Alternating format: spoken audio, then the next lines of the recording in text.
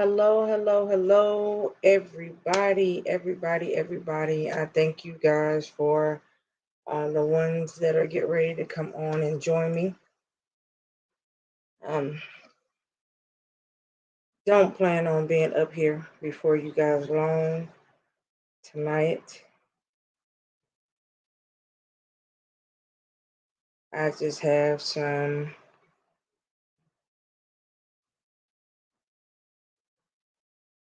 that I want to talk to you guys about real quick because I feel like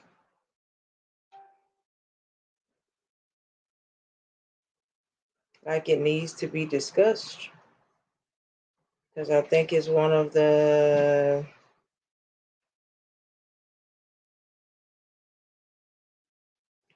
things that we don't talk about a lot.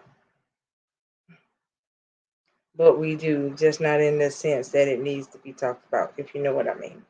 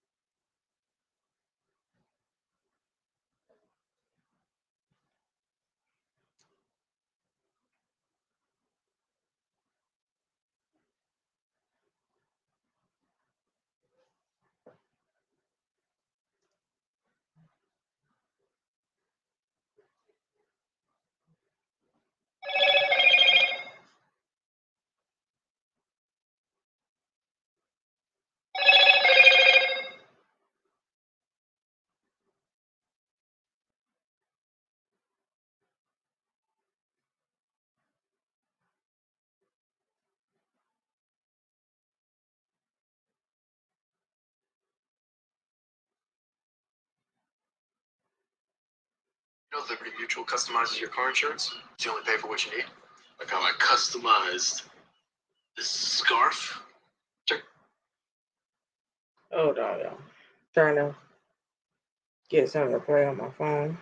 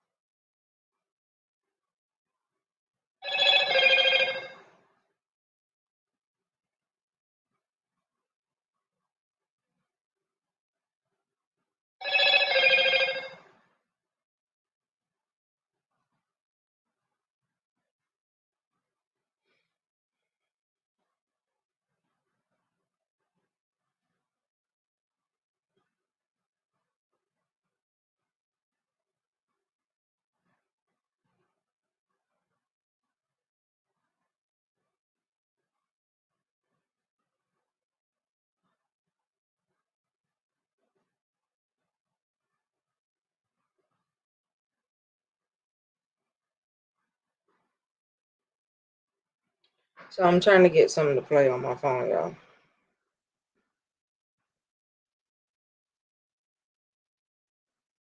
And then I got people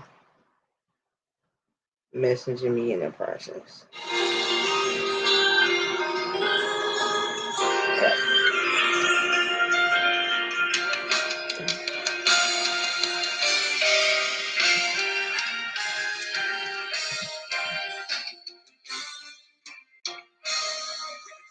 I do not own the rights to anything you hear playing, so I do not own the rights to any of the music that you hear playing, okay? I hear a sound, a mighty sound, rising of faith. Come on, say it with me. It's about to be a suddenly in this day. And declare it tonight.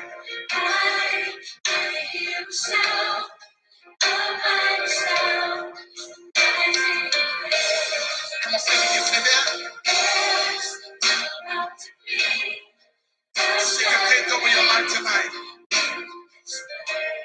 And I can hear a sound in this room. I hear a sound, a mighty sound, rising. So we declare tonight. Hey Simone, how are you, hon? Thank you for joining. Please share as you come in. And after the song plays, we'll start chatting.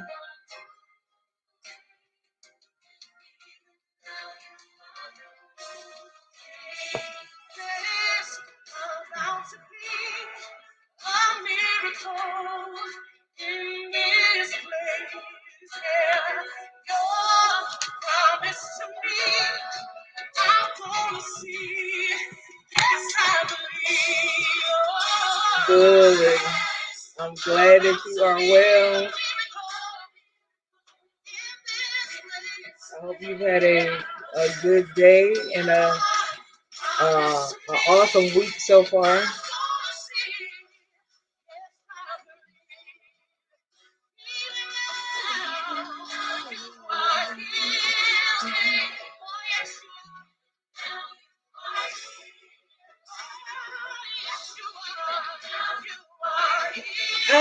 Clint is at work. I'm trying to see if I can get some people to come on with me tonight. Trying to see if they're off work already to join me tonight. So if they could join me, they'll be on. But Quinn is at work tonight.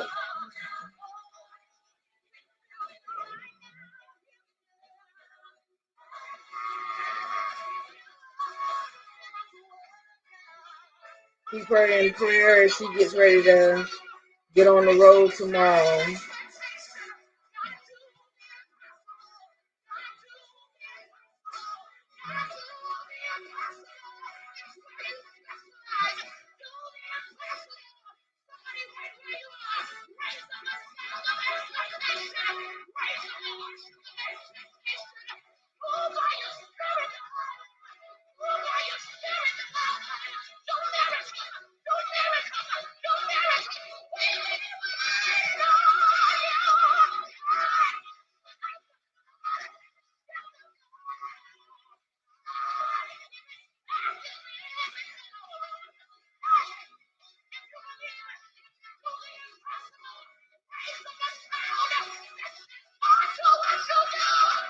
I know, right?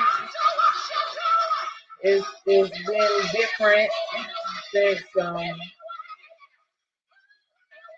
it's been a lot different since he passed away. And it's been different for everybody since he passed away. But we're trying to keep the torch going because we know that that's what he would have wanted. So I make sure that I get up here and I do what I'm supposed to do. Got to keep it going regardless of what is going on, right? Got to continue to do what I was already doing, even though he may not be here physically in body with us anymore, right? So have to do that because I know that that's what he would have wanted from me to do, and I have to continue to do that. Because every time I do a show, I think about him so much. Yes. Every time I do a show, I think about him so much. I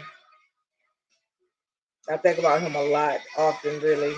And I go back and watch some of I find myself going back and watch some of the old shows that we had with him, especially the last show that he was on.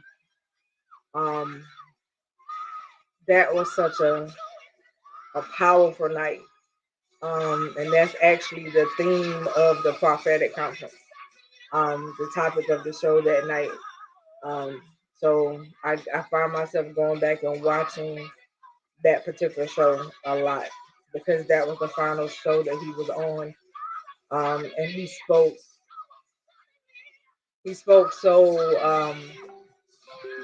so awesomely that night. And I just know that I will never forget him. I always have um a part of him with me, you know, and that's a good thing. I always have a part of him um with me um in spirit that I could always go back to see. Yeah, Fred pops on every once in a while. He wasn't like always on our particular shows unless we did like a Q&A night and he was a part of it. He came on at that time sometimes. But Fred shows is on Wednesdays and Fridays. So he has shows coming up. I think he has a show tomorrow. I know he has one Wednesday coming up next week, but I'm not sure if he has one tomorrow because I don't see one. But I know he has one next week, I believe, on Wednesday night.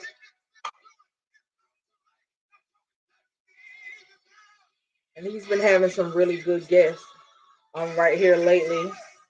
Some new and upcoming artists, new authors, poets, things of that nature. So you should check him out. Um, and then Bobby's shows is on Tuesday nights at 7. Um, I believe Quint will be on with. I think she'll be on with me next week. I do plan on having a show Monday night. Even though I'm supposed to have a medical procedure on Monday, it's still my plan to have her the show that night. But it just depends. So I haven't made the show yet. I haven't made the tracker for the show just yet. Um, right. So good. Thank you for going in and watching him and supporting him. I thank you just for being a support. Period. You have stuck with us. Stuck around with us for almost 2 years. October will be 2 years for the show, and I'm very, very grateful just to have been able to be a part, right? So I'm so excited to be able to get to another year when October hits. I do not know. I am gonna rest because I need to rest up because the prophetic conference is coming up that Saturday of that week. So on the 30th. If you have not registered for the conference, it is Saturday night on the 30th at 6:30. It's via Zoom. It's free. So please register. I would love to see your face in the place and see you up there on the screen. We have 5 dynamic speakers, most of them of whom you know. I believe you might know everybody except for Viviana. But everybody else you know Dr. K, which is overseer, Kimberly McWilliams. We have Prophetess Chandra Frazier, Elder Makisha Johnson, uh, Pastor Viviana DeCohan, and my lovely Apostle Anita Page. So um, they will be with us. Those are the speakers for that night, and I cannot wait to see how the Lord is going to use them. I know it's going to be dynamic because last year's conference was wonderful. It was bananas, and I just expect this one to be even better than it was last year. It's via Zoom. The event page is created. I can send you the link. I'll send it to you in your inbox. So don't worry. I'll inbox it to you after the show. All right. So that you can get it and register. When I send it to you, she's a speaker. So yes, she's gonna be up there. Yes, she's one of the speakers for that night. Um so um yeah, I will inbox it to you when the show is over. All right. So make sure that when I send you the link, you have to click on the go to link button. It'll be blue.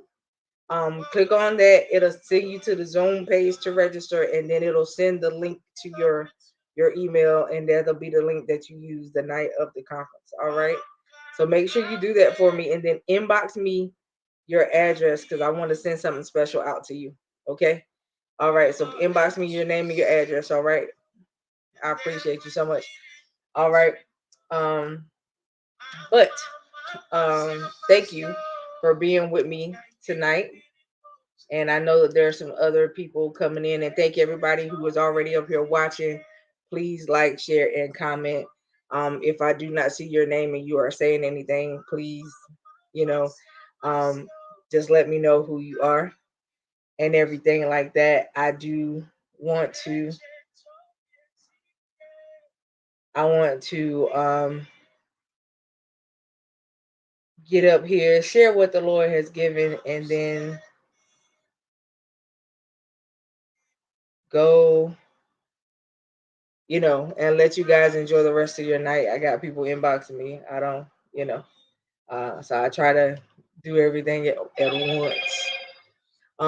So tonight, our topic is what's in your heart, right? So I chose to come from a couple of different scriptures. I'm going to post the scriptures in the chat so that you guys can get them and read them in your own timing. But I want to come from the topic of whatever is in you will eventually come out, right? It'll eventually spew out. So that's the reason why, right? Coach Fee, hopefully she might be able to come up here tonight. But hey, Monica, how are you, babe? I hope all is well. I hope you had a good birthday and everything.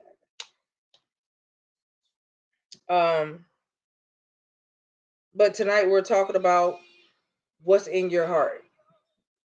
Your mouth speaks what your heart is full of, right? And like I said, eventually, what's in here will eventually come out of here, right? And so we have to learn how to deal with what's going on in us so that it doesn't come out of right here, right?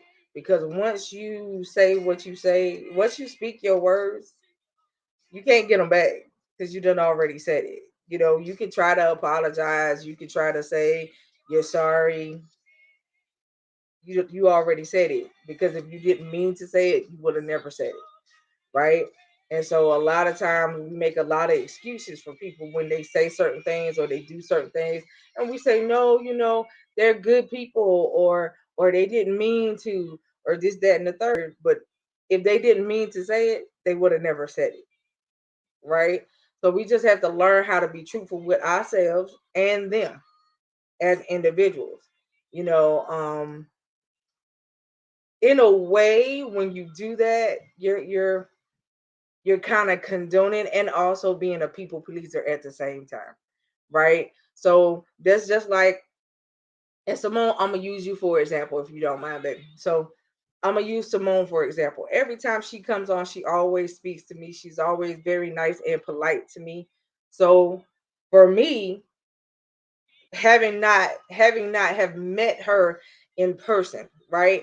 But from what I gained from her and what I get from her in spirit is what she gives me when she comes on the show is what I know I would get from her in person. That's who she is. She's she's that sweet person, right? And that's what she gives off, and that's what I feel like I would get from her. Now, granted, I can be as nice as I can be, but I tell you that there's a part of me that you don't want to rub, because I know that that side of me you don't want to touch, and that side of me I don't like, right? So I can be the nicest person that you could ever meet if you allow me to be. But I don't want that side of me. I don't want the fleshly side of me to have to come out if you bring it out, right? And see, even when a person tries to bring out certain sides of you, you don't have to respond to that and let that part of you show, right? I tell you guys about me because I'm very transparent. You know what I'm saying? I'm a very transparent individual. So I tell you, yeah, I know what I am capable of. I know what I will deal with. I know what I will tolerate. I know what I won't tolerate, right? And most of the time, I say what I mean and I mean what I say. Okay. So that's the reason why you have to understand who and whom you're dealing with, right? So again, right, self-control. That's it. That's the big factor right there, self-control. So again, like I said, what's in here will eventually come out of right here, right? Just because you're having a bad day doesn't mean everybody got to know that you're having a bad day.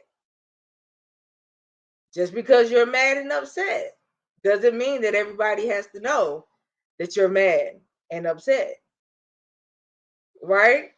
Because you're not supposed to let what you're dealing with show, right? Okay, so I'm going to give y'all a few scriptures, and I'm also going to put the scriptures in the chat, like I said. So the first scripture that we're going to come from is Proverbs 15:7. Okay, I'm going to put that in the chat for you guys.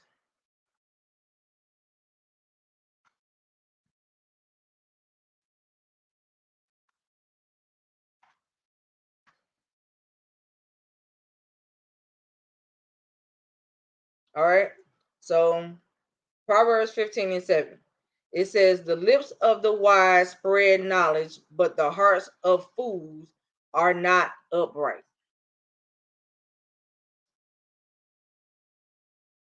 Okay.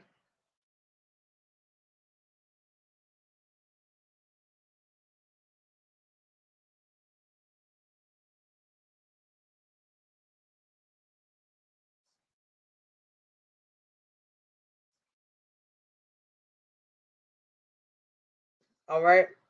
It says the focus on this is how they think and how they speak. The wise spread knowledge. They have something good to say. They are willing to pass it along to anyone that is interested. Fools are not upright. That means fools are not mentally deficient, but morally deficient. And the issue isn't what they do, is how they think. For the mouth speaks what the heart is full of. So again, whatever's in here will eventually come out of here. Okay? So that is the focus of the night. Whatever's in your heart will eventually come out of your mouth. So if you don't give yourself a heart check and deal with what's in your heart, it's going to come out of your mouth. Whatever comes out of your mouth and the stuff that's in your heart can cause you to hurt people. So if you hurt and you dealing with hurt, you need to deal with your hurt issues so that what comes out of your mouth will not hurt somebody else. Right?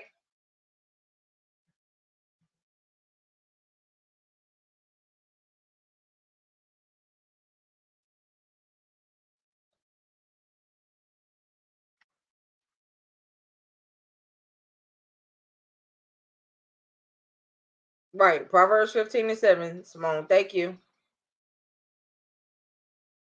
Okay. So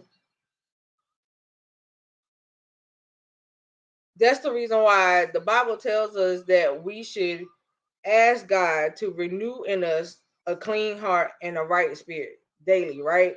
So if you pray this scripture every day, then whatever's in your heart, if you are really allowing God to be God, He should be able to remove that from you. He should be cleaning that up every day.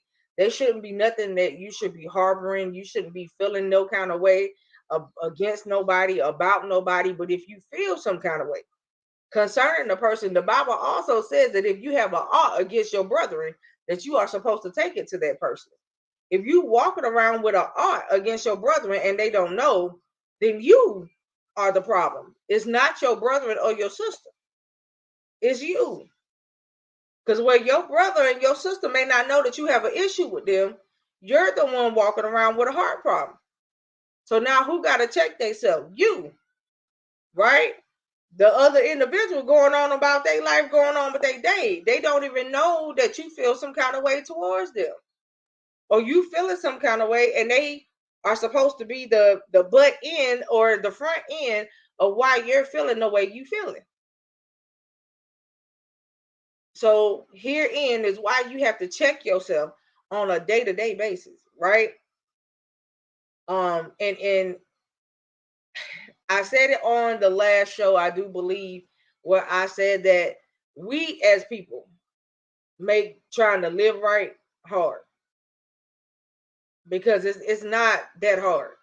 I'm not saying that it's easy, but it also ain't that hard, because all you got to do is walk it out. It's a daily walk. I'm not saying that you wake up in the morning and bam, there you go. Yeah, you're going to have some days where you wake up in the morning, you got that zeal, you got that punch, and you ready to go. And the Lord has given you that unction and gave you your instructions, and you ready to go do it. And bam, there it go. But then you got, okay, so like say if somebody says like you're the butt end of my conversation, right? So say if I had an issue with you, that means you're the topic of my conversation because you're my problem, right? So when you have an art against somebody, most of the time that means that they are the butt end or they're the topic of your conversation. And if that is the case, then that means you need to take the time out to go deal with your art against that person. Again, the Bible says that if you have an art with your brethren, you're supposed to take it to them. If you feel like you can't take it to them alone now, hey, it says Facebook user, so I don't know who it is. But hey, how are you? Thank you for joining. Please like, share, and comment. Um, but if you have an ought against your brethren, the Bible says that you're supposed to take it to them. If you are not taking it to them, then there, like I said, therein lies your problem. How is an issue supposed to get fixed if the other person doesn't know that you have an issue? Hey Fred. Hey Fred, can you hop in here if you are able and put the ticker on the bottom of the screen for me? Thank you. I appreciate you so much. Um, but yeah, how is the other person supposed to deal with an issue if they don't know that they are your issue, right? So again, here's our other scripture of the night, Luke 6:45.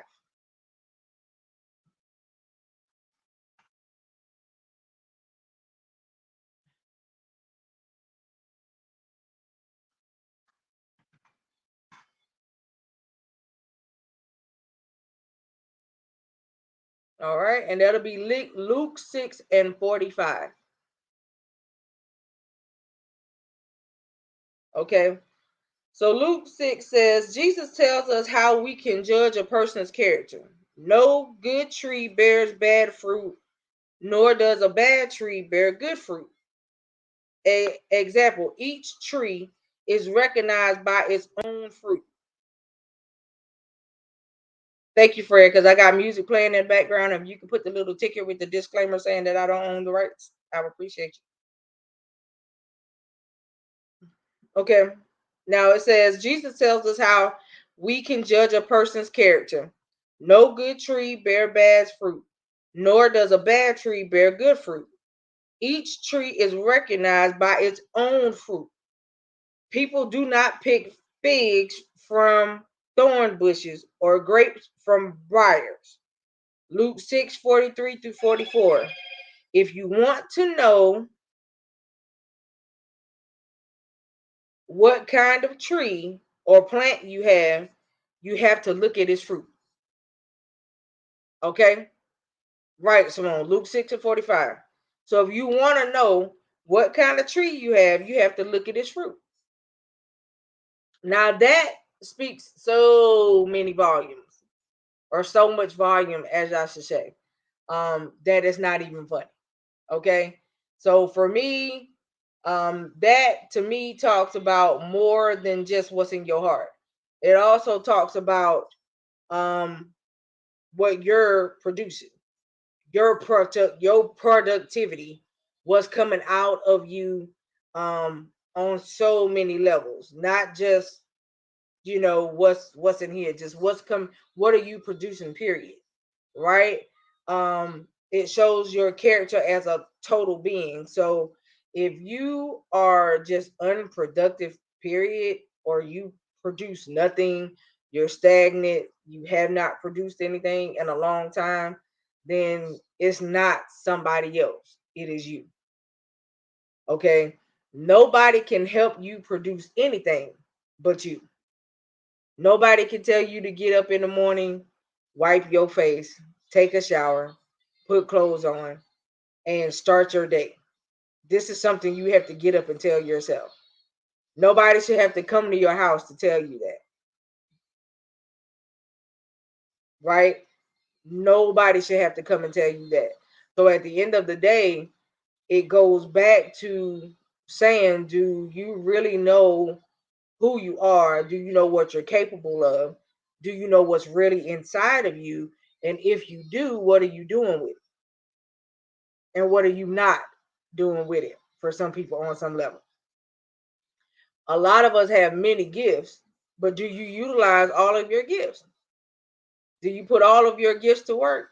Or do certain people only see certain sides of you and the rest of your gifts lay dormant? Or do you only give people, certain parts of you? I utilize every part of me that I can use. I do believe. I think that I do a little too much sometimes, right? As my husband would say, I do a little too much sometimes. And in the midst of that, you have to sit back and you have to ask yourself, what are you really doing? And if what you're doing as far as your gifts, this is what I'm talking about, are you utilizing your gifts in the right manner? Are your gifts edifying the kingdom?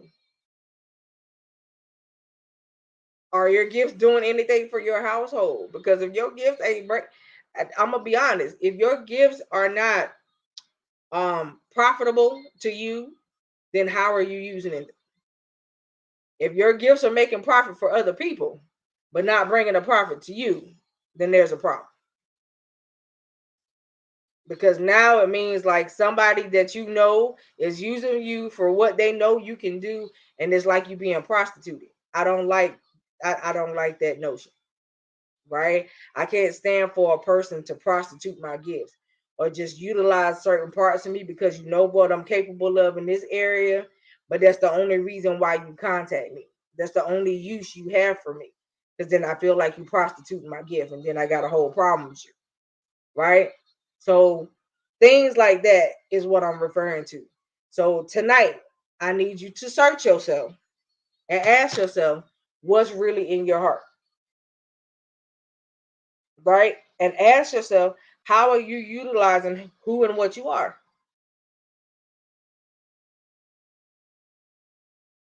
You said that's ridiculous, Simone? Explain. Talk to me.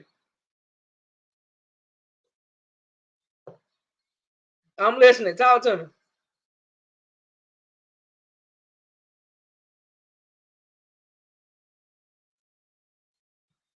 While you typing it out, I'm gonna keep talking, but you talk to me. I'm looking for your response.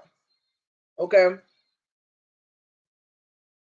All right. So it says, what is on the inside? What the tree is really made of will determine what kind of fruit it produces. Jesus said the same thing is true of people. Okay. I got to read that again, y'all, because that right there, it stumped me when I read it when I was studying, right? Because that thing caught me, and I was just like, mm, you know, if the Lord compared us to trees and what we produce, some of us don't produce nothing. We're like a dead tree with no productivity. And what happened to the fig tree that wasn't producing good fruit? He cursed it at the root. I don't want that to be me. Right? So Simone, you said people who use you for what you have or for what, yeah, people do it all the time. They do it all the time. If you let them, people used to use me all the time. Not so much anymore because I done got hip to the game, but used to, yeah. You know, for what I was capable of, what they knew I could do, the stuff that they felt like I could do for them, that they could get out of me for free, where if they went to somebody else, they'd have to pay to get the same work done. Yeah, people do it all the time. And people will allow people to do that because they feel like, oh, I'm helping somebody. No, you might be helping, but the person that asked you know that they're blatantly using you, and it's wrong. Okay. People are not supposed to use you like that, and you're not supposed to allow people to use you like that. It's okay to know your worth and to know what you're worth. And if you tell them, hey, you got to pay me, and they don't want to pay you, then they won't get no work done. They could go elsewhere, because if they go to somebody else, they're not gonna get it done for free. They're gonna have to pay for it. Right? Okay, so you gotta know your. That's just like if you had a business and your business was open. You can't let your friends and family come in there and not charge them or give them discounts every time they walk through your door. You got an overhead. You got people to pay. You got payroll to meet, and you got a mortgage on your building that you got to pay. And it ain't gonna get paid if you keep giving family and friends discount. Because everybody that come through your door after they come in so many times, they're gonna think they family and friends too. You know what I mean? So that's not how life works.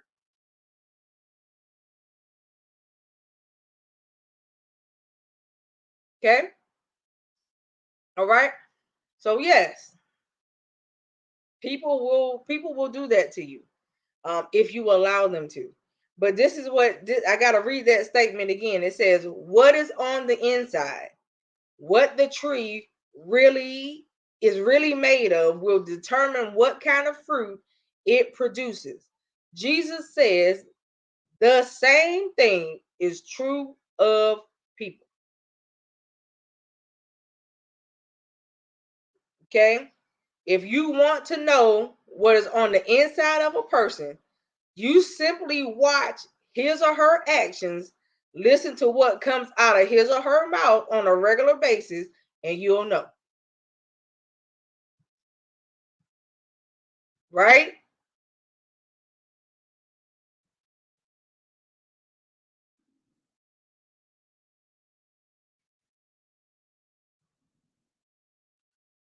Hold on, y'all. Think I got somebody trying to come on with it.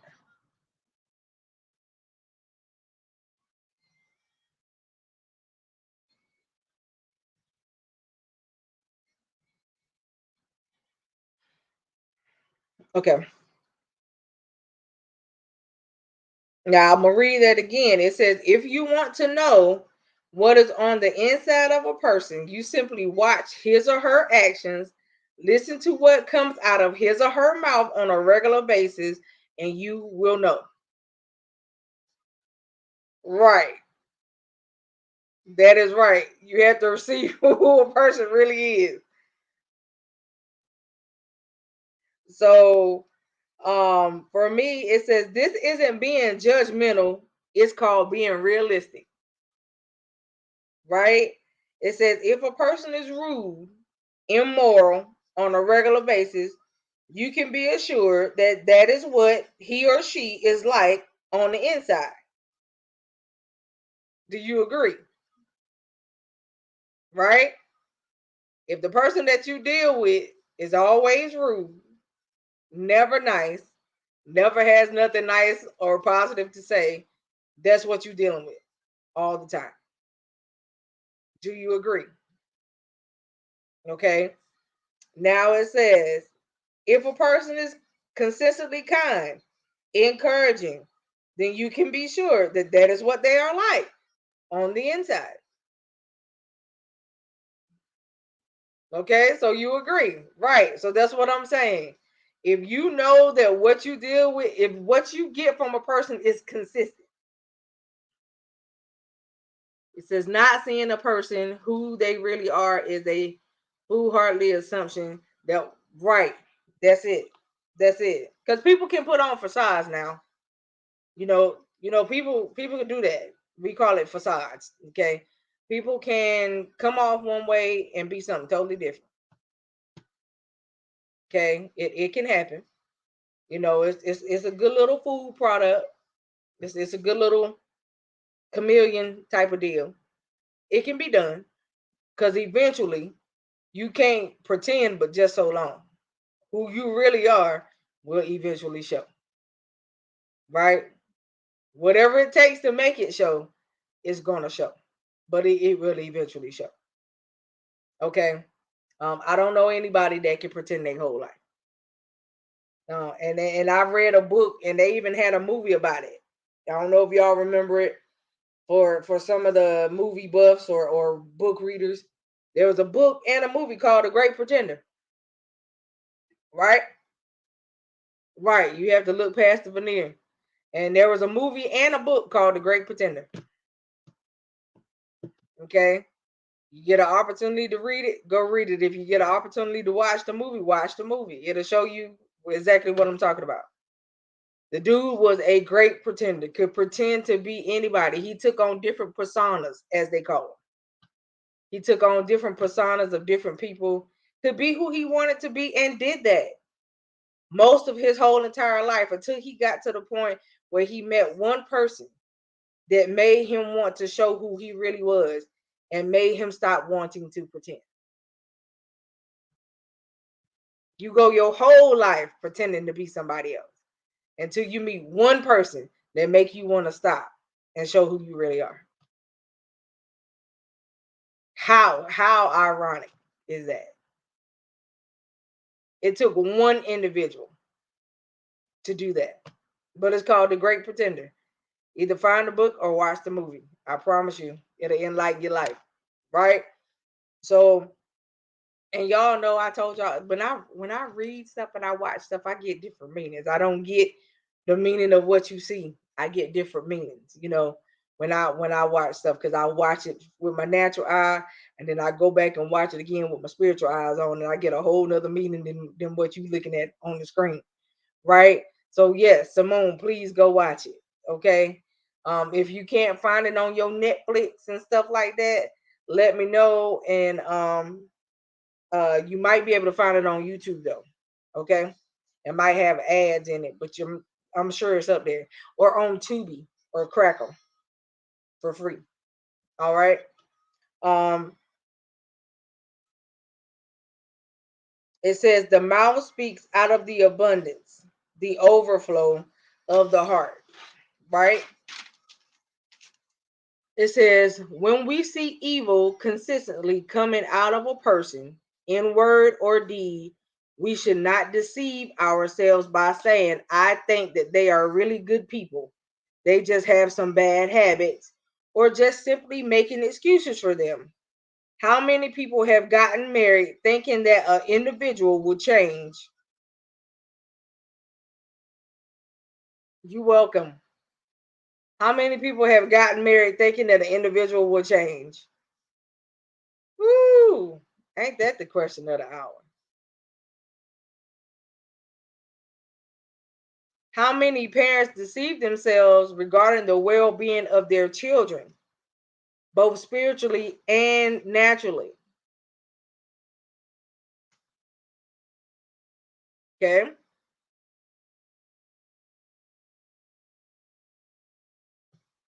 These are really good questions because a lot of people, especially people that have been married more than once, your first marriage, you got married because you thought that you loved them enough that they would change.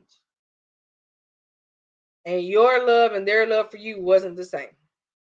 So you didn't marry each other for the same reason, first and foremost, right?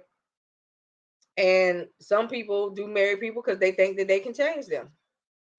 If you have to change somebody, in order to be with them, here's your sign. Wrong move.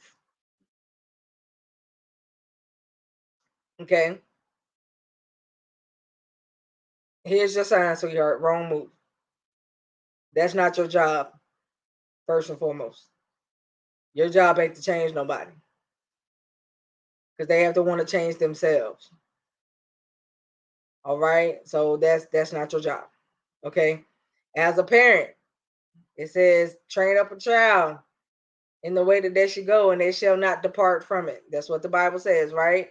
So if you're a parent, you're just supposed to train your child up in the way so that they know the way and that they'll continue to walk in the way as they get older. If they do not do that, that's not your fault unless you didn't do your job as a parent, right? Me, I have a lot of godchildren, right? And a bouncy 7-year-old. Okay. So me telling her to pray at night, telling her to pray over people, that's what she does, and she's very good at it. Okay.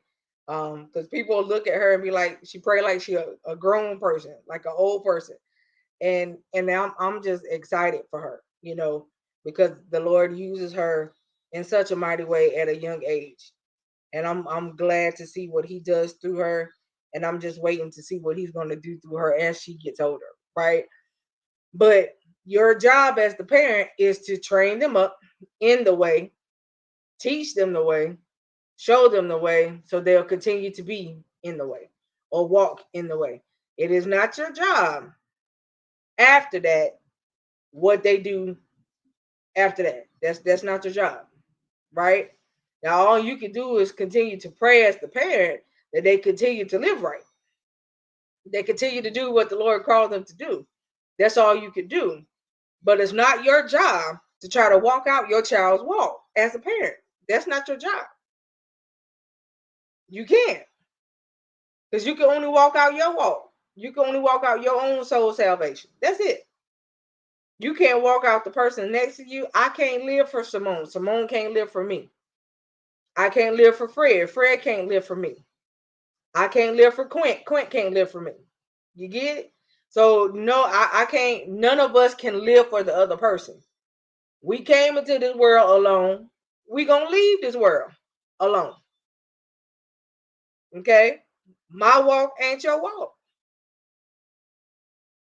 Where he has me may not be where he has Simone. We are not all in the same place. We are not all on the same levels. We supposed to be striving for the same thing, but we're not all in the same place, if you understand what I'm trying to say. Right? So right now, where he has me and what he's dealing with me concerning is not what he's dealing with Simone with. It's not what he's dealing with Fred with. Everybody's in a pruning season. Everybody is having their own little pruning season going on right now. Everybody is dealing with something in their own little ways right now, right? But everybody's not handling their pruning season in the same way either. Okay. The way you handle your current situation speaks a lot of volumes about where you are in your walk, right?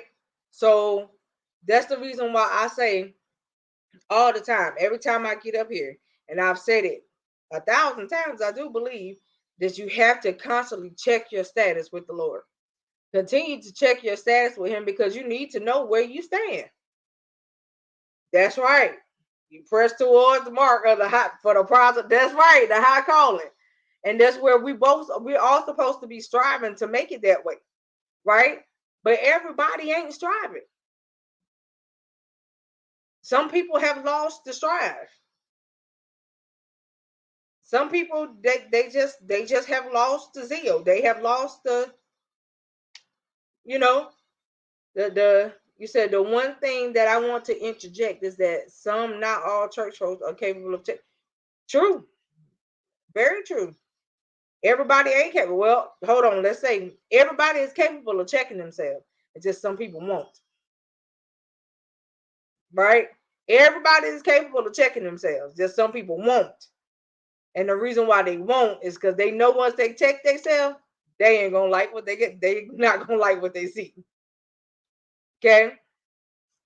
I remember the first time I actually asked the Lord to show me me. Honey, what I do that for?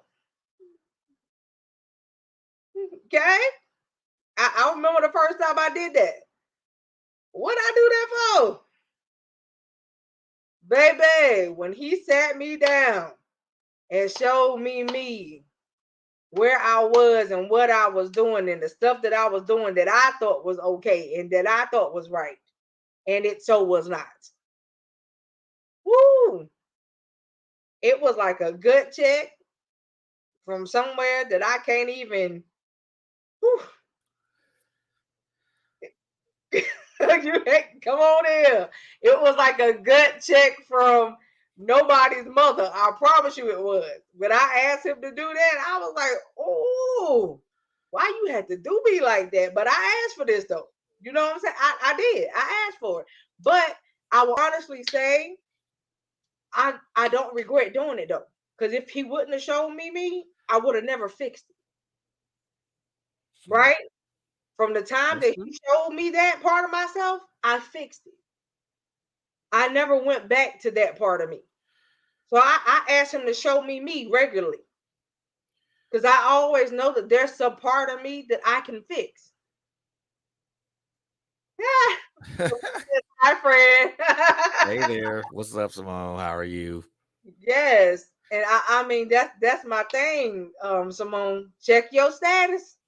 You better check your status with the Lord. If you ain't, don't worry about your status with people, because your status with them don't really matter. But your status with the Lord is what you need to be worried about. Right? Funny thing about that is though, is that when we are presented with ourselves Mm-hmm.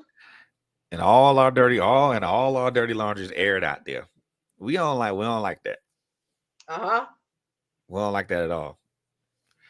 And we will do everything in our power to try to keep that dirty laundry in the laundry basket to where we feel it belongs and it actually needs to be aired out and washed. So when we're presented with ourselves, we don't want to see that, because that's the ugly part of us that we want to hide from people, or that we want to keep hidden from people, or that we want to just kind of just keep to the wayside. And that's not even the point. You're supposed to look at yourself in every facet, in every area of where you are. When we Right. don't do that, Right. all kind of chaos and madness ensues. Right. But see, that's the thing. I mean, let's think about it. And I'm gonna ask you because you up here, you my bro. You know what I mean? You up here with me, so you my bro. You know what I mean? What was it like when you recently looked at yourself? I ain't like it. Was not the prettiest thing in the world to look at. Unfortunately, I had to, because the simple fact of the matter is most people will look at their true selves and run away screaming. But you shouldn't run away from it. You shouldn't run away from that. That's where you're going to gain the most insight and value with yourself. That is where you're going Right. to gain. That's where you're going to gain the most. That's where you're going to learn the most about yourself. You got some. I mean, a lot of us think that we're not. We're not. A lot of us look at ourselves, and we think we're not strong. We're not strong. But when we look at ourselves, really look at ourselves, we find out that we're stronger than we would have ever even imagined or anticipated or even thought about. There are some things in us that we have to just really just look at and really just put. Some things we need to put to bed. There's some baggage that we need to unpack, and then there's some baggage that we just need to toss. Right.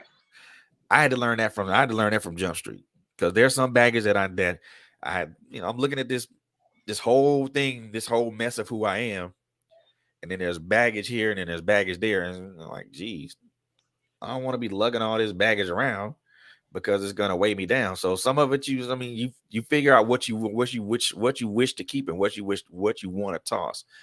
Most of that stuff I had to toss. Right. because it had no bearing on what I was trying to do in the essence of who I am now. And that's hard. And sometimes, and I'm gonna say this, and a lot of people ain't gonna like it, but I'm gonna say it anyway. Change is a hard thing. And a lot of Really? us as human You beings, don't like change. yeah, we don't want to do it because it's something we don't want to even engage in because we think that changing us means that we change that we're changing something about us, and that's really not the case. You're changing how what if you're just changing how you approach things? That part. What if you're just changing what if you're changing who you attach yourself with?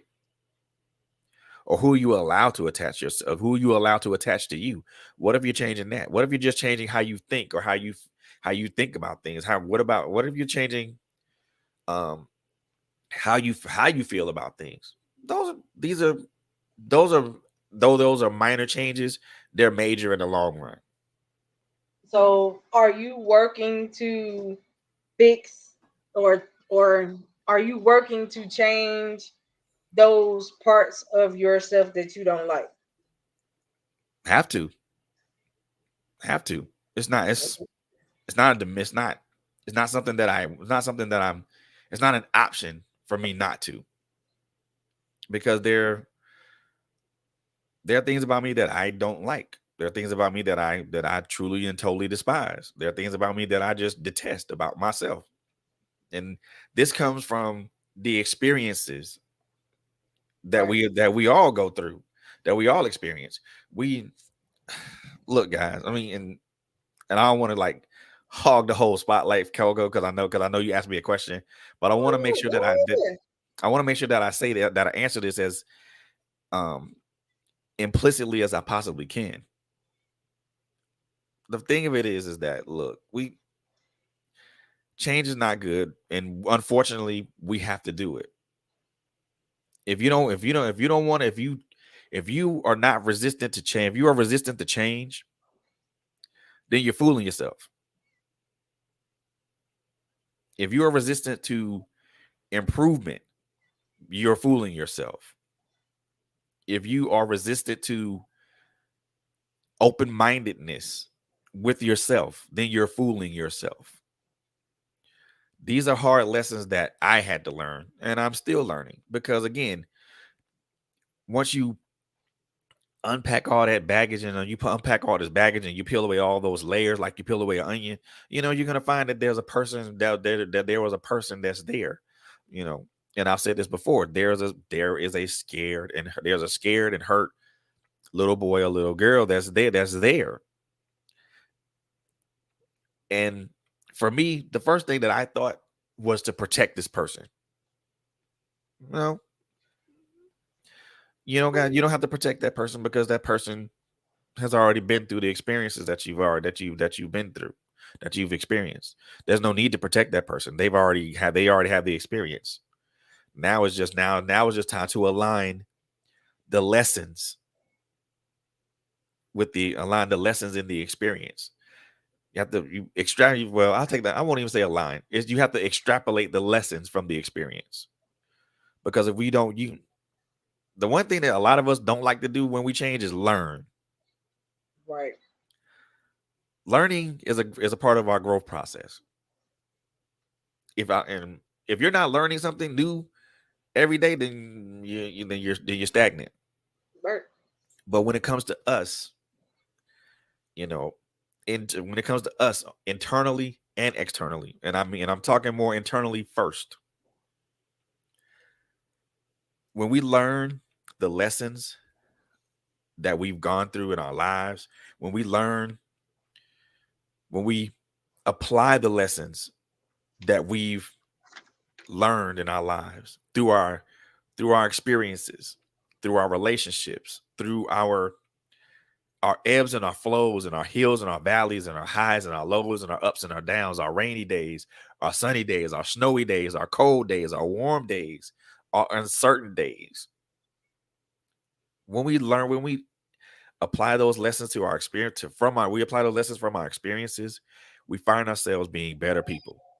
Right. We find ourselves being better individuals, not only for us, but also for the people that we care about and the people that we serve.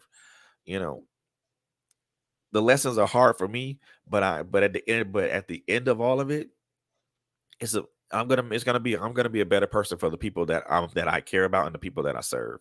I'm gonna be a better man, a better father, a better man, a better boyfriend, better mate, a better a better manager of everybody, a better manager of the people that are aligned with me, a better Right. friend, a better business person. You know, all these things come into alignment with things, but you can't do that if you don't.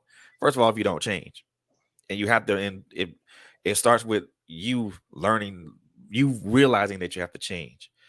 Like I said, unfortunately, the red dot around that reticle is that a lot of people are very resistant to such. Funny thing about that is, and this is not to bash anybody or say anything negative about anyone. A lot of us as Christian folks, a lot of us as Christians are the most resistant to change. Oh, yes, of course. And the problem with that is because a lot of so-called Christian folk feel like they right. Can't be right. And that's the reason why a lot of us, and some people don't like it when I say it, but sometimes you have to be untaught what you've been taught. Exactly. Because some things were not taught to you correctly. And we know that they would. You know what I'm saying? Once we, especially as we go forth in life and we start to see that, hold on, wait a minute, you taught me that, you go back and you be like, okay, well, you taught me that this was supposed to be this, and this. But as I go forth in life, I see that this, and this don't add up to what you said it was gonna be. Gotta unlearn what you've learned. You know what I'm saying? Like, so you gotta be untaught what you were taught. Yep.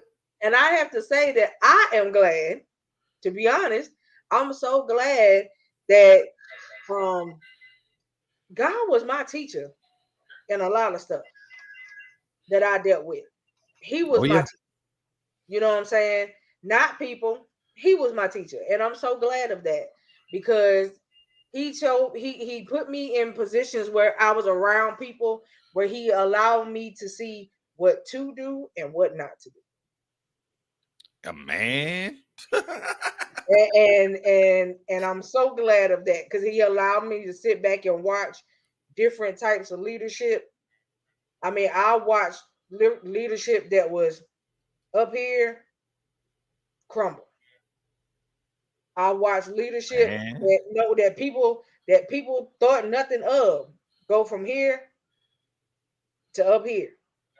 So I've seen it from all walks of the board. You know what I mean?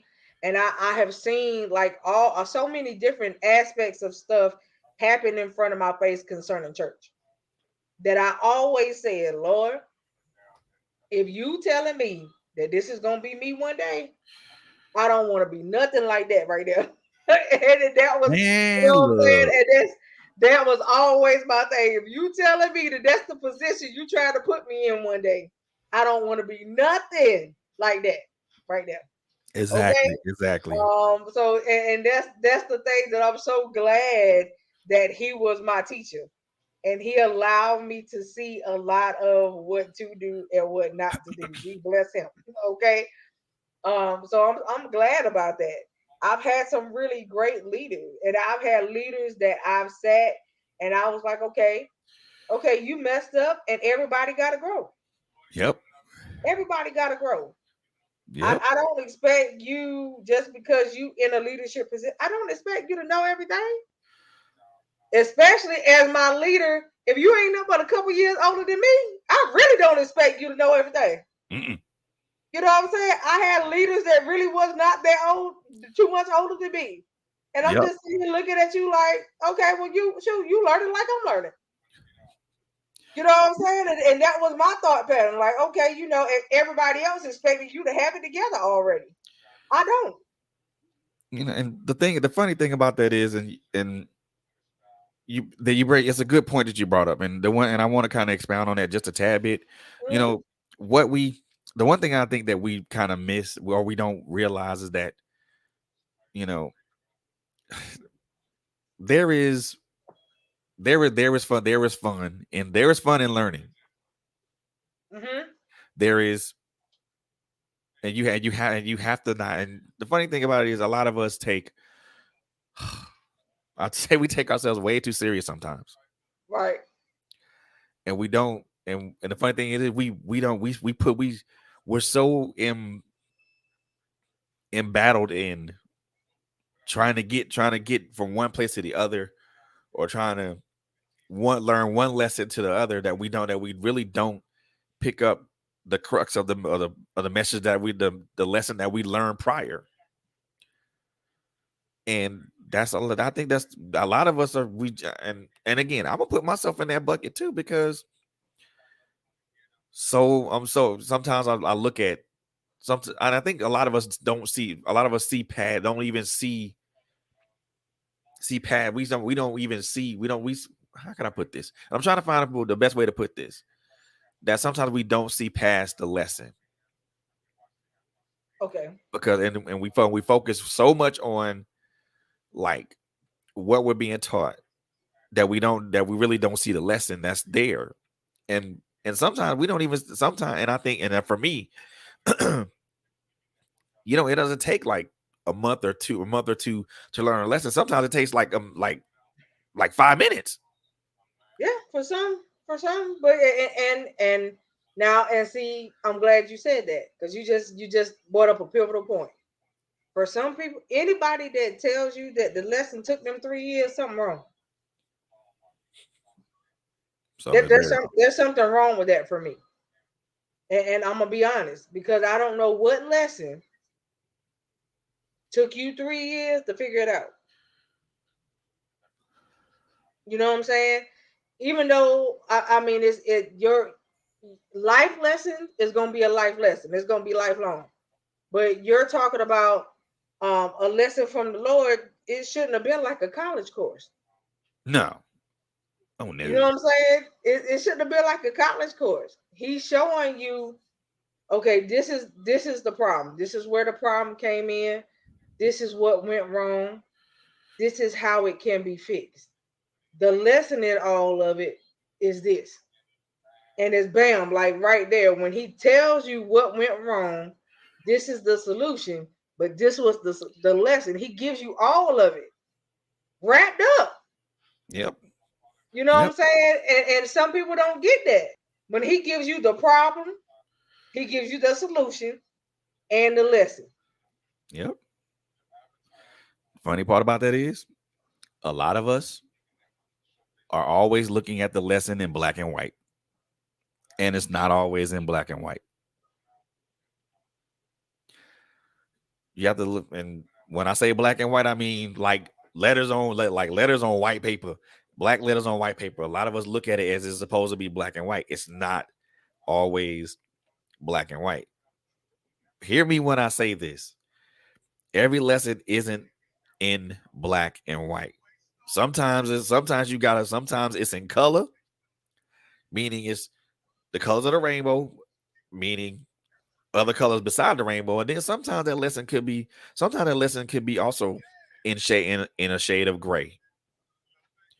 So if you're Okay, looking, so I want you to expand. I want you to explain that, clarify that just a little bit more for okay, some of the people that might be watching and they don't understand what you mean when you broke it down in the color gotcha, form. gotcha. Okay, when we So, talk about black and white means to me, black and white is a way of an absolute, meaning that's what that is. So this is in black and white, meaning this is the law of the land. This is absolute. So sometimes, and when I'm so sometimes lessons are not absolutes. Lessons are not supposed to be absolute. They're supposed to be something there. And some people think, and I had this thought process for a while. Some people think that lessons are absolutes. They are not. Lessons are supposed to be flexible, but also people look at the black and white as it being, okay, boom, this is it. This is what it's supposed to be. No, a lesson can be in color as well. A lesson can be in color as well, which means it doesn't have to always be like um a black and white thing that's written on paper. Sometimes you have to look at it from a different perspective. And what I mean in color and what I mean by gray, I mean in different perspectives. Everybody looks at a lesson in this narrow-minded perspective and like this is the lesson. Okay, you know what the lesson is. What what's the purpose of the lesson that you're learning, and why are you learning it? Is there something that you did in your past that you want to that past that you don't want to fix? Is it something about you that you something about you that someone sees in you and they don't like, and they're calling and they're pulling you to the rug on it? Mm-hmm. Is it something that you don't like about yourself and you pulling yourself to the rug on it? So when you black and whites, to me, that's and the one thing I try so hard not to deal in is in absolutes, because absolutes are like that finality type thing. And when you deal in absolutes, you literally are dealing with something that is that's straight narrow minded and everything like that. When you have blinders on, you can't see left or right. You can only see here. When you look at it from shades of gray and in color, the blinders are off. Now you can see this from different perspectives and say, okay, maybe this lesson I'm supposed to learn this. This is the perspective that I'm supposed to learn this lesson in here, or maybe I'm supposed to learn it from this perspective, or maybe I should be looking at it from this perspective. Black and white. Some lessons are in black and white because because the nature of the lesson that you're learning. All lessons are in black and white. Some lessons are in color or in shades of gray, and you have to determine what color that lesson is in. If it's something Right. that you're supposed to just boom adhere to like right on the spot, then of course it's going to be black and white. Right. But if it's something that requires an air of perspective, or an air of looking at it beyond what it is, then it's going to be a different color. And Okay. for me, perspective is is everything. I don't look at things from a narrow minded state anymore. I had to look at everything from the whole picture, the Right. bigger picture, The big picture. Yep. because the choices that I make and the lessons that I learn, they have impact. That's it. They impact not only do they impact me, they impact the people that are aligned with me. They Yep. impact the people that are related to me, such as and I'll give an example. So any choice that I make when it comes to this business and this podcast, it does not only affects me, it affects Coco, it affects Clint, it affects Bobby. So any decision that I make affects them, and and any decision I make in my life affects not only me, it affects my mother, it it affects my brother, it affects my granddaughter, it affects um my children.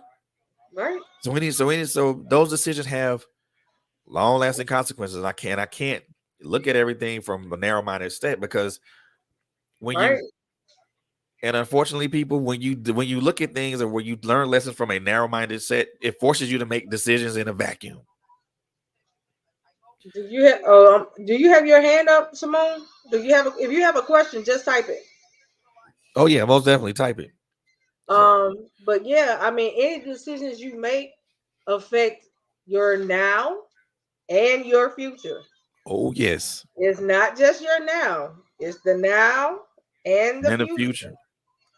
And when you tell people that, some people don't believe it, but honey, it's real.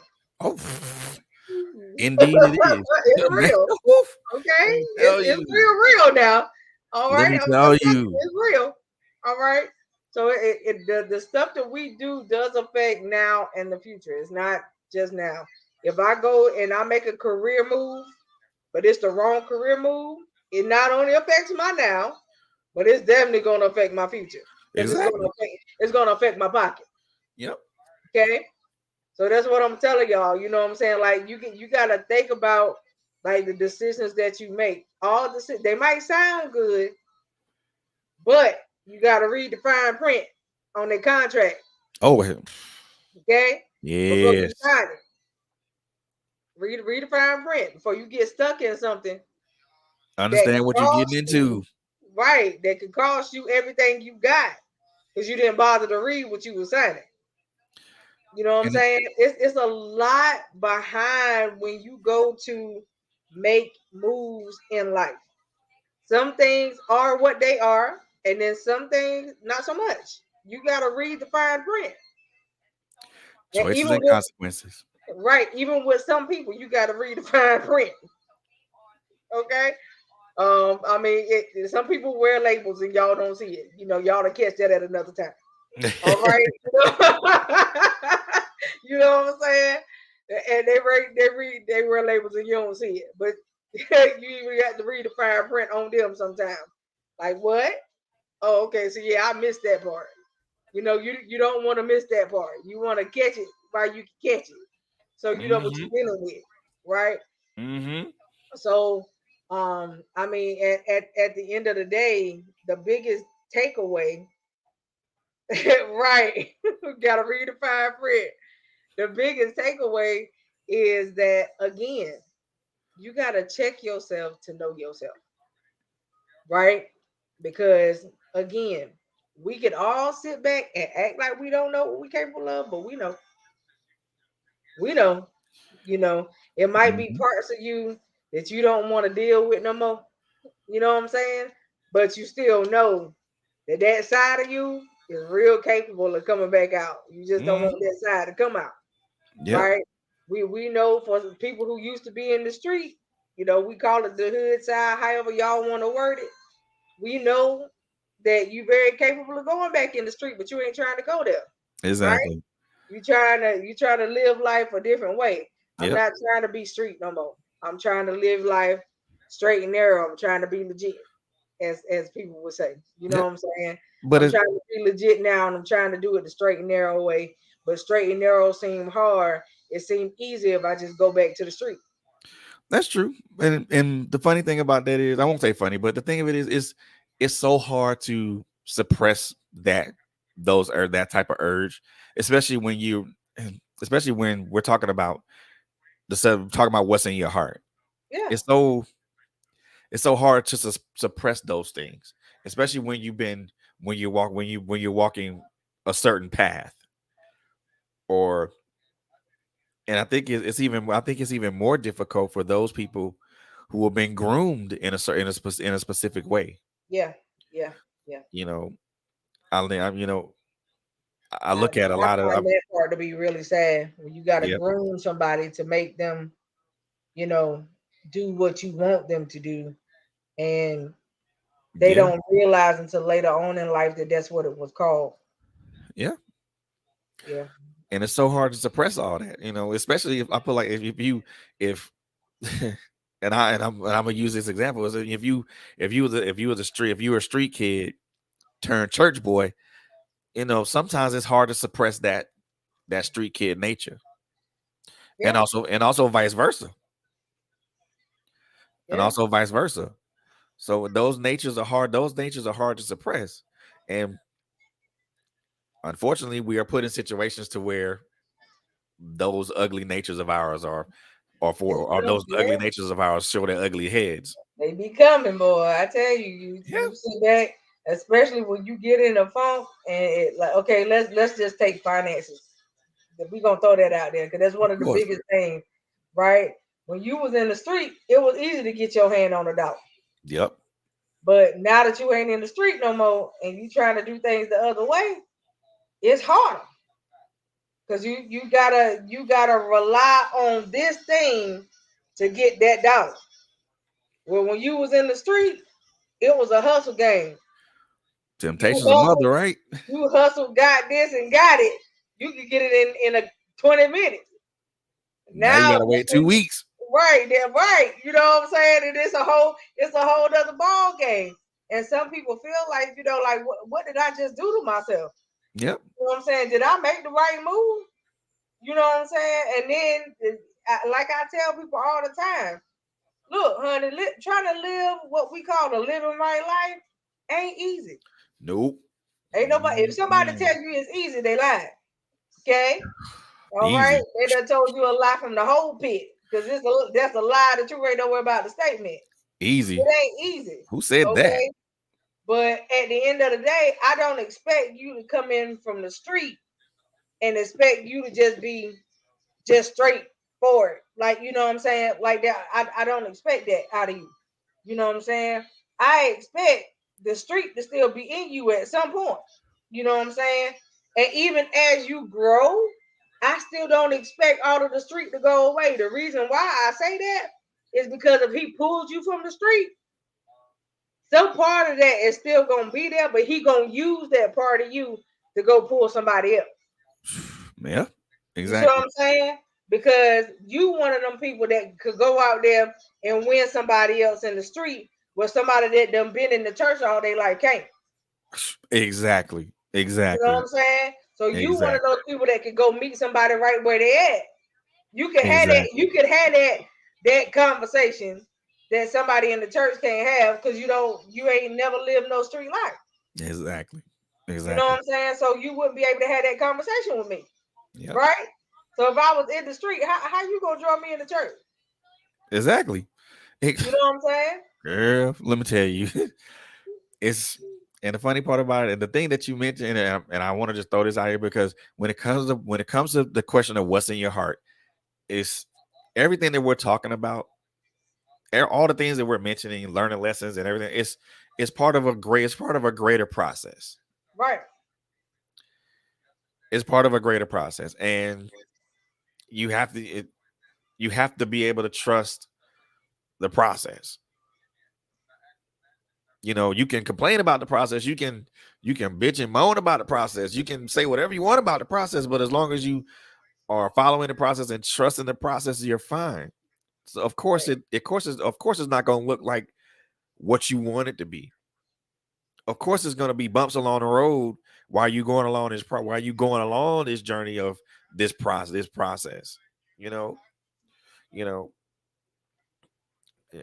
God has a plan for each and every one of us. It's the whatever that plan whatever that plan is between you and God. Whatever that process is to get to that plan that He has for you is between you and God. If if you're not trusting and rolling with that process, then you're basically you're out of I won't say you're out of order, but you're not in alignment. right, So the right, process is a part of that journey to get you to where you have to be.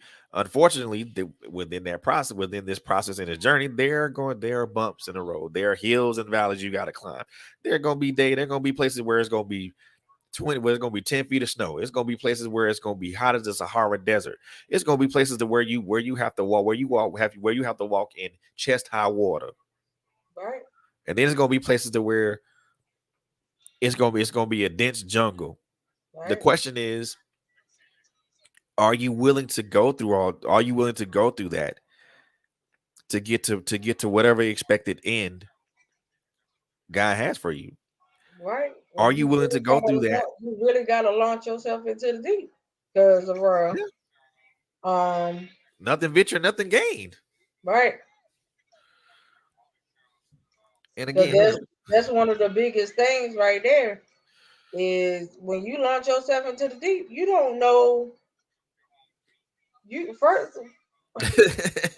of all, unless you at a pool, that's the only thing that tell you how deep the water is, bro. exactly. Okay? That's the only thing that tell you how deep the water is. When you go Yeah. to a beach, there ain't no sign. There ain't no pole sticking out the water that say this is 5 feet, this 7, that's They 10. And the further yeah. you go, you know what I'm saying? There ain't nothing out there telling you that. Right? So the Lord take you out to the beach and tell you, I need you to launch yourself in the deep. I just need you to keep going till I tell you to stop. Exactly. You don't know how deep that deep gonna be. Yeah. Right? It's just like when he told what you call him to come out, he called him out the boat and said, come on, you want to walk out to me? Come on. Come on out here. Right. And he was walking on the water to him. Until he took his focus off the Lord. Yeah, that's the Go in the only water. time that's the only time that dude got ready to sink. Yep. And that's the problem. When we take our focus off of what he told us to focus on, that's the only time we feel like we sinking. Exactly. Other than Exactly. that, if we become focus driven, right? If we could become focus driven about everything we got going on in life, man, do you know where we would be Yeah. if we could become that focus driven about every aspect, every part of our life? Man, look. Telling Okay, you, like, man. you know what I'm saying? Like, I sit back and I tell people all the time, you sit here, first of all, you get a devil too much credit. Okay? The devil ain't responsible for all your issues and all your problems. You are. Half of the problem is just you and your decisions that you made. The devil ain't had nothing to do with it.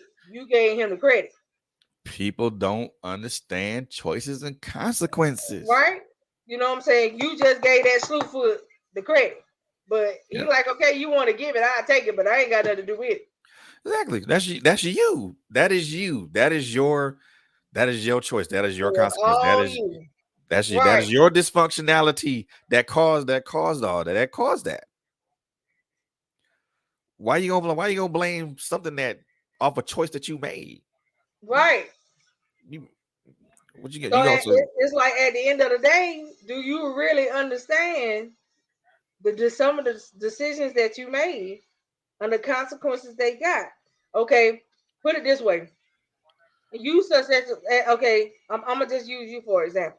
all right. All right. So say if in life, if you go back and you look at how you lived your life, right? And if you can look at how you lived your life, do you feel like any of the way that you chose to live it had an effect on your children and is having an effect on your grandchildren? Because if you see that, then you know that certain things was because of decisions you made, Mm-hmm. right? And so I tell people all the time that your decisions don't just befall on you. Mm-hmm. If you go back and you read the word, Jesus told Abraham that decisions he made was going to befall on him and all the generations that come after him. That's So it. what do you think that means for us? If it It happened to Abraham, it go double for it's us. right. And if it happened to Abraham, what you think it's doing to us? It go double for us. And the Okay? thing of it is like when and again, since we're using me for an example, I'll take it a step. I'll take it a step. I'll take it several steps further. Right. And when all the choices that I've made in life from 18 to 50, all these were choices that I made. The choice to have kids, my choice. Choice to go in the military, my choice. Choice to put myself in a situation to where I was emotionally and mentally abused, my choice. Right. All these things are my choices, so I'm not gonna blame anybody for the choices that I made. However, I will hold in addition to holding myself responsible. I'm going to hold the person that hurt me responsible as well. But at the end of the day, it's my choice, Right. and I have to either reap the rewards or the consequences of the choice. You you can't say that it's somebody else's fault when it's your choice. Right. You can't say that it's you can't say the devil made you do it when you're the one that should made it up in your mind to do it. Right. You can't say that, oh well, that was just, I don't know what that was. Yeah, you do. You know exactly what the hell that was. Right. That was what you got was a result of your choice. And I tell folks this all the time. You get what you give. Right. And at the same time, when you make a bad choice, you get you. I tell folks all the time, he got what he got. Right. And they say, well, that's a harsh way of looking at it. Well, you tell me. Would you tell me would he be able to get away with that bad choice? Right. or whatever choice it was, whether it's bad, good, or indifferent. Would he get away with that? Right. Had had he had he made it had he made it anyway? Right. But you said it right though. You get back out of life what you put into it. Yeah, I mean, if I'm from, and I'll use the most simplest example ever. If you if you commit a murder, you go into prison. Right. Worst case scenario, you on death row. Right. So your choice to murder somebody got you in prison on death row. So you get with so you and I'll tell you, you get he or she got what they got. I mean, and I tell folks that people, well, that's karma. Yeah, some of it, Yeah. some of a small amount of it might be karma, because yes, karma is is a B, and I tell folks she wear black, but it's more than just karma. It's the result of all your bad decisions, all your bad choices coming back to you. Right. Because the universe is a circular thing, and it will reciprocate what you throw out.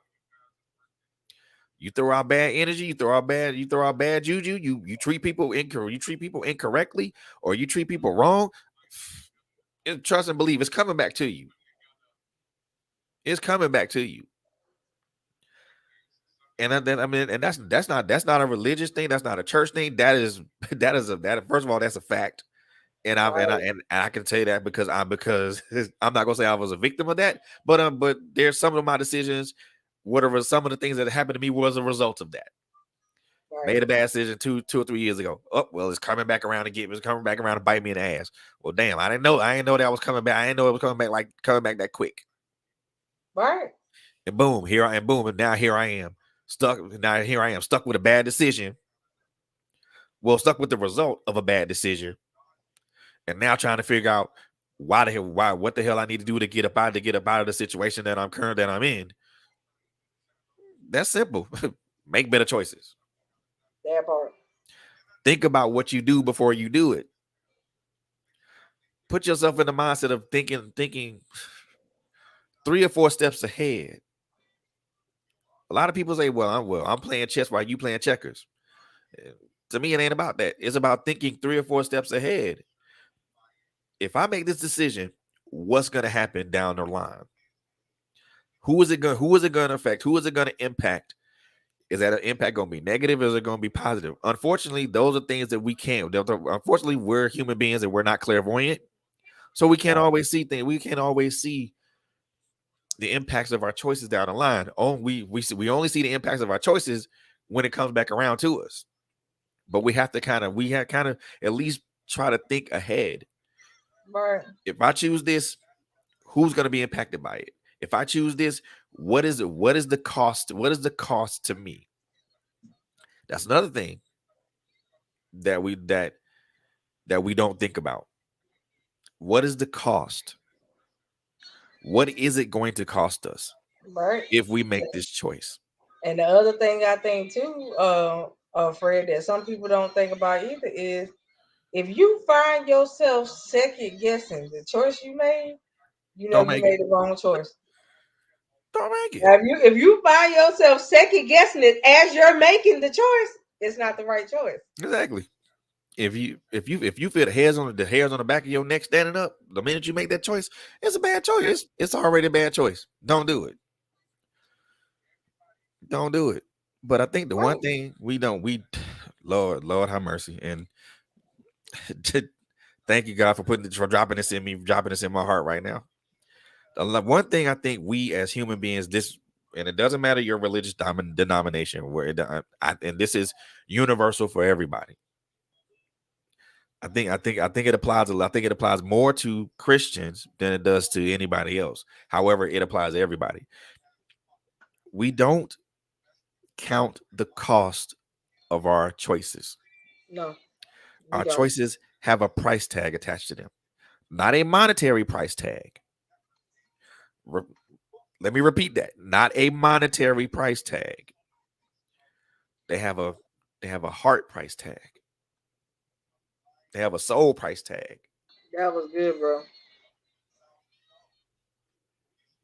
And I'm gonna say that again. They have a heart price tag. They have a soul price tag. And your heart and your soul is way more valuable than any currency. So your choices have a cost attached to them. Right. Not money, not the thing that you go to a club and you do all this and stuff with. Nah, I don't none of that. It has a heart cost, has Yep, a that was good. soul cost. The last thing, it has a physical cost because what you don't pay for in your heart and your soul, you will pay for physically. No, one way or another. Exactly. One And way or most of the, another. and most of the time, that cost comes from our heart. It is exacted from our heart and our soul first. If you want me to, if anybody wants me to explain it, I can explain it way if I can explain it further. But I just put it in this. I put it in layman's terms, just for a little bit of understanding. The choices we make and the consequences that roll behind them, as I stated before, they have a cost attached to them. They cost you a little bit of your heart because there is, and that costs you a little bit of your soul because there's a little bit of each in those choices. When we make choices, and I'm gonna be when we make choices, we're not always we're not always led with our Hey, mind when we make those Auntie. choices. Hey, Miss Shara. So when we make choices, we're not always led with this. Understand this. We're not led with this. No, most people make choices out of their emotions. Exactly. Which where your heart lie. So Yeah. all of our choices are not always well thought out. They're always mental, they're always emotional choices. So they do cost you a little bit of your heart because when you make an emotional choice if you make an emotional choice and you get hurt by that choice, that takes a small bit of your heart because you made that choice emotionally. Even And that's why I tell people all the time, don't make decisions out of your emotions because you turn something that should have been a temporary thing into a something permanent. lifelong because your emotions came into play. Yep. When And we then make when you do choices, that, you make it a bad thing on yourself, and you don't want to do that. You know what I mean? At the end of the day, kind of to reiterate what he's saying is that's just like, okay, this Trailblazers is Fred's baby. I'm just a part of his baby, but this is Fred's baby, right? At the end of the day, if he chooses to go out and sell his baby, I may no longer be a part of Fred's baby because he's giving it new ownership.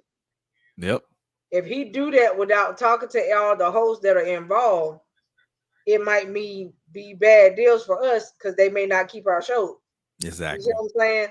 So it don't mean that um when you choose to make the decisions that you make, that your decisions are only affecting you because Right. most of the time they're not.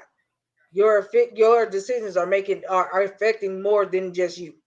Okay, especially if you got a family, your decisions are affecting your spouse, Exactly. your children, your grandchildren, their children. It's a whole lot of effects going on, And right? most of the Go choices ahead. we make, we think about those all the time. And Right, the one thing I've learned about emotional decisions are usually good decisions in theory. They just have a really bad outcome because when you think we're inside of your emotions, you're trying, you think when you make an emotional choice, you feel in your mind and your heart it's the right thing to do, and when you make it and it's a bad result, like I said, right, emotional choices are technically good choices with bad outcomes. Sometimes cataclysmic outcomes. right. Because some of your choices could cost you your life. You know what I mean? And I don't mean, I mean, now I ain't gonna necessarily say you're gonna die, but when I say your life, it could cost you your whole livelihood. Yep. You can make one wrong decision and it literally costs you everything you got. Yep. You know what I mean? That's why you have to be careful in your decision making. If you're not, um, if you don't feel like the decision you're about to make is the right one, if you're unsure, reach out to somebody. Mm-hmm. You know what I'm saying? I'm not telling you that people should be in your business. I'm not telling you that, but everybody got somebody that they trust. Yes, sure. Yeah, Yes, at Miss least, Shear. They are right? blinded. They They are are blinded. blinded choices. Yes. And I mean, everybody got at least one individual that they trust. Reach Mm-hmm. out to somebody that you trust. I mean, me personally, I always say yes. Seek the Lord first, because he gonna tell you what to do. Half of the time, we just don't listen. We don't Yep. want to listen because we don't like what he's saying. Exactly. Okay, but half of the time, he tells us what to do, and we just don't do it because we don't like what he said. And then And when we go around and beat around the bush and try to do part of what he said, but not the whole thing, we didn't follow the mm-hmm. whole instruction. You still didn't follow the instruction. So you and still you gonna come out with the same result. It still ain't gonna be right because you didn't follow the instruction. and you get hurt by it. You can't Unfortunately, we go get half hurt by it. you can't go halfway. That's just like I can't give Fred a recipe, right? So I'm gonna take an example. If I give him a recipe to make some fresh bread, he got to follow that recipe to the T. Because if you don't, either the bread ain't gonna rise, it ain't gonna bake right, it ain't gonna taste right. Something gonna be off if you Mm-hmm. don't follow it to the T.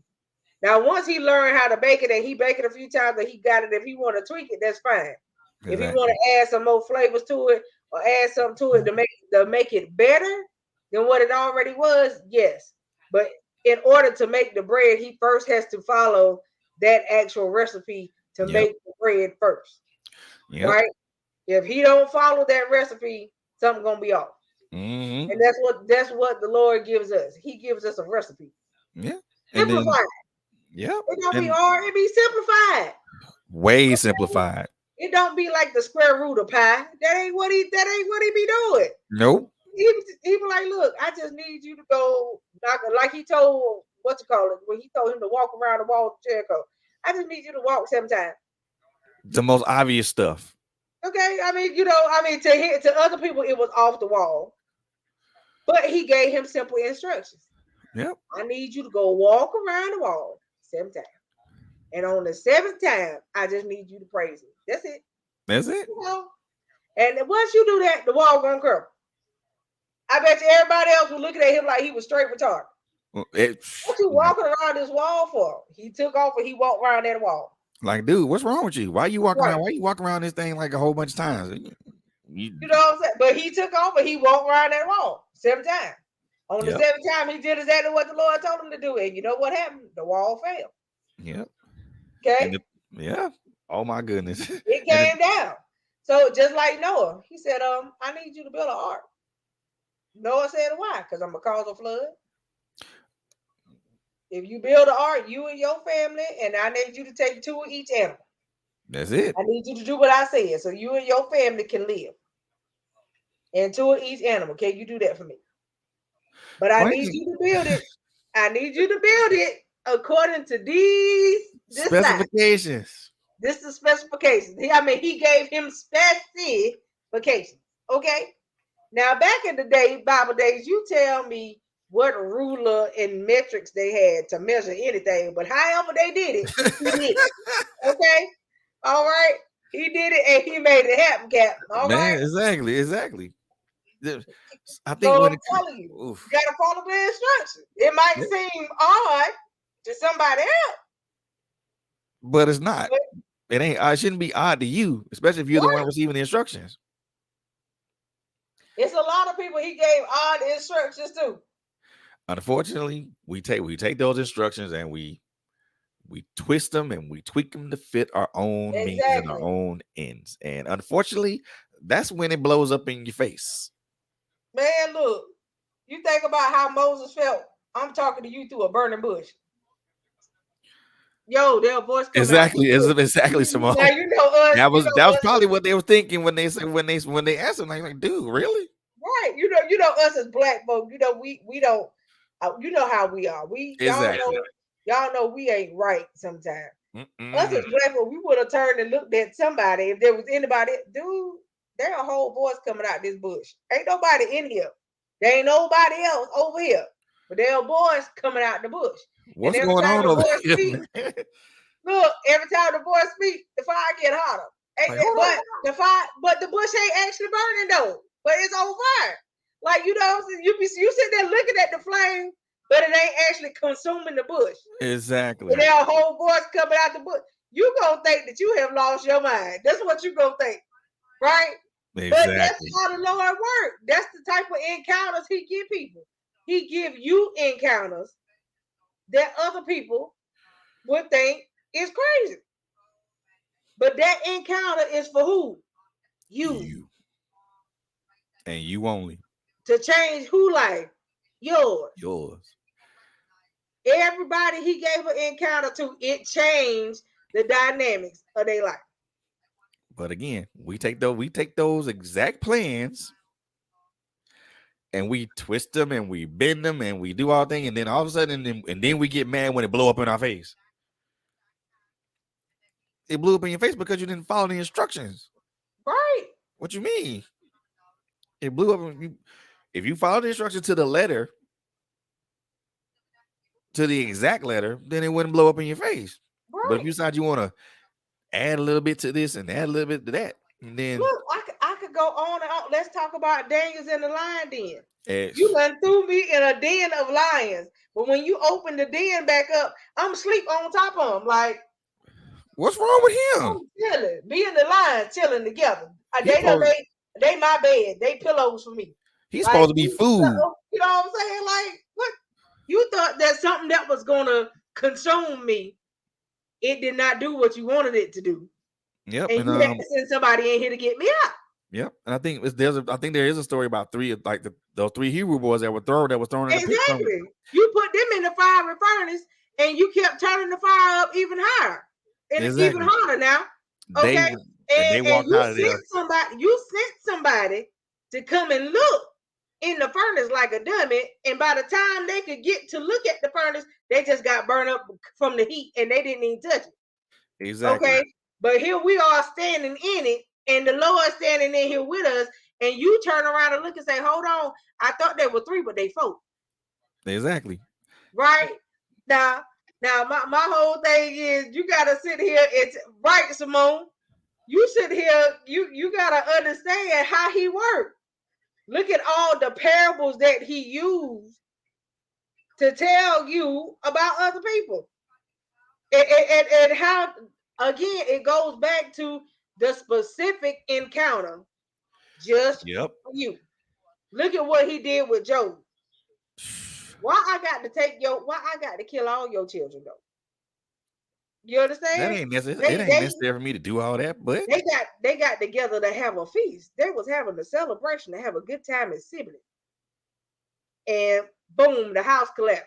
Just really? Okay, out of all things, the house just collapsed out of nowhere. It yep. didn't, I mean, it was sturdy any other day before the day. Yep. Right? But today the house just, I mean, it's like the three little pigs. The wind is blowing, just blow that and collapse the house, right? Exactly. Then on top of Okay. that, your wife talking you about Your talking wife you. talking stupid, and then Exactly. all your animals dying. Okay, all your livestock just dying, right? Then on top of that, you get hit with balls all over your whole entire body, like you got a worst case of the shingles ever. Okay, all of this stuff for you to sit back and think about that I had to do all of this to prove to somebody else how loyal you was to me. Come on, that was his Come test. on now. All of that was to prove to somebody else how loyal he was to the Lord. Really? Come on now. And the thing of it is, Dude, the thing of it is, we don't have to go through all those extremes. dude. We don't have to go through all those extremes. We don't have to do any of that. It's just like Just follow the plan. That's it. Yeah. Look, okay, so you don't have to understand what that plan is, but just, I mean, well, you do have to understand what the plan is because you have to have a knowledge of where you're going in order to get to where you're going. But Mm-hmm. it ain't gonna do you no good if you don't follow the road. Right. Right. And you can't, and you Oh, can't, and the you thing of can't. it is all you got to know is he got a will and a plan for you. Yeah. That's it. In Jeremiah, he said, while you was in the womb, he knew you. He already set forth plans for you in the womb. So while you was being created, he was already making plans for you. Exactly. Okay. Exactly. So at the end of the day, all you got to do is go with the grand scheme of things. Well, You may not understand the actual plan, but you know he got a will for you. So because you know he got a will for you, all you got to do is say, "What?" My favorite line from the book, not my will, but your will be done. mm-hmm. It ain't my will, but your will be done. Just like the Right? Wizard of Oz, man. Look, You trying to get to the land of Oz? Follow the yellow brick road. that's it. Just Go follow the yellow brick straight. road. Go And, straight. There ain't no left, no right. There ain't no blinking signs. There ain't no detours. and None of please don't them. take no shortcuts. None of them. Please do not take shortcuts because shortcuts do not ensure that you get there quicker. Man, They may look, they bro. they may ensure that you don't get there at all Right. or you're That's the delayed. whole point of the detour. It's to take you off track. Now, I'm gonna say this because I mean some people ain't gonna get this, but I'm gonna make this real simple. Detours are gonna be there, but the detours are gonna be there. These are, and we all know detours are not planned. Distractions. Exactly. Detours are not planned, and they will throw you off the path. They will throw you off that road. Just follow the detours, follow the detour signs. Eventually, you're gonna be back on the main road. But taking shortcuts, that is a huge no because as I stated earlier, shortcuts don't ensure that you arrive to your destination quicker. It's not a Look, guarantee that you'll get there faster. we all know what happened when Jesus tried to take that shortcut. He said, No, Lord, can you take this cup from me? nah, Can you let this cup pass from me? nope. And then he thought about that thing for a second. He said, you know what? Not my will, but your will be done. Never mind. Yeah, exactly. He And changed. He changed that one term so quick. had But to, you know what? Never had mind. to, Never mind. had I'm to, sorry I even said it. Sorry. Nope. Nope. Nope. Nope. Nope. Nope. Nope. Nope. had to. He changed that so quick. Look, first of all, you got to understand it ain't like the Lord try to keep us from the desires of our hearts because he said that he would give us that. Yeah. He would give us just that. But some of this stuff that we desire, we know we're not ready for. It's Or just don't that a desire. don't line up with Right. what he got in It line don't a just, store yeah, for us. it don't line up with his will. But on top of that, understand it's just that a desire. Meaning it can be given or not given. And meaning that your desires change as you Exactly. change. Your desire do not stay the same your whole entire life. Exactly. Don't nobody desire stay the same their whole entire life. Nope. The stuff I desired as a teenager did not stay the same as I started getting older. I Exactly. did not have the same desire. Okay. The desires I had in my 20s, I don't have now that I'm 40. Exactly. You understand? It's not your desires change as you get older. What I desire now, I did not desire back then. Exactly. You And then you understand? and as you get older, you realize that, and I'm finding this out now as I'm getting older, and I know I'm getting older, and now that I'm half a century old now, I realize I'm that glad you said a lot of my that. desires are quite simplistic. Right. I don't need nothing all complicated. Right. Why? My desires are easy. Lord, just allow me to sit back and watch. Lord, allow me to watch all my godchildren get married and have babies on they had their own children. Exactly. Let them see they had their own families. Let Allow me me to watch every word that you allow me to give to somebody. Let me be around to see it manifest. exactly. Those are my desires. You know what I'm saying? My desires ain't desires like most people think they are. Yeah. People think that I'm weird because my desires are they feel like my desires are weird. No, my desire that's what I said to Simone. He said half a century. I was like, really? But you know, I said the same thing to Simone, so I understand. You What's caught 50? it, What right? So half a hundred? like you know what I'm saying? But my desires are not that. My desires is, Lord, you made promises to me, so let me see them and enjoy them. Exactly. That's my desire. Exactly. You made a promise. Your words say that your promises are yes and amen, that they are not supposed to be null and void, right? Okay, so let me see them and enjoy them. Exactly. That is my desire. Exactly. And if I know if I say a word to you, it's not gonna come back to me void. That's it. That is my desire. My desires are really simple, but they line up with what he said. Yep. You get it? My desire ain't something off the wall. Yep. And then when we do stuff that's off the wall, that's when we get thrown off and and we get thrown into a place that we don't want to be. We didn't exactly plan to be, but that's where we are. But that's where we end up being. And now we got to find out why we're here and how the hell to get back to Right, where we were. And right. it goes with matter what's in your it's in this all lines up to what's in your heart because That's it, where Simone. Let you me see my desires come to pass. That's it. exactly. What? When you do that, I always say, Lord, let me see my desires come to pass, but let my desires be what you will for me. Yep. That's it. Let it be what you will for me, though. You know what I'm saying? Because if my desires don't match up with your will, I don't want it. Yeah. I don't want it. Not Because at all. that means that my desire is gonna be out of your will. I Yep. don't want it. I don't want that. No Okay. matter what, So allow my desires to match up with your will for me.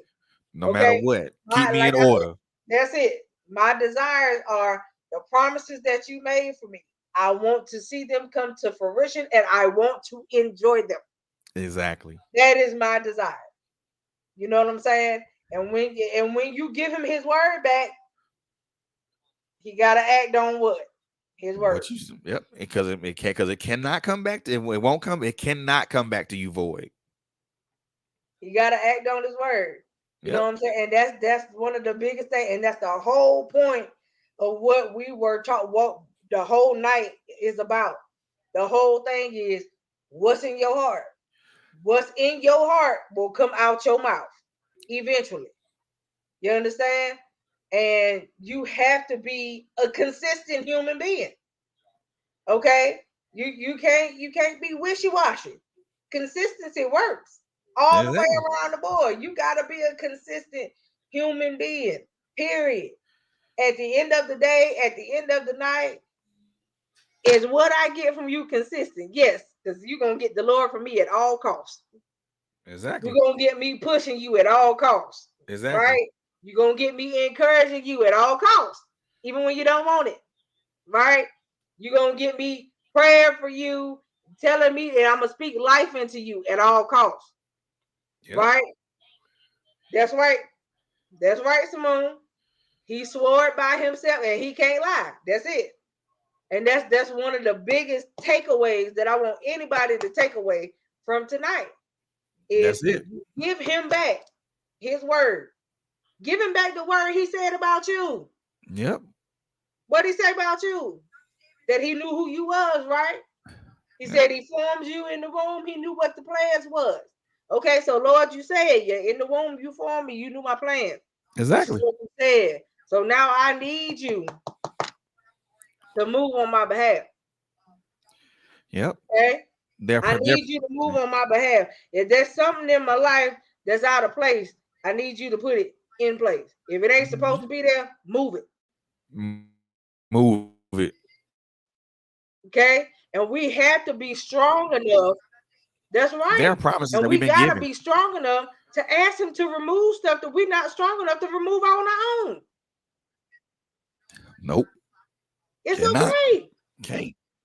It's okay. Sometimes we don't want to let certain people go, but if you can't, Lord, if these Remove this people that person. are, if this person that is around me is not meant to go with me in my future, move it. And the thing of it Move is, them. man, there and the one thing that you mentioned, and I really I want to walk back to that. Go ahead. I really Go want ahead. to, because whether you believe it, whether we believe it or not, there are promises. There are promises that have been already preordained, That's it. and all really basically all we doing, those promises have already been there. You can't remove them, you can't take them away, you can't add to them. They're already there. That's They're it. pretty much right there. Those promises are already been predetermined. You know what I'm Yep. saying? It's up to us to decide whether or not we want to see those promises. Right. Because of course, one or That's two right, bad Auntie. choices ain't gonna deter you from those promises. Of course it's not. Because at the end of the day, we're human beings, and we're gonna make bad choices, we're gonna make good choices, we're gonna make mistakes, and we're gonna learn from those. The thing of it is if you just constantly making mistakes just with the knowledge of saying, okay, well, these promises are anyway, so I'm just gonna go ahead and just screw up anyway. Well, No, even because though let me even though tell those you promises are something. guaranteed, it ain't guaranteed you're gonna be there to Okay, see see, them. catch what you just said. Catch what you just said. Now, this is the thing. First of all, it's just like somebody giving you a prophecy, right? Yep. A prophecy ain't a promise. First and Nope. foremost, let's get that correction tonight. Exactly. A prophecy is not a promise. It's exactly that, a prophecy. Okay, it is something that somebody foresees for you, but it doesn't mean that it will come to fruition. All right, prophecies have conditions.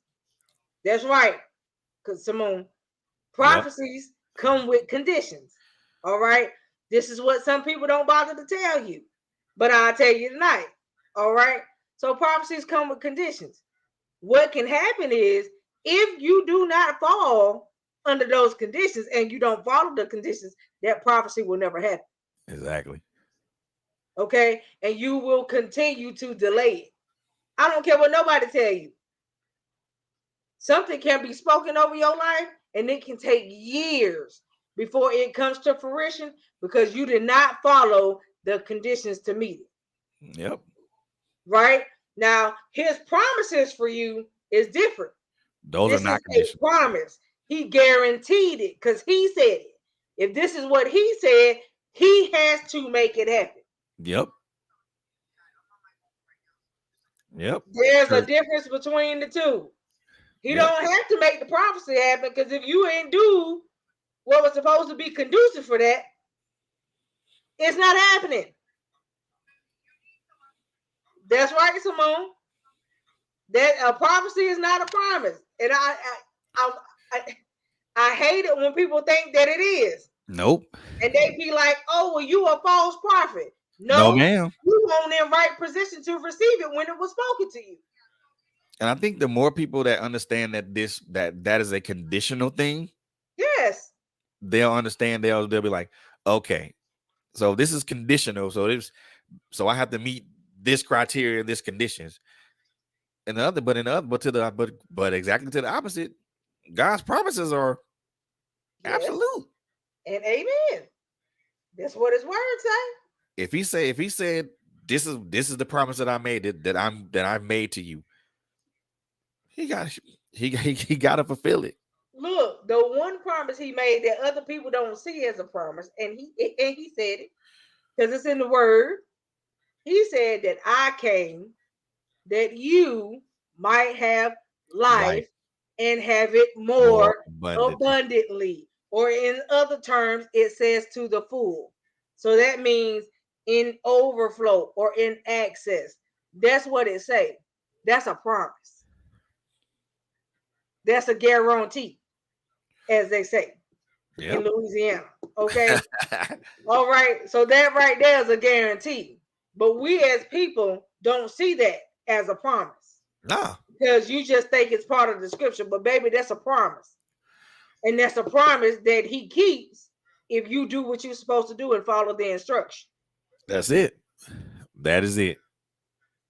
If That he is it. said that you can live a life in abundance, okay, that means abundance in all areas. He didn't just say one. Health, wealth, Okay, that means everything. He says, and have a life more abundantly. That funny means that you mentioned that though. any part of your life. Funny that you mentioned that though, Coco, because a Come lot of on. people look at abundance and they think of dollar signs and wealth. That's the first thing they think of. But unfortunately, I won't say. Well, I will say unfortunately, that's not the whole thing. No, because most people use that for prosperity reasons. And they use Exactly, that scripture wrong. They use that scripture wrong all the time. And I don't like it. But they do it all the time. of course they do. But don't look at that word in its totality, No. or better yet, they don't break down the scripture in its totality. If Well, he's saying abundantly mean abundance, that means that's the whole totality of what that word means. he said life. That's what he said. Exactly. I came that you might have life and you have it more Abundantly. abundantly. Or, like I said, in some translations, it means to the full. That means in excess or Yes. overflow. Exactly. Okay. So he said that you might have life more abundantly. Okay. So for me, if you saying that I might have life more abundantly, to me, you mean all aspects of my life. That don't just mean my finances. That means my health, wealth, my total being. That's how I take it. Is that me too? Me And too. me personally, if my health ain't right, my finances ain't going nowhere. Because if you can't stay healthy enough to make the money, what's going to happen? Okay. Yeah. So a lot of people don't think about that. You gotta think smartly because some people don't rightly. The whole thing is just say study yourself approved so you can rightly divide the word. That's it. And what you say, Simone? It says we believe the same thing about beloved. I wish above all things you prosper and be in good health, even as your soul prospers. That's right. But what it say? What it say? It says that you may prosper and be in good what? Health, even as your soul prospers. That didn't say, I need you to be wealthy and be sick.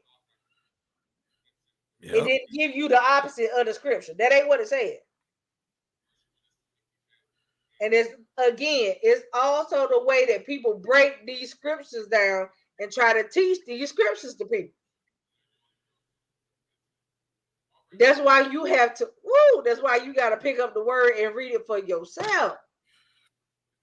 And get a concordance so it'll break it down for you. Because sometimes when you ask certain preachers to break stuff down, you just be like, sometimes no offense, but some of these preachers is hooked on fun. Okay? Exactly. Exactly. Because they can't break it down at all. So I'm telling you, that scripture right there, and then the other one that I love for people to throw out there is what's the one that I say don't be your own weapon formed. No weapon formed against you shall prosper. That's the one that people like. Yep. But honey, you've been your own weapon formed the whole time. Because you don't know how to shut up. You speak against yourself all the time. Right. Right. Rightly dividing the word. Yep. But You you don't speak humble against yourself. you your biggest critic, and you self-sabotage yourself all the time. Exactly.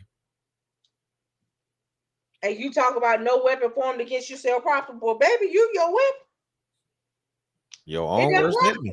It doesn't prosper because the weapon is you. It Self ain't outside. It ain't coming from the outside. The weapon you. Yep. Self sabotage. Self defeating thought processes.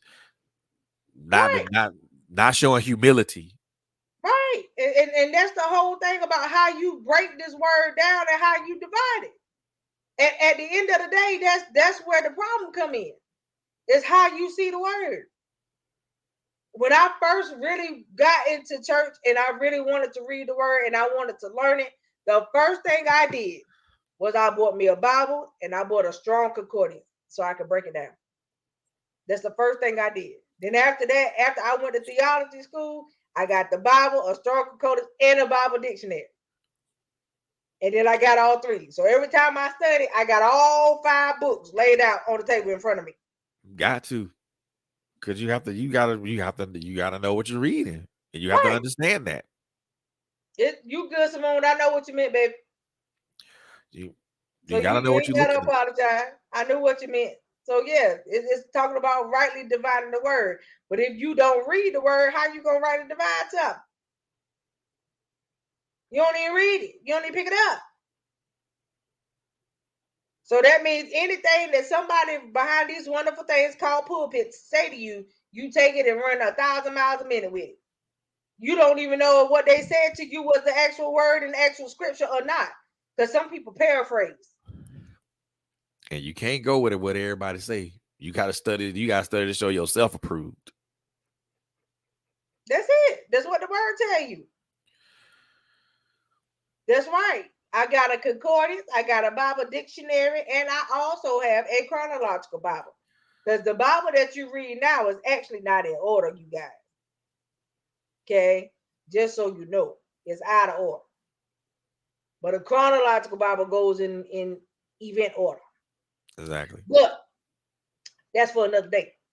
Well, But I'm telling y'all, at the end of the day, it's about your heart. Do a heart check. Check yourself. Get yourself in right status. Ask him to renew in you a right spirit daily. Daily. There's nothing wrong with asking him to show you you. But I'm telling you, when you do it, you better be ready. because if you're not, You it's gonna better be a be shock. ready. If you're not, it's gonna be a Woo, system shock. that's it. You better be ready. When ask him to show you you, but baby, when you do it, you better be ready. Because if you run away screaming, Because when he show you you and you ain't ready for it, you're gonna be floored. you're gonna be like, why did you? But you asked me to show you you, so I'm just showing you you. And that's the thing. This is what's in you, and you don't like what you see. So And now you want to blame me for what's up in you. exactly. And Uh-uh. I'm I'm gonna tell y'all this, man. And I'm just being extremely transparent now. The worst part of going through a healing process is, especially when you're trying to heal, when you healing yourself, is to look at you in that mirror, and you have to confront that person That's it. in the mirror That's it. and be like, damn, that was me. That's Or it. better yet, not that was, this That is. is. This That's is it. me.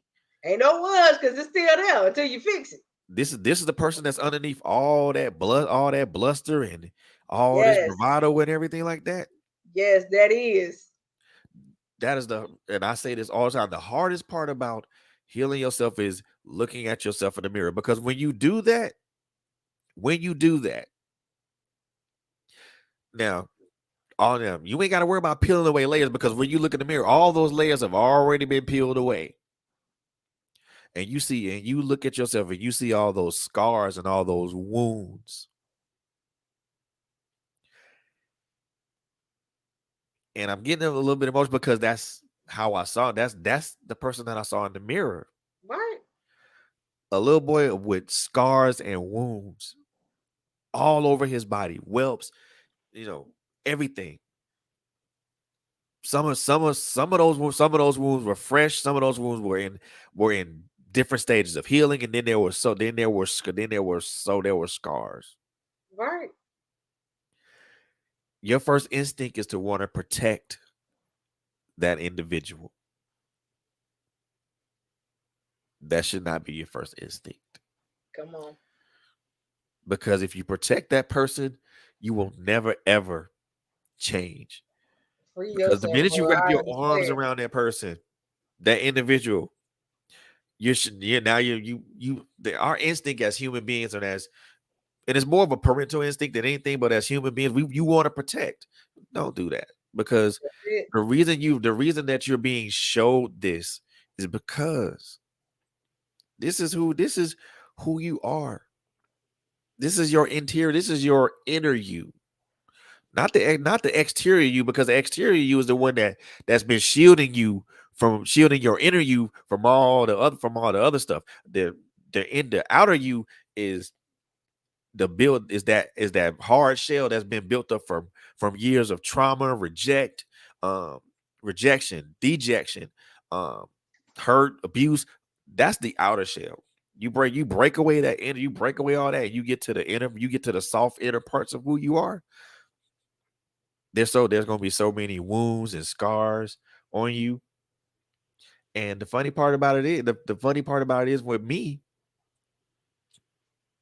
hell, a lot of those wounds, especially the fresher ones, were self-inflicted.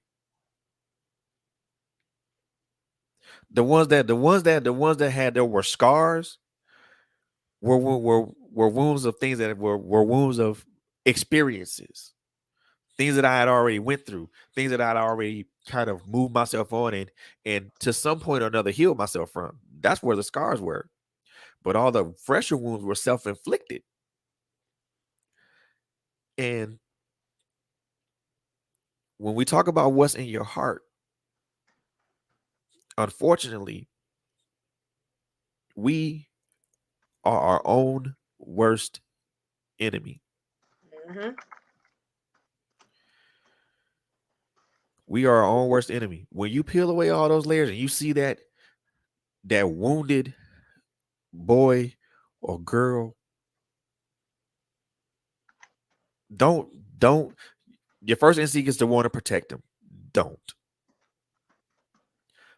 because they've already been through the experiences. They've already seen the pain. They've already seen the the torment. No need to protect them. They've already experienced it. The question when you see all that, what are you going to do? What is your next step? What are you going to do? Right. And like Coco said, it's a heart check. Now you got to look at the deepest recesses of yourself and say, well, damn, what the hell, what am I supposed to do at this point?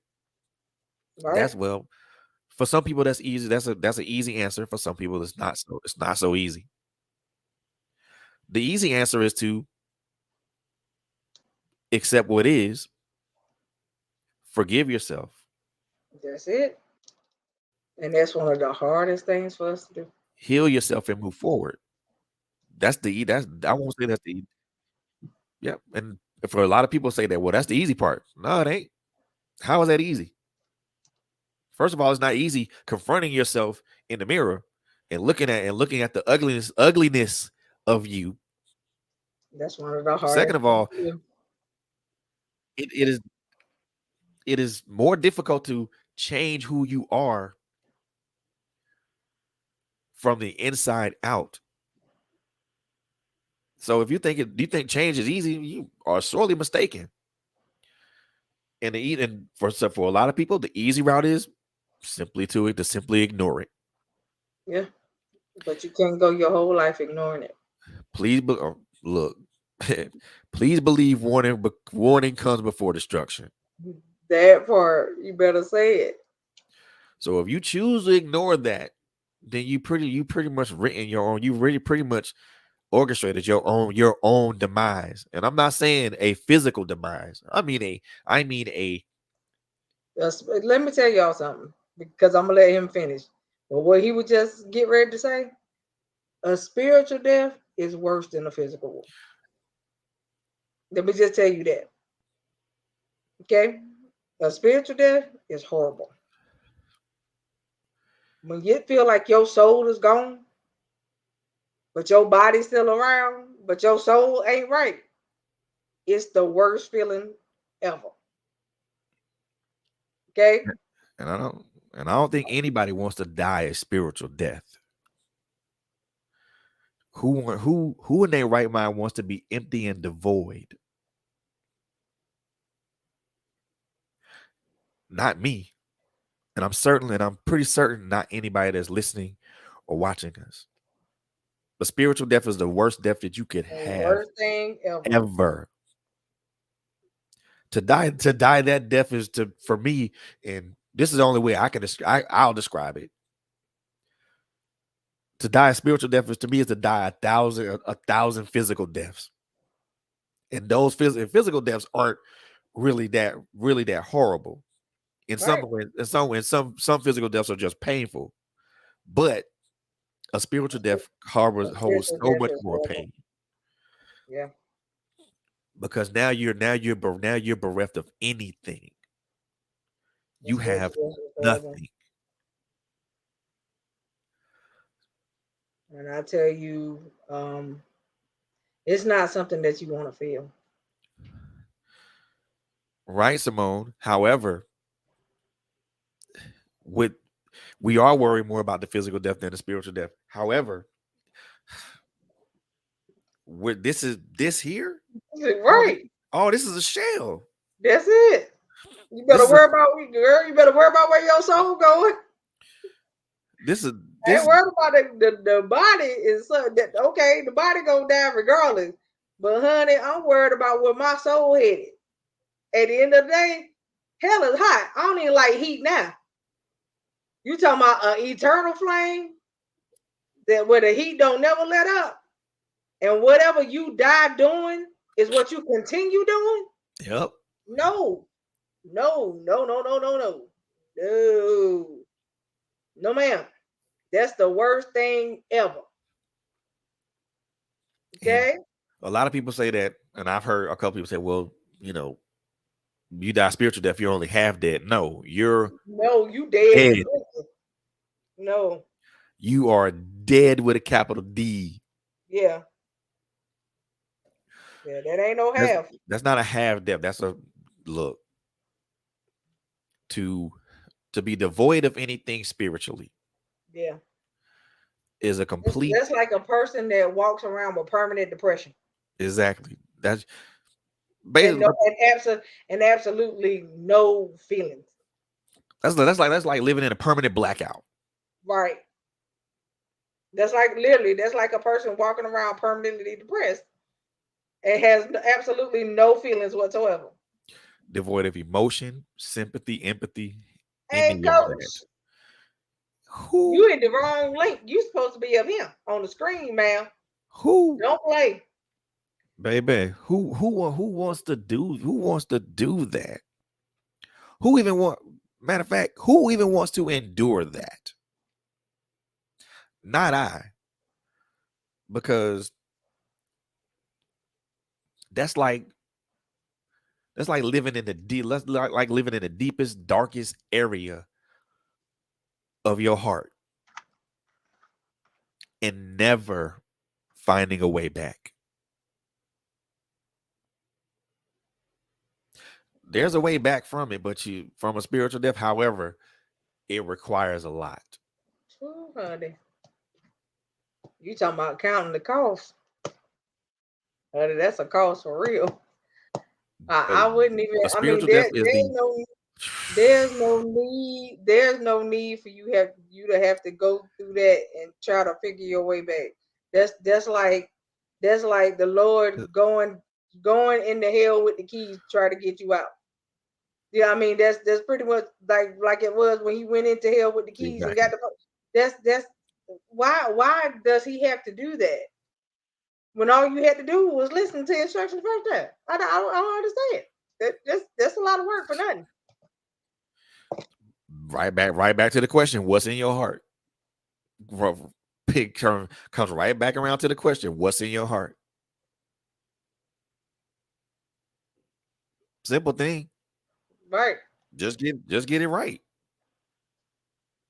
It's a lot. Learn from the mistakes. We're all human. We make them. Right. Make better choices. Please. Understand that each choice has a cost attached to it. Everything in Not a your life got a cost attached to it. is exactly. The people you choose to make babies with has a cost. Okay, the people you choose to marry has a cost. Yep. Every career move has a cost. It's either gonna be good for you or it's not. Yep. I mean, everything has a cost. Be When you go, accountable to yourself. Be when you responsible go, for yourself. let's think about it this way: when you go in the store, ain't nothing in the store that got free on it. Gotta pay for it. Gotta pay for Okay, it. Accountability cost. Responsibility cost. right? You ain't gonna walk in Walmart and everything got a free sign. Do you know what would happen if they did that? Exactly. They be Come out of on now, business. look. If you went in Walmart one day and somebody made a fluke and there was a glitch and everything you had in your cart rung up and said $0, and you walked out that store with everything that said $0. Man. Okay, I just want you to think about it. Okay, now you in the back of your Out head of like, look, business. hold on. Now it got a tag. I scanned every tag, Jesus. But everything will work up $0. So this ain't my fault. Start a tag. Okay? You know what I'm saying? Like most people be like, oh, the Lord has blessed me today. Okay. There you go, coach. Hey, coach. It's a blessing, all right. Or you got the greatest glitch in the world. That's what it's gonna be. She went back out. Oh, What hold happened? on. No, no, There what you happened? go. There we go. Hey, Right. coach. So I'm Hey, telling you, hey, it's, hey. it's just like I mean, right. So what I'm just saying, you ain't gonna go in the store and when you get up to the checkout counter, everything you got a tag on it. But when you scan it, everything says zero. There ain't no way that you ain't gonna sit here and think, well, the Lord has blessed me today. And don't cut up at this register. Nope. You check out and you leave and you go about your business. Okay? Mm, You better attention Man, when you get out telling that you. store. Because that's all you better do. Because you better not do it in the store. Okay? Because Exactly. somebody gonna come up and say, hold on, there's a problem. Nope. I checked out and everything rang up at $0. Okay? Exactly. So I'm just Exactly. telling you, this is what happens when again, when you walking in the way and you walking the way you supposed to walk, we call it in Christendom, favor ain't felt, right? We love to use that term, favor ain't felt. And it ain't because his favor sometimes, Huddy, he be doing some stuff that you ain't never seen done. Right. He go in, you know that when you went and looked at your credit report the last time, your numbers was 273. But you went to this car lot, got to this car lot, and they looked at your numbers and said it was 675. But you know that ain't what you saw just 30 days ago. Exactly. And he done turned some numbers around by the time you walked up on this car. You know it won't nobody but. He done went and hold on. I got somebody waiting on you at the car lot, but I need you to go to this specific Call car out. lot. I need you to follow my instruction. mm-hmm. That's the point about following instruction. When you don't follow instruction and you do it on your own, it don't work out like that. Nope. And then you be And mad because you be like, well, I thought I heard you. Oh, you heard me, but you did what you wanted. You did what you wanted. There's and a difference. yep. Right. And the funny thing about it, and God's plans don't require contingencies. That's it. His contingency plan is what I said earlier. He said, I came that you might have life and have it more abundantly. That's the contingency plan. Yep. That's what he said. So if you do what he said, that's what you go have. Mm-hmm. But if you don't do what he said, that's not what you go have. Nope. You're gonna have something blow up in your face. That's what's gonna happen. You can't expect to live your life to the full if you're not following instruction. You have to be really careful with that. The word clearly says that there's a way that seems right. Right. It looks like it's the right thing, but you got to hear God and know what is the right thing. Right. Come on, coach. Look just like what it's supposed to look like. It may taste like it's what it's supposed to taste like. Have all the elements, but missing God, and that's what makes it. Hey, that's it. And that's what the whole thing of tonight's thing is what's in your heart, right? I started out with coming from. Hold on, let me go back because you coming on. So we started out talking about Proverbs 15:7, where he talked about the lips of the wise spread knowledge, but the hearts of fools are not upright. Okay, so that was our first scripture. Then we went to Luke 6:45, where it says Jesus tells us how we can judge a person's character. And he says, no good tree bears bad fruit, nor does a bad tree bear good fruit. Each tree is recognized by its own fruit. Mm-hmm. And then it says, people do not pick figs from a thorn bush or grapes from briars. He said, if you want to know what kind of tree or plant you have, all you have to do is look at this fruit. Check the fruit. That's right. That's what he said. Check the fruit. So, you know, when you become what we call, you become a fruit inspector, right? It don't mean that you judging people, but you got to be realistic. If what you see is what it ain't, right, if it ain't fruitful, then what am I sowing into? What am I sowing into? I'm wasting time, and I'm sure wasting finances. Exactly. Okay. Now I ain't gonna lie. I was always taught. Some people say it's wrong that you don't sow in the unfertile ground. I was taught. I've always been taught that since coming up in the church that you don't sow into anything that ain't fertile. Good ground. But see, how can it be wrong? Because the word of God says sow into good ground. Right. So if it's not fertile, it's not good ground. So what makes that wrong? Right, but you got some people that say that's wrong. Because they're like, well, if you pay, I was like, first of all, if I'm paying my tithes into something that ain't growing and they ain't using the tithes to help nobody, then it's still wrong. Because the tithes are supposed to go to help the people that's in need. But let's go back to the last thing that you talked about, and I'm sorry for cutting you off, but go ahead. The bottom line is this, and I listen, in everything that we do, if we hear and obey God, even in our giving, because see, people will try to manipulate you, use witchcraft and all types of things to get you to give. And if all that, then it's not good ground to begin with. Right. But they will do that, but it's not good ground. So now you're not going to get a return on that seed because your harvest is only fruitful if you sow it into good ground. Right. If you're throwing it into ground that's not going to produce, where's your harvest going to come from? Right. Return on investment. Right. Yep. Right. So look at that. And I was telling, I don't know if I ever told you this story, Coco, but I was at a church and I had no clue what was going on. I have paid my tithes since I got my first allowance. $10, I paid my dollar every time I got. Oh, she froze on us. Did she freeze? Yeah, she froze on my side because you don't hear her, right? Okay. There she go. Back? Yeah. Yep. Okay. I got new internet stuff. I just got to put it up. But and I've had it for like 2 months. I'm just lazy. Pray for me. We got you, Coach. We got you. But, I was at this church, and you had prophesied to me. So this was a year ago. I Mm-hmm. looked at listened to that prophecy again the other day. I told you, and it was July 28th. Mm-hmm. And you talked to me about sowing my seed. I don't know if Mm-hmm. you remember that. You I told me do.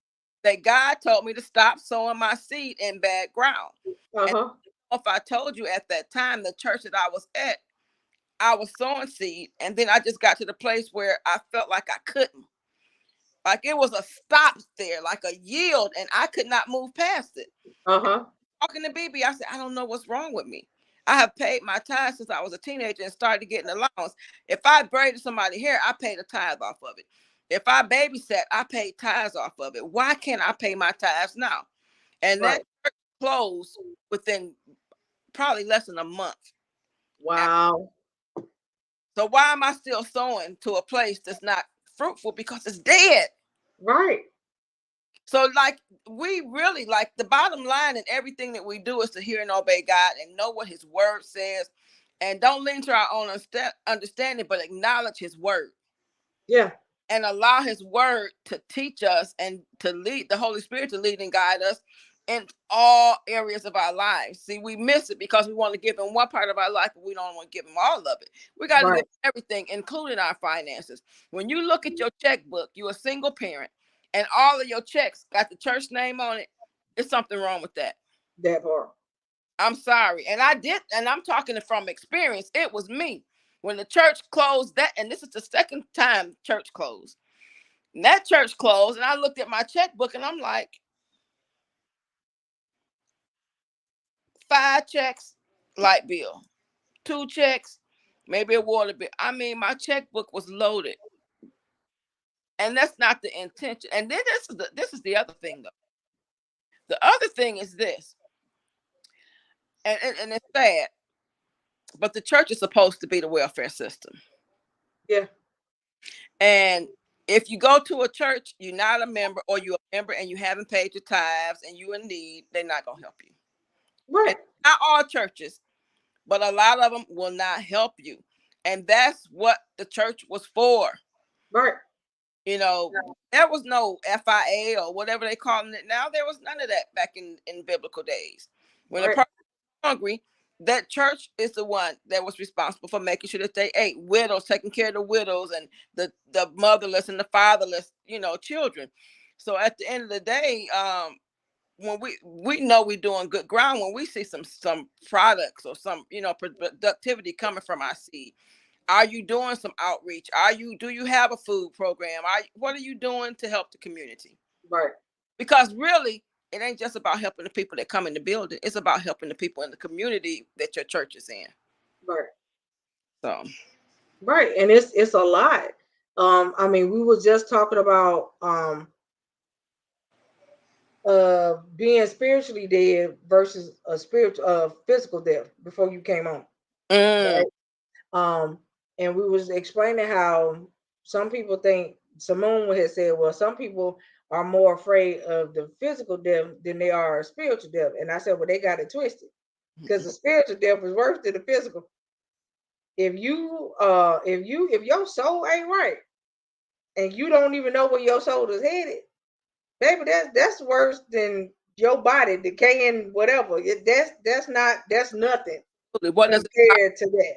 the whole world and lose its soul? Right. There's nothing compared to that.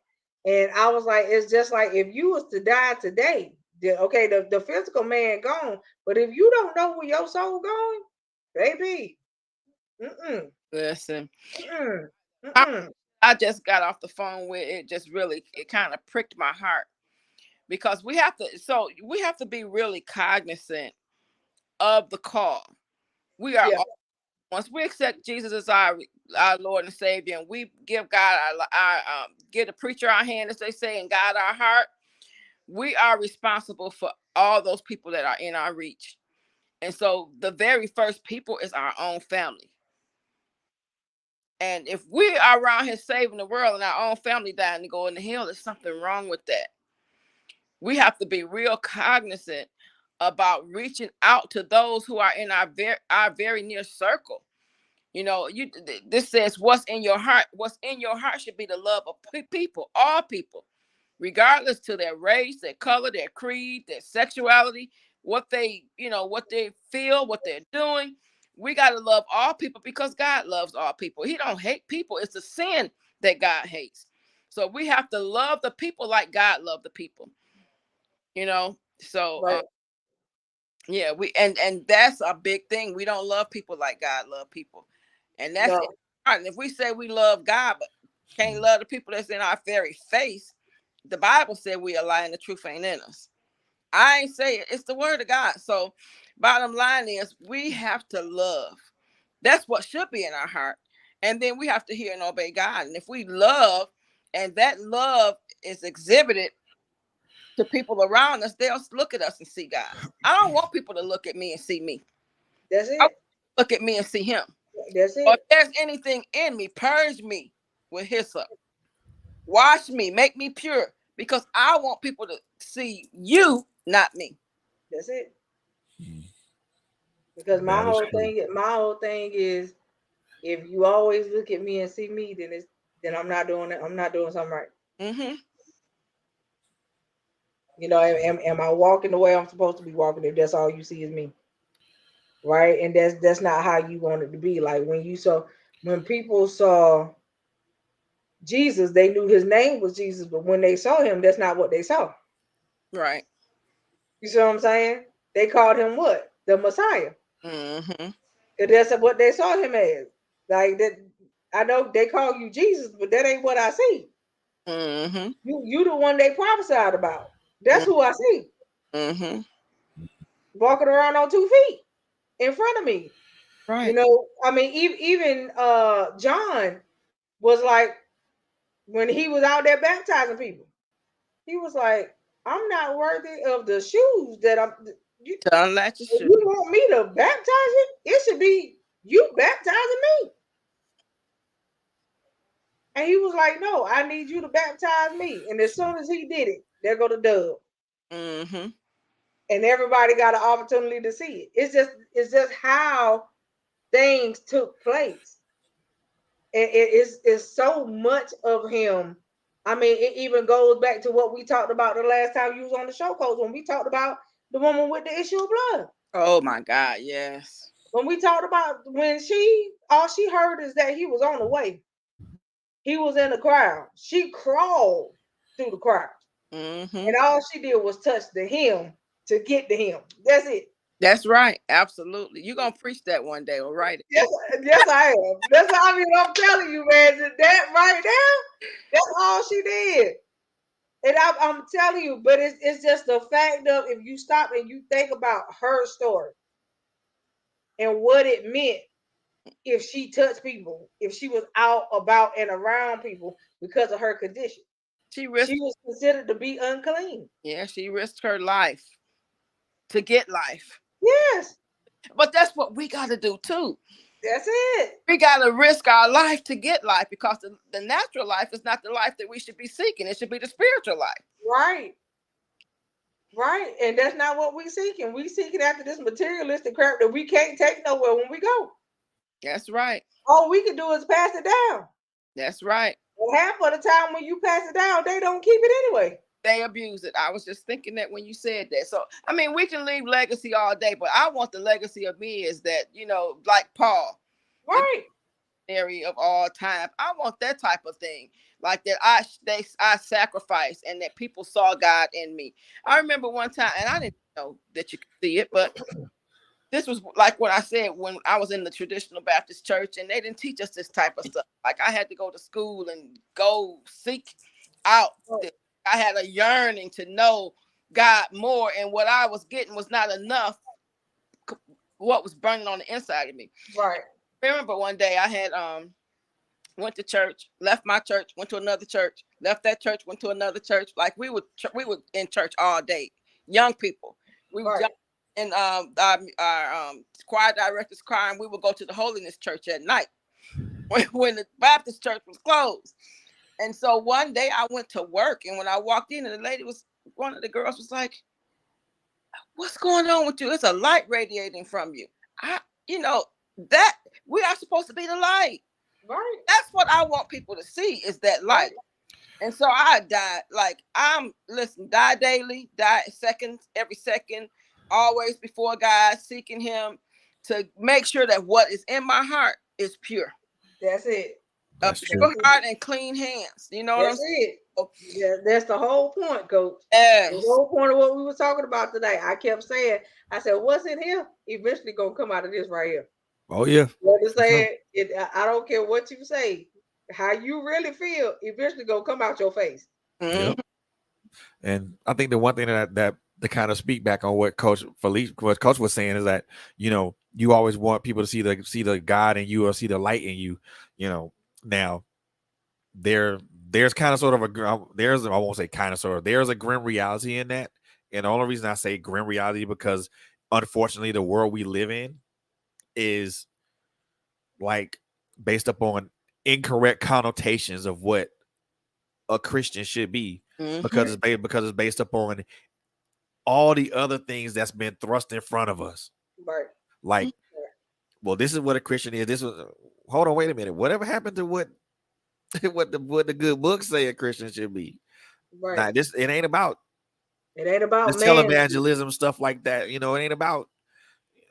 Yeah, And that's like I said, man's unfortunately, view. that's the connotation that some people look at that as, and it's a negative connotation. And I think, and it really goes back to what you said, Coach Felicia, because the more we shine our light, the more people will look at that and not see that as a negative connotation, because now they see what's the good in us and the light in us, and now they see that as, now they can reverse their mind, their thinking and their mindset.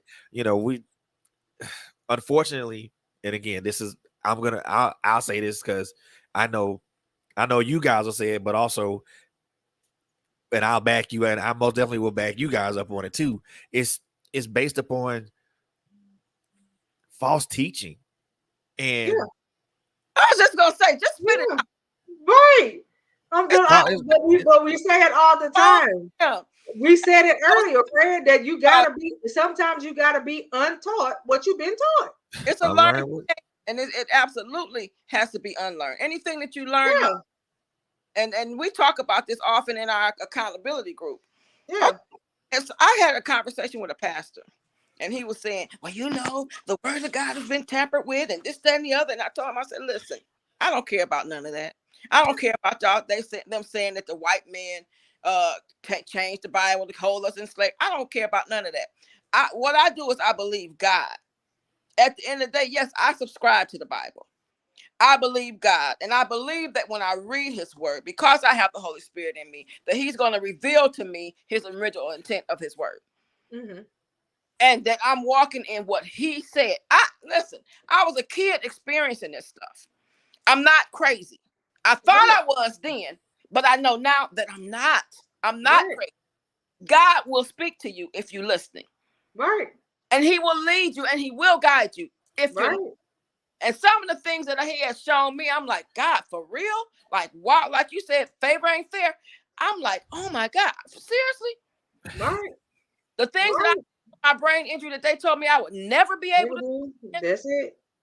open up a whole organization and got a 501c3 in 10 days with a brain injury. Come on, listen, I just believe God, period. And Right. I don't care about and God forgive me, but I mean, it is what it is. These man-made rules, this theology, all this other stuff, is most of it is not scripturally sound. And the Right. problem is I have seen people excited with the zeal of God go to seminary and turn away from God. That's it. So the bottom line, when the word of God says we have to study to show ourselves approved, we better know for ourselves. That's And right. always be ready to give an answer for ourselves. Now I went to It's seminary. in our I power, didn't even the very elect.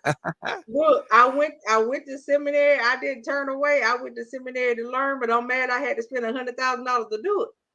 You understand? Okay. That part. What I could have done is just bought the correct books and got the knowledge out of it. Mhm. You know what I'm saying? Like later on down the line. But I'm just saying. Mhm. So I'm just saying. But I'm grateful for what I did learn because I learned a lot of what was not right, like I said earlier, and a lot of what is Mm-hmm. by doing so. So I'm not mad at what I learned. I got great knowledge from it. But like we said earlier before you came on, Coach, is that the Lord will use some of the weirdest things the foolish things to confound the wise. That's what he say. And all of these because we talked about how he dealt with Moses and the burning bush. Mm-hmm. Okay. We talked about how he dealt with the three Hebrew boys in the fire furnace. Mm-hmm. I mean, they threw Daniel in the lion's den, and he's sleeping on top of the lions, and they chilling, having a conversation. Okay, I mean this type of stuff that you look at that you like, hold on, wait a minute.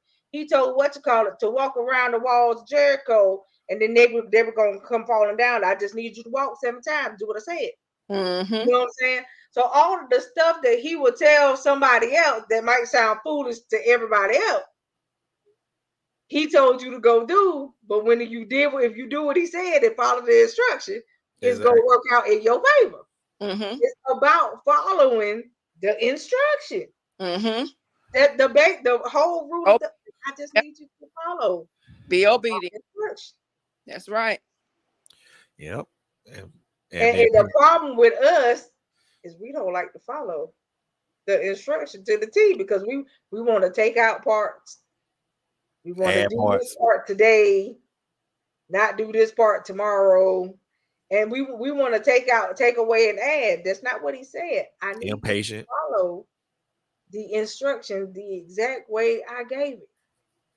That's just like if Coach was to pick up the phone and say, Fred, the Lord told me to tell you, I need you to dot, dot, dot, dot, dot, and dot.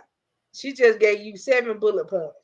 I need you to go with them bullet points in order and watch what he do for you. If you miss one bullet point, you can call it done. It's over. It's over. Because you didn't follow the instruction. And you Yep. know what's funny about that? While you're talking, I'm seeing like you buy something, you go buy something, maybe a bicycle or something, and Right. listen, you take the instructions. As soon as you open the box, what you do with the instructions? Throw it aside and try to figure it out. No, Right. no. You got the instructions. Got the instructions. Use them. Obey what you got. Follow what you got, and you don't have to work. There's a way that seems right. Right. You got the instructions, but you won't use them. That's what we were talking about earlier. I said we make this thing called living right hard. We do. Yep. We make it hard. And then And we went through certain scriptures, and I say this: the people got the scriptures wrong. Mm-hmm. They got them wrong. You sit here and there's certain scriptures that people love to use all the time. One, no weapon formed against me shall prosper. But baby, you the weapon that already formed. Mm-hmm. so Because you you don't ain't prospering. know how to stop speaking against yourself. So you ain't prospering. Absolutely. Right. Then Simone brought up another good one. I want you to prosper and be in good health as your soul prosper. But the problem with that scripture is people think about it as prosperity, Mm-hmm. financial prosperity. That is not what that scripture means. Negative Ghost Rider. That is not what that means. And the same one that I said about what he said, I come that you might have life and have more. That ain't got nothing to do with your finances. Exactly. Well, they're making everything about money now. Right. Everything about money, and that is not God at all. Period. As the kids say, period, point blank. That is Right. not. I had someone to say that the scripture, your gift will make room for you and take you before. Right. You know that's money. Yeah. Right. No, it ain't. No. Okay. No. Yeah, you it is. Everything is money for you. Right. No, man. And it's not. Your gift, your money. Everybody No, don't man. have money. No. So now what happens to the people that don't have money? God is no respecter of persons. Right. We all wake up with the same 24 hours to be able to do something and be productive if we hear and obey. Our instructions may not be the same. Our methods may not be the same. Right. Our God is the same, and he's going to lead us all in the direction that we should be going. That right road. Right. Yep. Right road, not that left road or that road. Right. We just talked about that too. Right. Oh yeah, we did. I tell you, every time Somebody come back on to confirm what we already talked about. We Exactly. talked about that too. And We that were that talking about road, the road that road being don't require straight a and shortcut, taking man. those detours. I Yeah. was like, no. I was like, if you see a detour sign, it don't mean you're supposed to take it. It's a distraction. Right. Keep going straight. Because unless he tells you to take the So detour, yeah. you don't take it. But I said distractions, that's what happened to the children of Israel. They took their eyes off of God when they were in Right. the wilderness. So they started getting distracted by all the stuff that they saw and mumbled Right. complaining. And guess where they ended up at? Not making it to the promised land. Now Right. Yep. what you want, Right. you Some better and look at every time I think about that story, Coach, oh my God, I get a headache from it. I be like, wait a minute. Something that should have took 7 to 11 days took y'all 40 whole for what? come on now. Something That's that Telling you. really should like have took trying to go you. to the corner store. Oh my God. Come on. I Jeez. was just like, what? Something that should have took you 7 to 11 days took you 40 years. And Where did you go? all you gotta do is obey and follow. I done let you through the Red Sea, Right. our land, and you watch Pharaoh's men swamp with the water. Right. You going across on dry land and you still complaining? Dad. I'm feeding you with manna. I've got daylight and I'm giving you everything you need and you still complaining. You ain't working Complaining. for this. Telling you Walk it, tired of manna. just walk it out. Just walk it. Right. We can't even walk it out when he give us everything we need. That's it. Telling you tired of manna. Well, you better be glad you eating. You shut your face. What you talking about? When I was in the waiting room, I was whatever I got. And if I didn't, Look, I understood it was time. The assignment was to fast. come on. Some things come but by fasting and praying. They should have been Come on now. fasting when they didn't understand. Fast and pray. I'm telling you.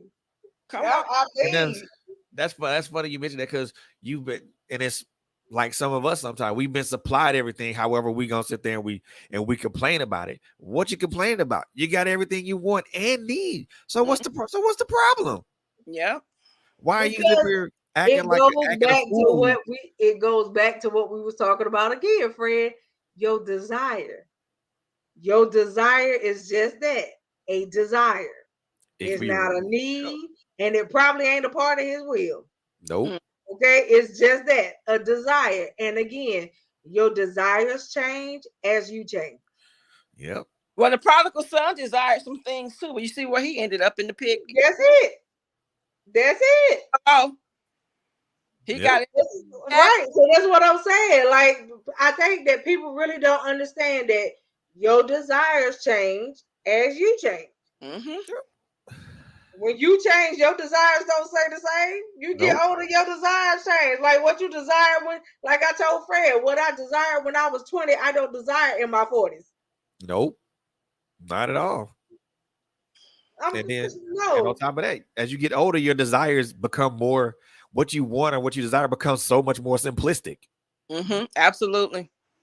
Right. Man, Right. like my desire now, Lord, just let me see tomorrow. Thank you.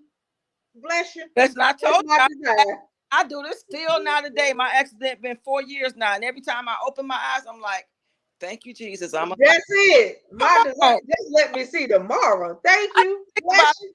some time ago. I mean, don't get me wrong. I always been grateful and thankful to be alive. But when you like this close to death, when I had COVID and didn't know, couldn't turn over, and woke up and was like, "Oh, I'm still here." Yes. Lord, I thank you. Mm. Oh, now listen, we got to be grateful. The most simplest thing, wait, opening your eyes. That's it. I mean, that for I'm me, telling that you, is the stuff that man. people, I'm Look, telling you, it's the stuff that people take for granted. Okay? When you don't have the activity of your limbs, Hello. baby, you don't want to know what it's like when you can't use them. exactly. Take it from somebody that was immobile for 10 years. You don't want to know what it's like when you can't get up and move. And somebody got Exactly. to do everything for you. You Listen, don't want to Exactly. know what that's like. You I had don't want to know what it's like to have to scoot yourself everywhere, get somewhere, scoot yourself and swing yourself around to try to do this. Everything got to be done from a seated position mm, because you can't stand up to do it. Gotta lay on your side like Right. You that. don't want to know what that's like.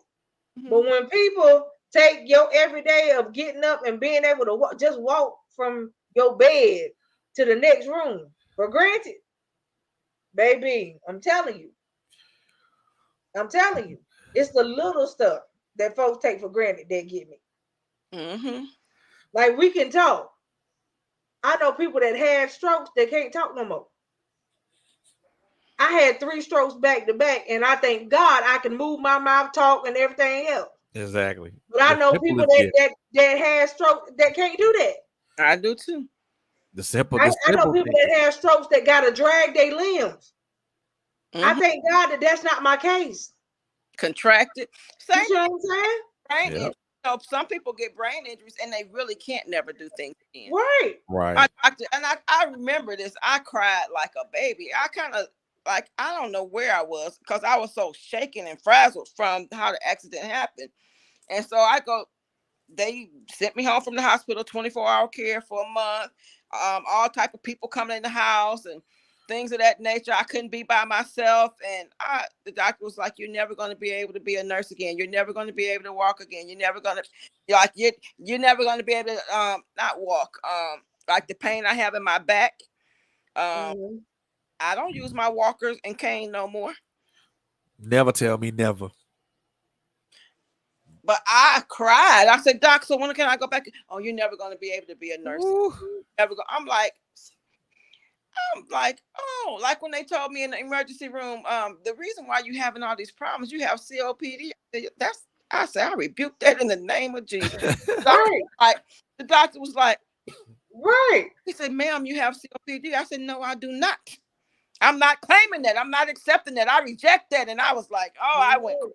That doctor looked at me, oh, why? Now that was probably in 2016. I caught COVID in the last week of December, and I've been sick back and forth with the COVID. They told me I had haulers, and it'll be 9 months. Well, it's been 6. Right. I have occasional problems, but it ain't what they said it was gonna be. Why? Right. Because I believe God. Period. Right. And whose report am I gonna believe? I'm gonna believe the report of the Lord. That's it. That's it. And his Yep. I'm report's telling you. already healed by the stripes of Jesus. That's it. Look. All the stripes and the wounding and the beating and all that stuff and down the cross for his word to be a lie. Look, come on here, ma'am. Look, people don't understand. Yeah, I mean, y'all have been with me now for a while, but and kind of been through me with parts of my health journey. And at the end of the day, man, when the doctors told me that I won't go walk no more, I said, okay, I'm gonna show you better than I can take it than what I told you. I said, I'm gonna show you better because it ain't gonna always be like this. I refuse that. It ain't gonna always be like this. Yep. And when I started, my sister my sister cried like I was having a newborn baby when she saw me start walking on 2 feet with a walker in 2017. I told her, I said, "Can you take me for a walk?" She looked at me. What did you just say? Can you take me for a walk? We got out. I took my slow stroll down her steps to get in the car. I got out the car. We got to the park, and I did a half a mile walk for the first time in 10 years Mm-hmm. That's what's around the up. park. When she saw me do that, she just boo-hoo cried. I'm telling you, you would have thought I was in the hospital pushing down the baby so well. That's how she would cry. And she Exactly. was like, but you don't understand. And every time you just don't understand. And when people don't understand. And people probably will never get it. But at the end of the day, honey, I have seen him do stuff that people won't get. I've seen him give me stitches on the inside that was not made by a doctor. Mm-hmm. Okay. I've seen him put stuff back together that he did that I know the doctor didn't do because the doctor told me I did not do that. I did not give you that stitch. Mm-hmm. When I left you, that place was still open. I was supposed to come back and put you back under to stitch it. And when they came back, it was already stitched. See, God knew the time, and the doctors. Right. That's And when they came back, it was already stitched. yeah. It's certain stuff that I have watched him perform in my life and people around me. Mm-hmm. It ain't just not just mine. people around me because I knew who he is and what he capable of. Yeah. When my husband went DK and he on my floor by himself, and I was in the hospital at the time, and my sister found him on the floor. When they told me what was going on, I said, "Okay, y'all get him to the hospital. That's all I need you to do. Just get him to the hospital for me." They called, got him to the hospital, and they told me, well, we had to bag him and incubate him before we got him there. So he coded. Okay, I just need you to get him to the hospital. Can you follow the instructions? Mm, Please. Please and mm. thank you. When they got him to the hospital, they called the chaplain to talk to me. I said, y'all only call the chaplain for one or two reasons. Okay? And y'all calling the chaplain for the wrong reason because my husband ain't Exactly. about to die. So you might as well go back to your office. Thank you. I appreciate you. If you ain't coming to pray him to keep him alive, go back to your room. Mm-hmm. That's exactly what I told her. She said, well, I just want you to be realistic. I need you to be realistic too. I know the Oh, God I serve and what he I capable of. Huh? get up out the hospital, chaplain. That's what I said. She said, well, I need you to be realistic. I said, I need you to be realistic too. I know the God I serve and what he capable of. How about that? So I said, can you take me to a room where me and the people that's right here around me right now can go pray? She said, yeah, sure. Follow me. We went in the room privately. Honey, we prayed that room down. By the time we come out the room, well, he's in ICU. We can't let you see him due to the COVID. That's fine. Okay, I still ain't going nowhere. Until you can tell me that his vital signs is right, I'm not leaving this building. Do you understand? Well, security can show up if they want to. I bet you I won't leave this hospital, and I bet you they won't escort me nowhere. I was in that hospital until the wee hours of the night. I can promise you that. Nobody asked me to go nowhere. When I left and finally went home, they called me every day and they gave me all of the updates and they told me, they said, man, well, we need you to be realistic. Normally, when people go in comas the way he in a coma now, my husband's sugar level was over 1,300. Yeah. Okay. They say normally people don't come back from this. So we just want you to be realistic. I said, I'm tired of y'all saying that to me. I want you to be realistic. I'm telling you, y'all telling me to be realistic. My husband gonna wake up in 4 days. I can guarantee you that. And the doctor told me, okay, and laughed at me, okay, and got off the phone with me. Tell me why my husband woke up on day 4, just like I said he was. I said, like I told you, I know the God I serve. I asked the Lord to do something for me in 7 days. He did it in 4. Mm-hmm. Okay.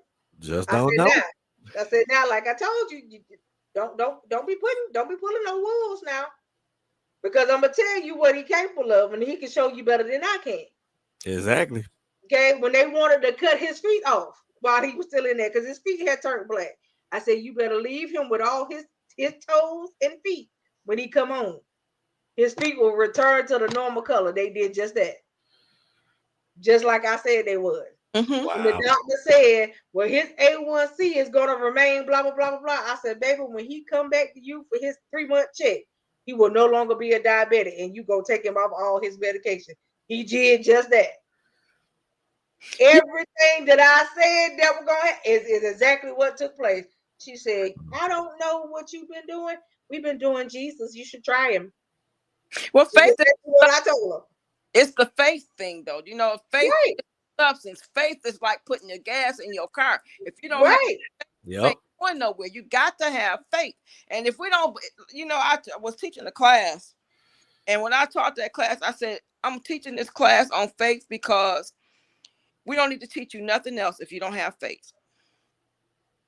You got to have faith to activate everything else in this. That's it. That's it. You have That's to. it. You can't activate your faith without having faith. I don't Right. mustard seed. Little faith, you can get some stuff going. Yes, you Your can. faith will increase as you see things come to fruition. That's it. And it's sad that some of us have to see, because That's Jesus it. told Thomas, "Blessed are those who have not seen and have believed." That's what it said. But that's okay. Oh, ye a little faith. I take the little faith if I don't have none. That's it. So if all you got is little faith, work that until it increases. Work that. If you can move a mountain with little faith, a mountain, come on, think about all the other things that you can do with little faith. Mustard seed faith, guys, can move mountains. Yes. What is your mountain? That's it. Mountain. That's Because it. mountain is just something that's so big that you can't handle it by yourself. You can Right. listen. What's the song say? Don't move the mountain, give me strength to climb it. Yep. You can handle that mountain with that mustard seed faith, but you got to have real faith. Right. See those people that say you believe, but you don't really believe. Thomas was clear. I'm not Right. believe till I see the You nail. see, and I can stick my fingers in the hole. That's what he said. He said, I want to stick my fingers and see. That's Yeah, what he go ahead. said. You stick your fingers, but now you just lost something because you didn't believe. That's it. And that's the biggest issue that we have. Your belief system is off. It, 2016 said I had COPD. I done had COPD, let them tell it. Asthma, bronchitis.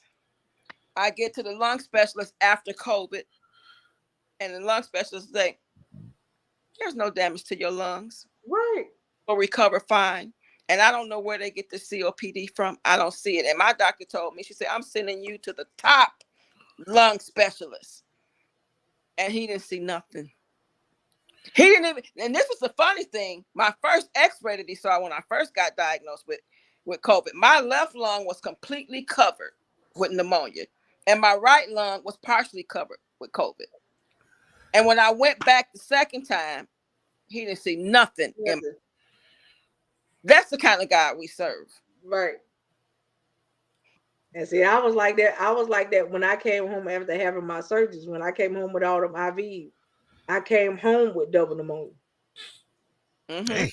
And I, instead of taking the medicine that they gave, I went and I got a natural herb called mullein, and that's what I took. Mm-hmm. And when I tell you it opened my lungs up like somebody gave me a strong menthol kick, that's what it did, and my pneumonia was gone in 3 days. You told me about that. Hallelujah. And when I tell you that stuff worked, that's why I've been telling everybody that's been telling me they got breathing problems, even with your children. It's natural, so your babies can use it. Mm-hmm. When I tell you it works, it works. I've had so many people call me and thank me, especially if they were dealing with like the after effects of COVID. They was like, I still have issues breathing something. Go get the stuff. They was like, oh, honey, that stuff worked. I said it may not taste good, but it worked. Mm-hmm. You Is it? know, Well, usually because what you don't can get taste it in good a is good liquid for us form. anyway. You can get it in a liquid form. You can get it in a tea form where you can boil it and drink it, or you can get it in capsules. Okay. And I drunk mine. I had the liquid form and I had the tea bag. I'm gonna tell you, when I had that COVID out, that oil of oregano is some of the nastiest stuff you can ever take. And I'm like, oh, I can't do this. But I got capsules and I was popping those babies because that's a natural antibiotic. Yes, So yeah, we got to learn how to use more holistic things too, because natural stuff works. when it comes to healthcare, that's money for them. Yeah, And as a registered nurse, I mean, I loved healthcare until I became a patient, and I found out they really don't want us to get well. right. And you got doctors not wanting to be doctors no more because they don't want to give you the medication that's out there Mm, anymore. mm-mm. They want you to use the natural stuff Hmm. to get better because they're like this stuff that I'm giving you is harming you. Yep. I had a doctor that worked in up there where my doctors are now at Duke that say I'm leaving the practice. And when he told me he was leaving the practice, I was like, hold on, wait a minute, why? And when he explained why, I was like, well, hold on, if you leave, who am I gonna see? I'm gonna leave you in good hands, trust me. And I was just like, wow. When he explained that to me, I was just like, he was like, yeah, because this stuff, no. Mm-mm. Well, if He you, said this stuff I, is killing people. most people do have those side effects.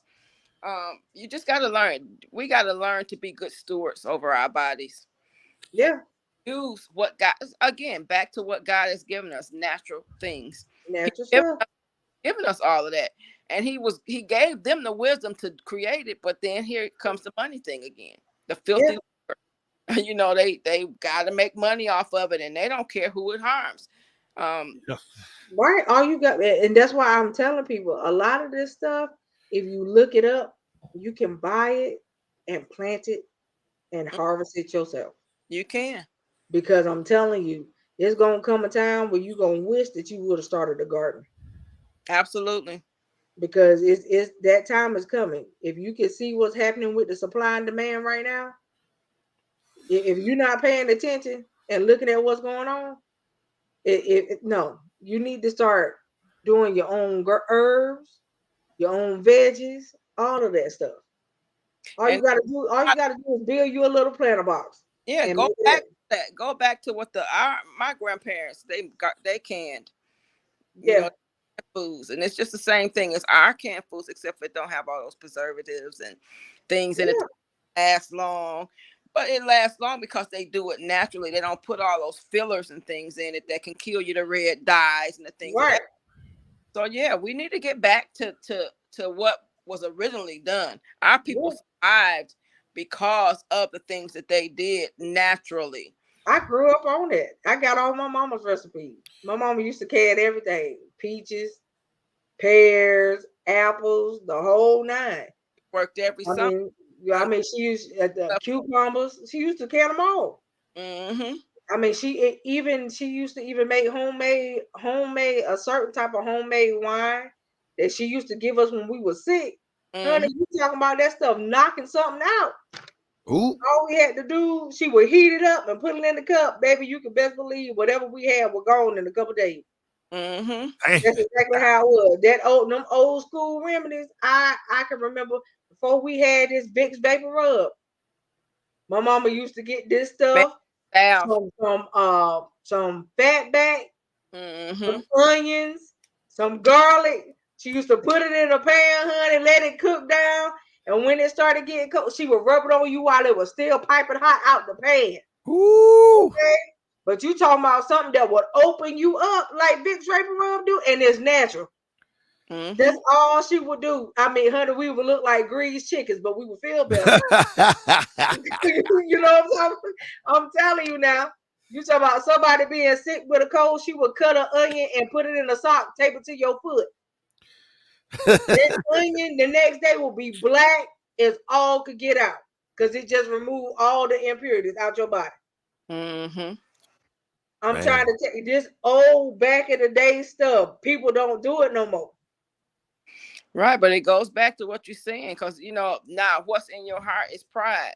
Yeah, And you got so much pride that you don't want to listen to what nobody got to say. You nobody got to say. together. So I mean, you gotta learn to listen to and know when you're hearing from God, because I understand there's false prophets and things out here, but you got to try the spirit by the spirit and know that it is of God. And once you do that, then you can hear, okay, try this remedy and try that remedy Right, for the COVID. I'm not saying, you know, one thing, God gave us all the right to choose. Free moral agents. We choose, right, deal with the consequences of our choices. And so right, today, if for one person it might be this remedy, for somebody else it may be something else.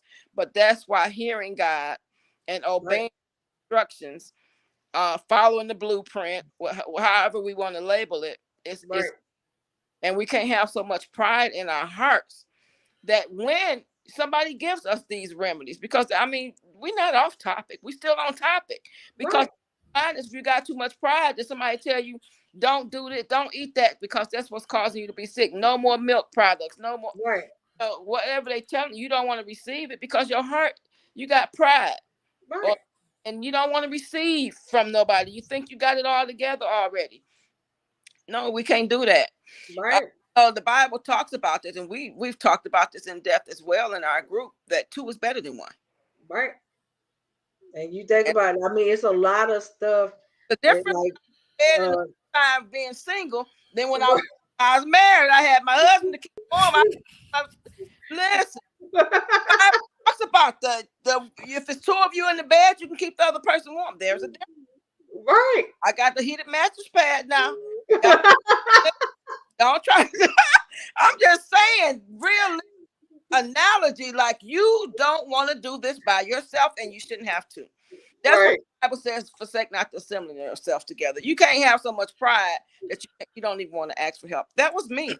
I'll be That's honest. bad. At my accident, I was like, I'm independent. I've been doing this by myself. I couldn't. I couldn't. So don't have That's pride in your heart that you can't help. Ask for help. You hear all those remedies Coco just said? The different things has been like, she got some answers to some of the questions that you have. You may have an answer to a question that we have, but right. not together because it's pride in our heart. Then Right. what? You know how often now I've heard somebody younger than me that has a child say, I wish that some of the older people were still alive so I could hear them give me remedies for this about how to do this with babies. And I'd be like, well, if you would have listened to certain people, you get the remedy. But because you don't want to listen to certain people, you don't want to hear what they got to say. Yeah. Like I said, they used to tell us everything. How to get rid of the colic in your babies, there's Hmm. a whole bunch of stuff they Yeah. Oh used yeah. to do that you didn't have to go to no doctor for. It was Oh yeah. natural. It's But funny there, talking about this too, because this morning I was laying in the bed and I thought about that. You know, oftentimes we have the remedy, but we don't want to take it. Hmm. I thought about when I saw on your page the pills that you threw away. Hmm. And I've done that too. So sometimes God gives us the answer. He gives us the prescription. He gives us the medicine, and we don't want to take it. Hmm. Hmm. we And don't see want that to we all don't all want of to take the, that whole all of pill down. that whole bag of pills I threw away is what they took me off of. I Mm-hmm. used to take that was like my regiment every day. I when I tell people I was like literally on a about 60 pill regiment in a day because I had to take most of my pills were 4 or 5 times a day.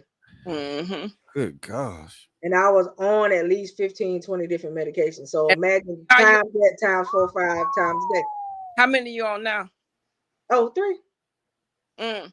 How did you get like that though? How did you go from all of that to where you at now? Look at all of won't that was the Lord's doing. After I dropped a lot of weight, you after follow I instructions? right. I Lord. followed the instructions after I dropped a lot of weight, and then I listened to a lady who used to be a cancer patient that told me to do what they call raw, clean eating. I Mm-hmm. started listening to what she said, and that's what did it. Mm-hmm.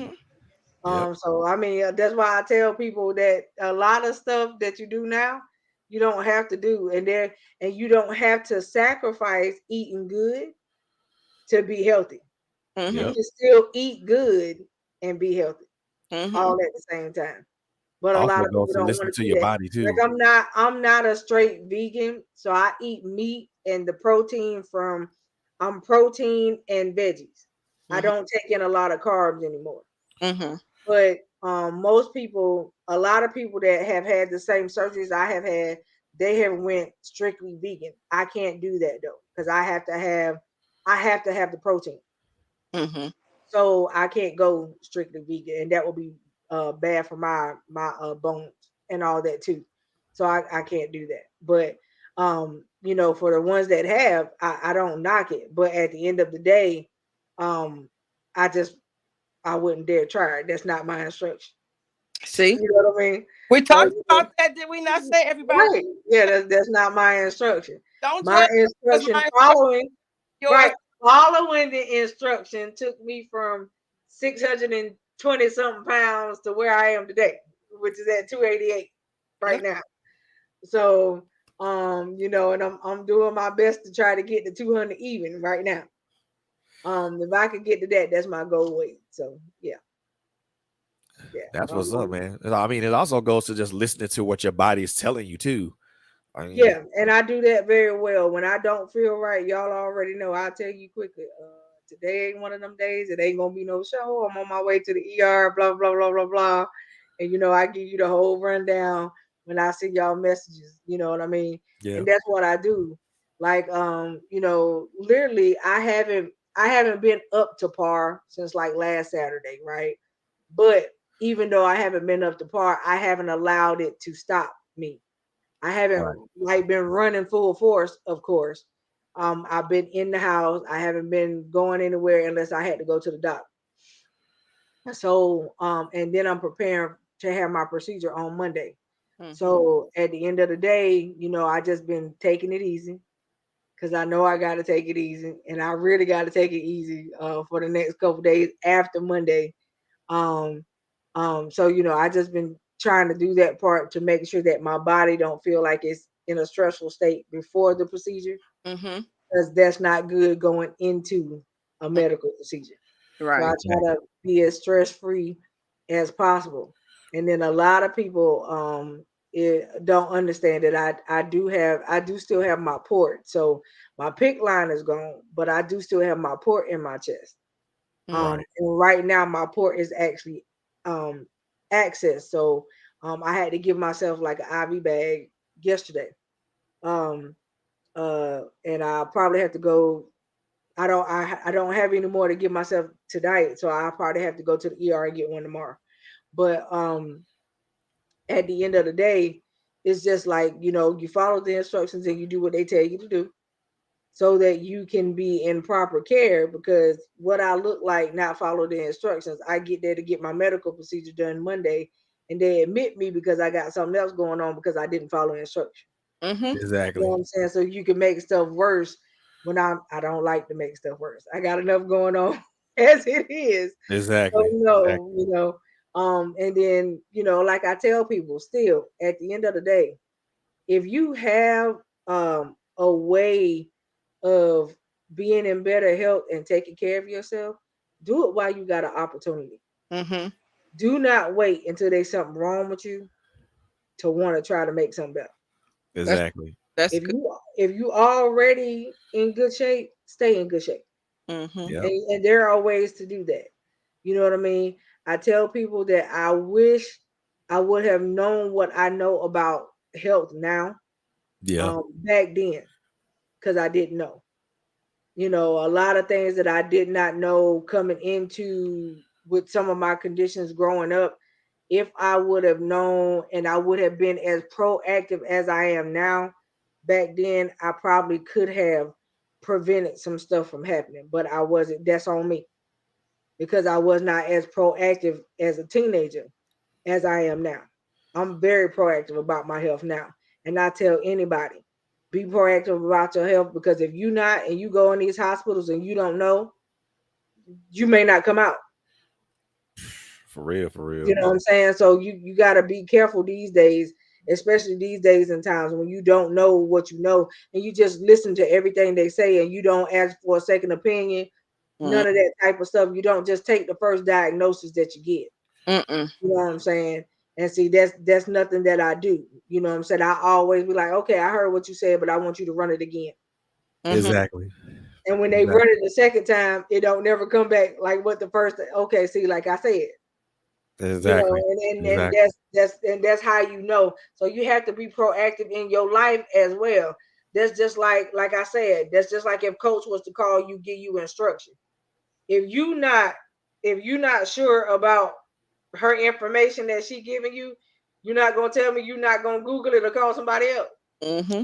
Oh, most definitely gonna Google it. Okay, Like, so that's what I'm saying. That's what I'm saying. So at the end of the day, you have to be as proactive about every aspect of your life. You can't be proactive about one part and not proactive about everything.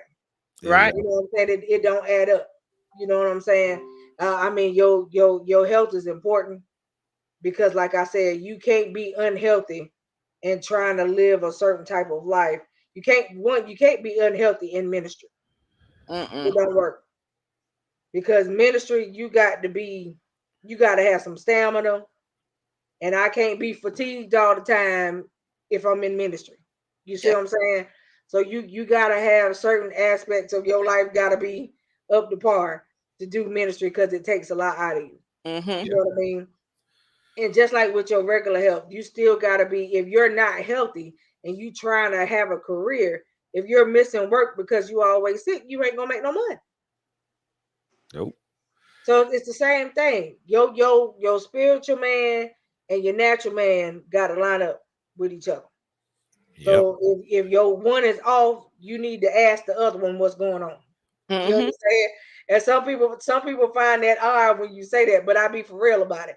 I be like, okay, if your physical man is good, but your spiritual man is off, okay, excuse me, Lord, I don't know why I'm off right now, but can you show me why or what's off about me so I can fix it? Mm-hmm. Same thing with your physical man. If you know that you ain't been feeling well, get up and take your tail to the doctor. Yep. Shouldn't And nobody have to tell you to go. that's what's key. I was bad, bad, bad, bad. Like if I going to the doctor, like it's a last resort, I'll go to the doctor in a heartbeat, but I'm not going to nobody's hospital. So Right, if I get to the place where I'm going to the hospital, then that's probably because I didn't go to the doctor. It goes back to what I said earlier. They give you the prescriptions, God gives you the answers, and we that don't use part. what we got. And Fred said what's really key is what Fred said is we gotta listen to our bodies.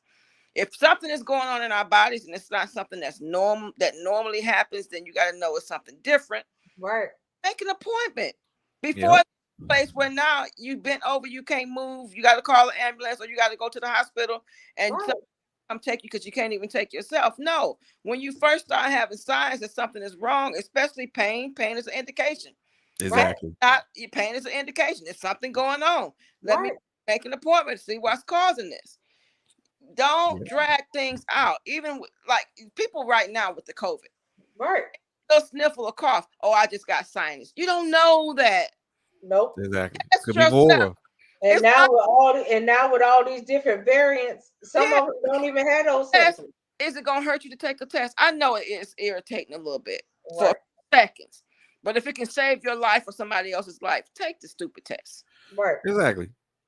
And then on right, top of that, like, understand what your body's limitations are, you right. know, What's because I what's the because I worst know they're right gonna tell now, you is yes or no. huh? The worst they're gonna tell you is yes or no. Exactly.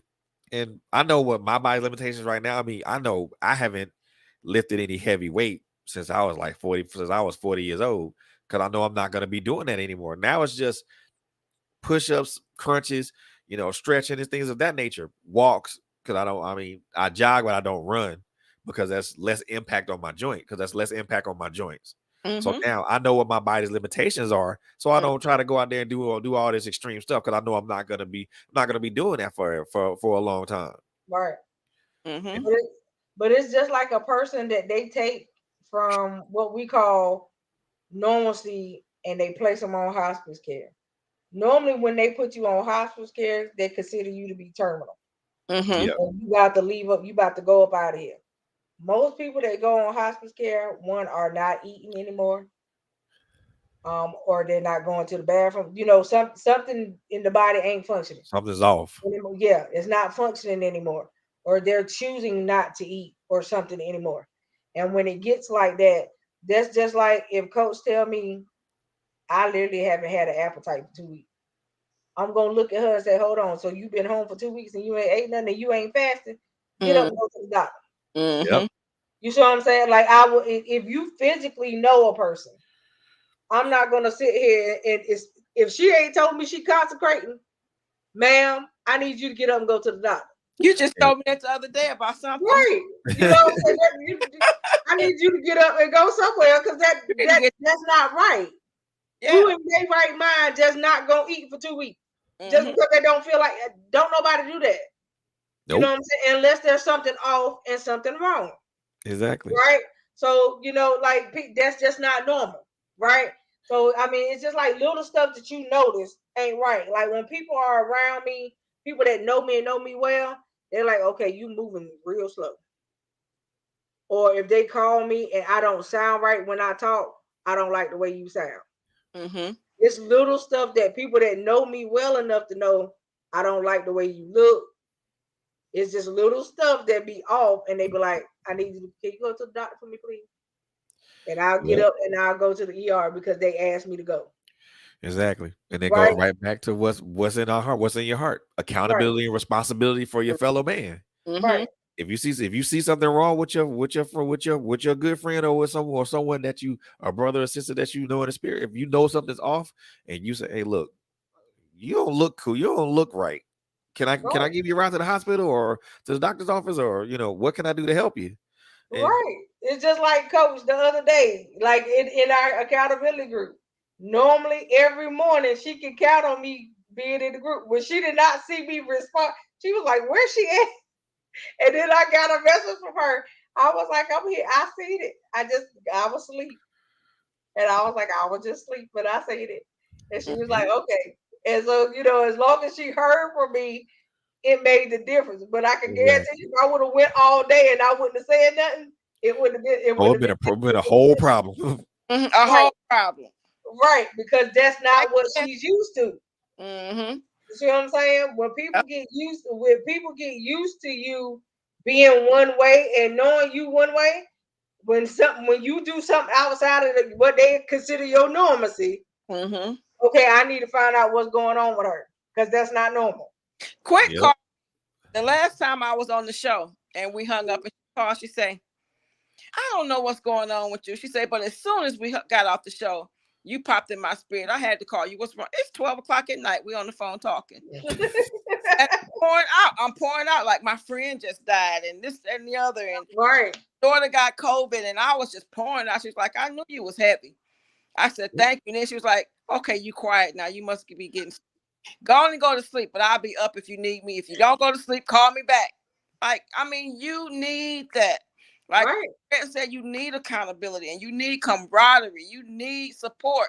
And that's if your heart is right, you okay with that. Exactly. right. Exactly. You're not going, I checked you. Okay, that's constructive criticism. I'm checking you because I want you to get to where you're trying to go. That's it. You said that this is what you want to do. Yep. Now I'm holding you accountable for Accountable. said you want to do. Don't Right, get mad. Don't get mad. right. The funny thing And about you it is can't. we don't like being corrected because you can. I tell folks all the time, look, if you're wrong, I'm gonna pull you to the rug on it. We Mm-hmm. gonna Right. we gonna talk about it. If But that's not even about being corrected, though, friend. How you gonna get mad at somebody over what you said you wanted to do, and all they exactly, doing is coming back to you with it? exactly. That's it. It ain't Like, about correction. I'm coming. Excuse me, sir. You said you wanted to expand this. You wanted to grow this. You wanted to do this by the end of the year. Da da da da da. Now, have you started the stuff to get it done? Nope. Okay, then why not? So Yeah. exactly. if I bring all of that back to you, you can't get mad at me because I just brought it back to your front door. Nope. Right. Okay. Because I said it. You heard it. You go now. There you go. Now you holding me to it. There Mm-hmm. you go. That's I'm real all. cognizant about what I say in our group. Because the moment that I'm off, Coco gonna be like, "Okay, ma'am, such and such and such and such." If she don't say it in the group, she gonna text me or she gonna call me and say, "Coach." Like the other day, and I listen. I'm telling y'all, I'm not a hard taskmaster.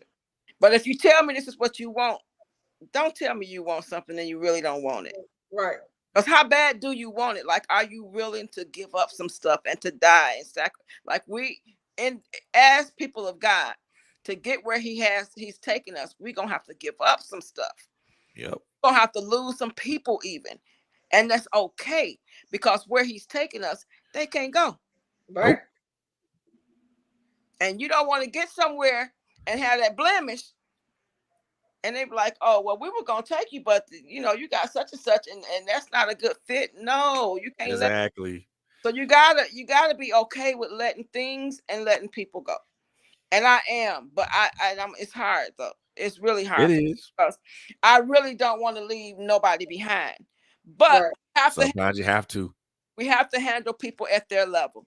And Right. we talked about this Saturday on our meeting. We talked about that when the fruit is not ripe, don't tug on it. Nope. Right. Because I sat down and I thought about that thing. I thought about that thing after we got off Saturday, and I thought about it even more. And what came to what the Lord brought to my attention was He said, you know, I could give you the right message, but if you give the right message at the wrong time, it's a problem. Mm-hmm. Huge problem. You know what I'm saying? And it's the same thing with people. They Mm-hmm. tell you what they want to do, but if they not at the point where they ready to make it happen, you can't They you won't. can't you can't do this. With a locomotive train, if you try to make it go with the brake still going and you still trying to press the gas, what's gonna happen? It ain't going nowhere. No, what's gonna happen? You finna blow the engine. Oh Mm. yeah, Oh because the yeah. wheel's gonna be spinning. Right, because the wheels spin and it ain't going nowhere. So you don't do that because you finna blow the top on something that ain't gonna go nowhere. Yep. And And the then it one, really ain't gonna be there be able to go nowhere then because you're gonna have to fix it. yep. And the one thing I had to learn was that everybody that rides my bus ain't gonna want to go to the destination I want to go. Ain't gonna go to my destination. They gonna get off at their assigned stop, That's it. and Everybody and I that can't worry part. about it. I That can't worry Catch about what, they good. get off. catch what you said, sir. Assigned stop. The assignments, right? Everybody got an assigned stop. Your assignments are not all at their same destination, first of all. Yep. All of your assignments are not at your predestined place. Yep. I Your used to get mad assignments, about that. your assignments happen along the way. Mm-hmm. And I used to get mad about that because I wanted certain people to come to go with me, but I had to learn, well, damn, everybody can't go with me. No, You know, they gonna get off at whatever their assigned stop is. They either gonna wait for the next bus or they gonna go somewhere else. your And I had to learn assignments that people happen along are the gonna get off way. at their stops, And you know and I that can't be angry about that. it was revealed to me because I was like, I want everybody to go. And it was like, oh, the people you looking the host, I just heard it so clear. The people you looking to go is not gonna go. I'm gonna, Right, Everybody can't go. I'm gonna give you people who and right. Coco. I met Quint weirdly, met Coco weirdly, Weirdly. met, I mean, I- it was just weird. It's like, and I just talked about her today. I was telling somebody about it. I'm like, I met this lady on a virtual conference. They said network and could get a couple people names, and I Uh-huh, 5 people. I'm like, I'm gonna do these 5. Sent sent them my information. You know, in the Zoom, you can send it to a person directly. Sent them a direct. uh-huh. Right. And why Quint got me coming on her show like right away? She on the phone with me like the next day. I'm like, who is this lady? Who is she? that And then I get on the show. This was July 28th that sound about right. last year. I get on the show and she say, "Well, I haven't told Coco anything about you. When you come on, you just go. We don't have no set schedule. We just say flow however you flow." And I'm talking and Coco jumping in, and then we get off and we on the phone for almost 2 hours. They whooping me up one side and down the other. I'm like, oh no. Oh, I listened to that prophecy and I cried because everything in there and all the prophecies and everything that God has spoken is coming to fruition in like in days. It's just amazing. I would have never thought that I would meet a lady from Virginia on a virtual Zoom and then meet another lady from North Carolina on a podcast that I didn't even want to be on. But when your steps are ordered and you tell God yes, and He tell you who you look, the people that you think, it's just like when He sent them all to that water. Right, Ones that lap like a dog.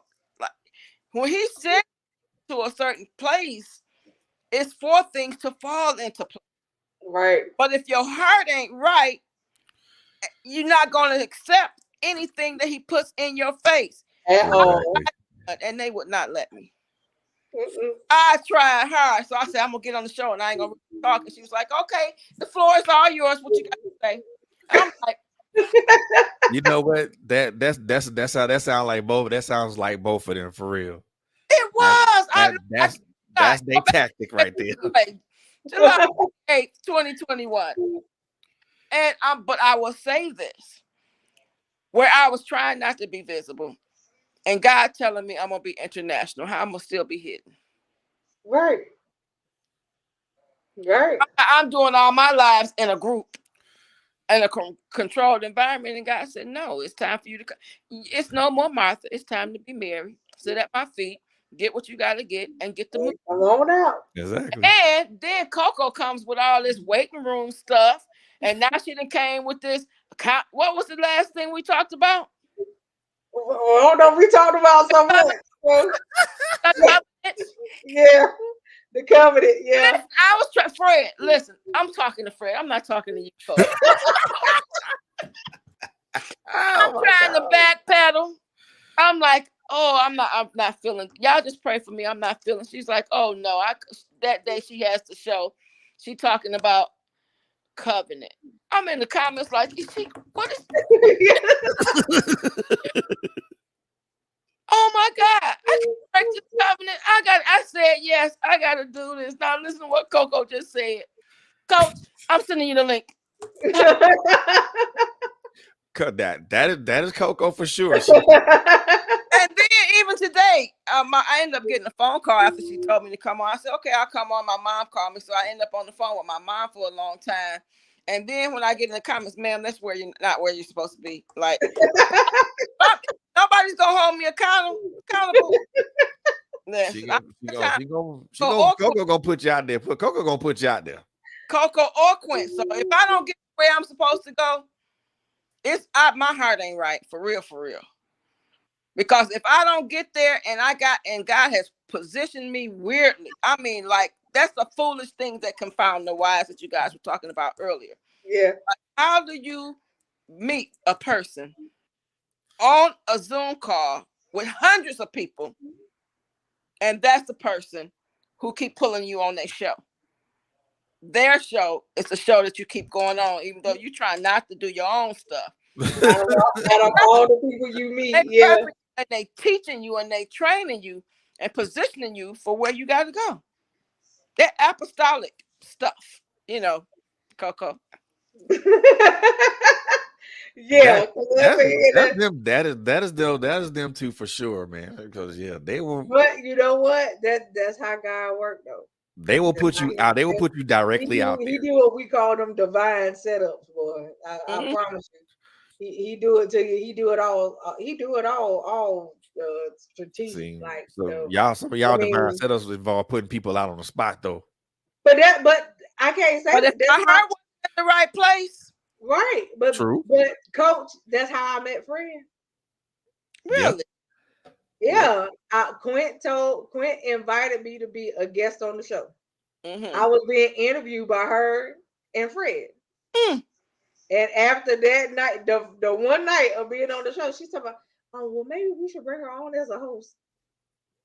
And so I've been a host ever since. She like, come. She said it's she said it's really subtle. Like I'm thinking. And I've been a host ever since. That's how I met Fred. On what show? And for me, it was to the point that I couldn't say no. I'm like, well, damn, she tore it down the first show. Well, let's see what happened. But I would come on whenever they would have shows. I would just be up there though. Yep. And so she was. We need to bring her on. Okay. Let's go. Come on. Well, this is definitely the threshing floor where everything is going to get worked out. Right. Right. That's it. That's what happens. Follow the orders, follow the rules, follow the instructions. If you made covenants, don't break them. That's it. That's so important. If you're in listen, y'all need to, if you haven't watched the series of The Waiting Room, y'all need to go watch it. Yes. And y'all need to watch that for multiple reasons. Not stay there if it ain't time to come out. Like this heart thing is really deep. Yeah. This heart thing is really deep because and I'm playing and making fun of it, but it's really deep. Because at the end of the day, if my heart was not right that day I met Quint, I wouldn't be here a year later still talking to you guys and making progress in what God is calling me to do. Mm-hmm. Right. And still saying yes, even though some days I want to run and say no. But Coco got that hook. She got that shepherd's hook, and she like, come back. Where you think you going? Come here. Right. But you got to do that. And I tell you, it's not just that. Her making the accountability group, though, y'all, has been a blessing to me because she talked about me keeping her accountable. It has caused me to like really, really just go for it and do some stuff that he had already given me the idea to do, but I just never implemented. Mm. So See, I mean, you know what I'm saying? I just really started doing it. I mean, I went ahead, I started my clubhouse thing, y'all. And I mean, it was some other stuff that I went ahead and did because he told me to do it. But I just, oh, you in them clubhouse streets? yeah, I'm on the clubhouse thing, man. Lord, how Yeah, you know, so ooh-wee. it's a lot that you got to do when he tell you to do it, and Ooh-wee. you move when he say move. You know what I'm Them saying? clubhouse streets Because is no joke, man. God, what you talking about? It's real. them folks be on Um, some they be on some stuff. Like, yeah, trust me. some A1 I've BS for got real. some weird. I've got some real weird invites. So yeah, You, yeah. I caught an invite earlier before I came on. Like, I've got some I have weird no idea invites what that they about to talk about, but I I've ain't had been in to her message. ever so nicely decline. Oh, So yeah, I'll take a listen yeah. to what they're doing, then leave quietly. Yeah, I ain't even take a listen. When I see the title of your room and what it says you're talking about, no, I can't do that. Sorry. No. We're not talking about the spirits of the earth. I don't know what that means. Oh, and, Okay. you know, we got to be real careful when it comes to that kind of stuff because Yeah, like I don't know what that means. we And have so no. our Like, what heart. you talking about? We got to guard our hearts. We got to guard our ear and our eye gates. We have to guard them. I was Yeah. I was on face. No, no, no, no. I was checking my email. That's what it was, and I got an email that says from TikTok saying, "Do you want to see who just became your friend?" Right? Oh wow. Okay. And I'm like, Oh, I had one person that just started following me. I'm like, oh, this is probably somebody I already know. So I click on it, and I'm like, oh, I gotta get this out. huh? Like some witchcraft type stuff. The lady face all made up and this no weird noises, and I'm like, oh, I got to get this out. Wow.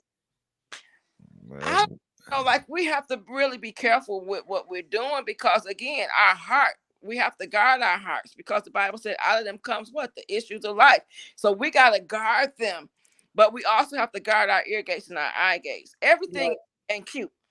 No. nope. Everything ain't cute. So we got to be real cognizant about what we let in. Oh yeah. Yeah. So 'Cause Bishop Robert Joyce says this. He said that everything is not going to be for us, but there may be something that we can take from it. So he said, eat the meat and spit out the bones.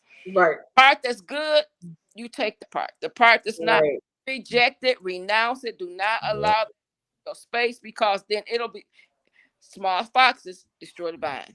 Right. Exactly. Right. Dang. So I'm like, Dang, Coco. You in them clubhouse streets, man. Good. All I'm gonna say is good luck. Good luck. look, I did what I'm supposed to do. You know, I'm trying to get my Patreon on track too. So, you know, all my little stuff I'm trying to get up and running like it's supposed to. Exactly. So, you know, and I'm trying to send everything from here to Patreon. So, you know, because oh, it's already done. repurpose. That's right. Right. That's it. That's it. So, you know, it's just like if you do what you're supposed to, like I said, you don't have to worry about it later. If I would have done it when he told me to do it, Yep. there you go. You know, and then too, you know, so before we get up off of here, this is the thing. Your seasons change, just like seasons change in earth, right? Hmm. Yep. So this is the thing. He gave you something 4 years ago, that season is gone. You'll never get it Yeah, back. that season is gone. You didn't follow the instruction 4 years ago. You can't bring 4 years ago in the now Mm-mm. because that's not the same thing. Mm-mm. You gotta ask him, what is it that you need me to do now? Yep. What is my now time? What is my Yep. now season? Not what happened 4 years ago. You mishandled those instructions. It's over. It's done. It's shot. Yep. And when Okay. your And time I and comes, I know that ain't what some people want to hear, but it was 4 years ago. You mishandled the instructions. You did not do what he said. That is not your now. Hmm. man, that's an uncomfortable and inconvenient truth for some people. But for those of us who are really listening to what's in our heart, that is a truth that we'll swallow and say, hey, let's But let's it's let's but figure, it's let's not. figure out But what the that's the next season problem. is. That's the problem. You got people who are trying to take seasons from years ago and bring them into the season now because they feel like, okay, I can do it now. No, Nah, Gotta that's seek the God. problem. You nah. seek God. Even now, Right. I'm blessed because Coco that I ran for years for preaching and some things. I accept the call. Right. Nobody. Right. I don't want to do it. I don't want to do that. I'm like, God, okay, I'm gonna do it. I do it. I'm not gonna tell you no, but I ain't gonna tell nobody else I'm gonna do it. So if Right. they, in order for me to do it, you're gonna have to tell them. And if they can't hear you, then that means I ain't supposed to be doing it there. And so I mean, not right, no. What, right place, no. And thank God for me, He did redeem the time, but that's not always the case. Right. You pray and God will redeem the time sometimes, but most of the time, missed opportunities are just that, missed opportunities. We Right. have to learn to move with the cloud, and even Right. something that churches did 50 years ago, it's not now. The word Right. changed, but the methods, the way things are done, changes because the whole world is totally different. I mean, Yes. Bible days to now, we're not riding camels in the streets. Right. We My ride God. electric cars now. Yeah. Right. So and we have to think of it in that way that God is progressive. His word is progressive, and if we're stagnated, then it's something in us that needs to be looked at. Like, why am I still in this spot when God is up here and I'm back here? Right. Exactly. His ways are not our ways. His thoughts are not our thoughts. True, Right. but hear Him and get the blueprint. We write the vision that He's given us, make it plain, so that those that read it can run, including ourselves. Right. Exactly. Exactly. So and run when He say run. That's Because it. now, there are things can decay. I'm Right. talking about bridges and things. Right. They erect those bridges, and after so long, they start falling apart. And you get ready to run, and the bridge that you ready to run over now, it may not even exist no more. That bridge may be gone. The avenue or the way that God was sending you may not be available to you anymore. Mm-hmm. I don't know Right. if that makes sense, but that's just what I'm seeing. I'm seeing a little bridge, and I'm seeing the bridge crumbling, and the bridge is crumbling now. You can't. It's not safe to even go that way no more. Right. Mm-mm. Right. And that's the thing. Some people, and we was just talking about that too. Some things are exactly what they are. You don't have to add to it. You don't have to take away. It's Mm-mm. exactly what you see. Mm-hmm, Yep. Some things you might actually need clarification on mm-hmm, Exactly. because it might be a little confusing to you. mm-hmm. But some That's it. things are exactly what they are. They don't need no clarification. Nope. They straight just what you see.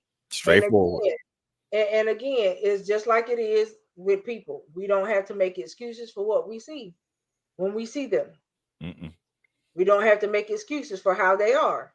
Mm-mm. Nope. There is no excuse to make. Exactly. I don't like that term when people say, "Oh, but that's just how I am." Is it? That's just how they are. You have to forgive them, though. No, you can deal with that, but I don't have to. But that's a whole nother joke because that's some deep. Right, That's a whole nother 4 hours. right. But that statement though, Because it still goes far away does not mean that that's the way you're supposed to be. right, Learned that myself because I remember when I got divorced in 2017 and I was all excited about it. I'm like, I'm free, I'm getting back to me, I'm getting back to me. And the Holy Spirit said, well, who are you? And I was like, who am I?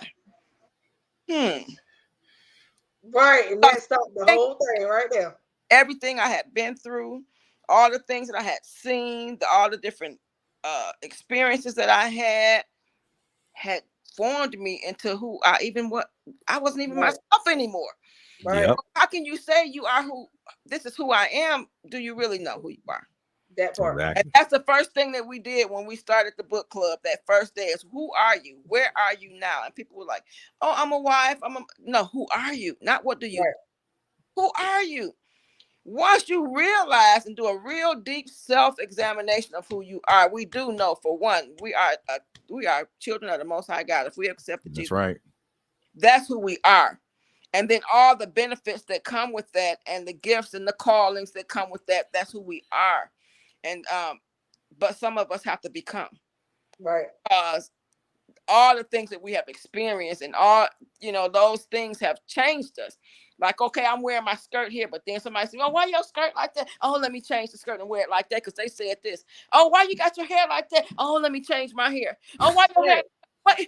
And you just change and change and change until you don't even know who you are no more, because you everything that everybody else said you should be, and what they say the word said you should be, that you're not. No, women shouldn't be preaching. You should be silent. No. Who are you? What Right. did God say about you? Who did He say you are? Right. And And now, and when you get that answer, there you now that right now, you that got. right now, friend, bro, if you don't listen to nothing else I have ever said to you, stop listening to all this other crap that people want to tell you that you are not. Go with the word and the will that has been spoken over your life that you know you are. Because Mm-hmm. you have seen the changes that you have made, the turnaround that he has made in your life, and that's what you run with. I don't care what everybody else say. Do you hear what I'm saying to you? Yes, ma'am. Because what everybody else say don't matter. Yo, Fred don't live his life for them. Fred career ain't for them. You get it? Yes, ma'am. Fred is headed where Fred is headed. Fred ain't headed where TT and Toto and all them headed. Poo Poo and Ray Ray Okay? That he ain't headed where they headed. and them. Yeah, he not headed where they headed. But where he get ready to take you, it's a lot of people that's gonna be mad. Because you got movie scripts in you, you got playwright written all over you. All of this stuff is up in you. But people don't want to Did you see just say you. that?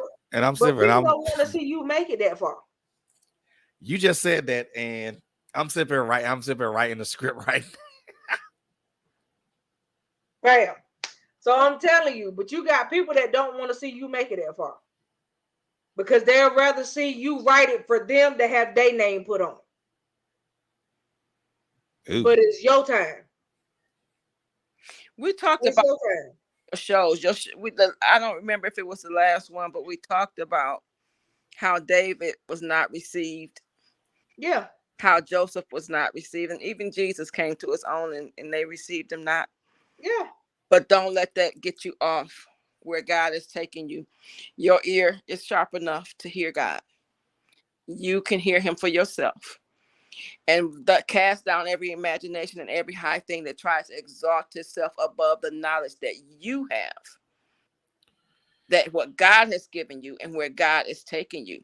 And the way is already prepared.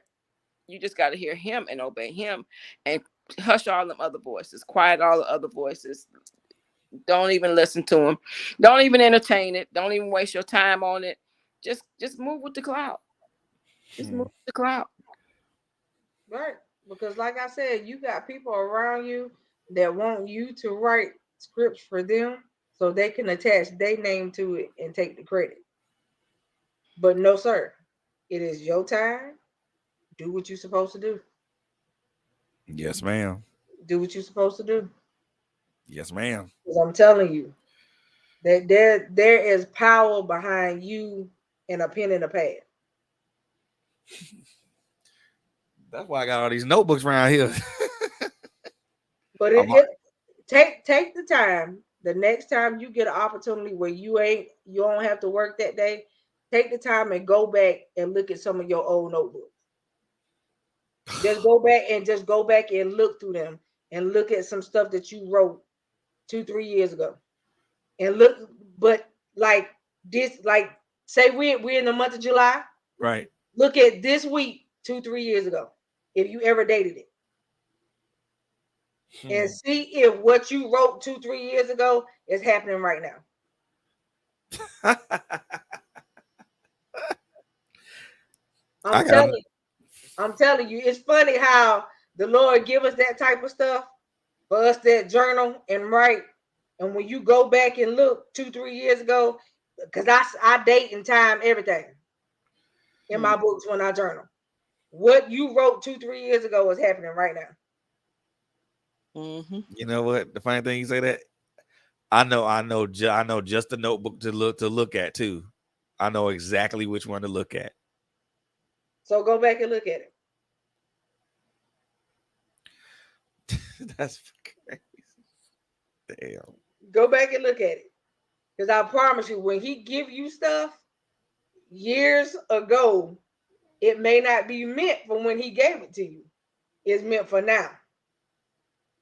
And some people find that funny because sometimes he give you stuff ahead of time Mm-hmm. Wow. for you to, because you can handle it now. He gave it to you as far as the idea then, but you can handle it now. You catch what I'm saying? Yes, ma'am. So go Yes, back and look ma'am. at it. And I'm gonna go right to that notebook because I know exactly which Go one it back and is. look at it because I promise you, I've been going back through old notebooks and reading stuff. I'm like, you know what? You got jokes. Mm-hmm.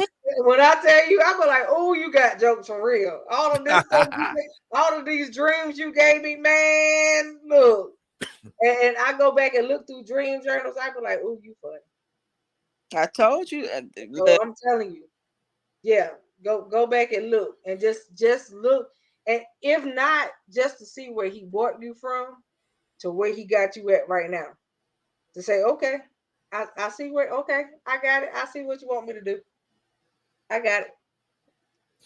That's the reason why I had to scrap this second book of poetry that I'm writing. I was like, well, this ain't gonna be what I was writing wasn't That's not indicative. what he wanted you to write. Yeah, and it wasn't indicative of me. No, I'm because like, that ain't what he wanted you to write. I was like, yeah, this don't sound right. So let me try. Let me try again. But what he wants you to write is about to put you in front of somebody. For real, for real.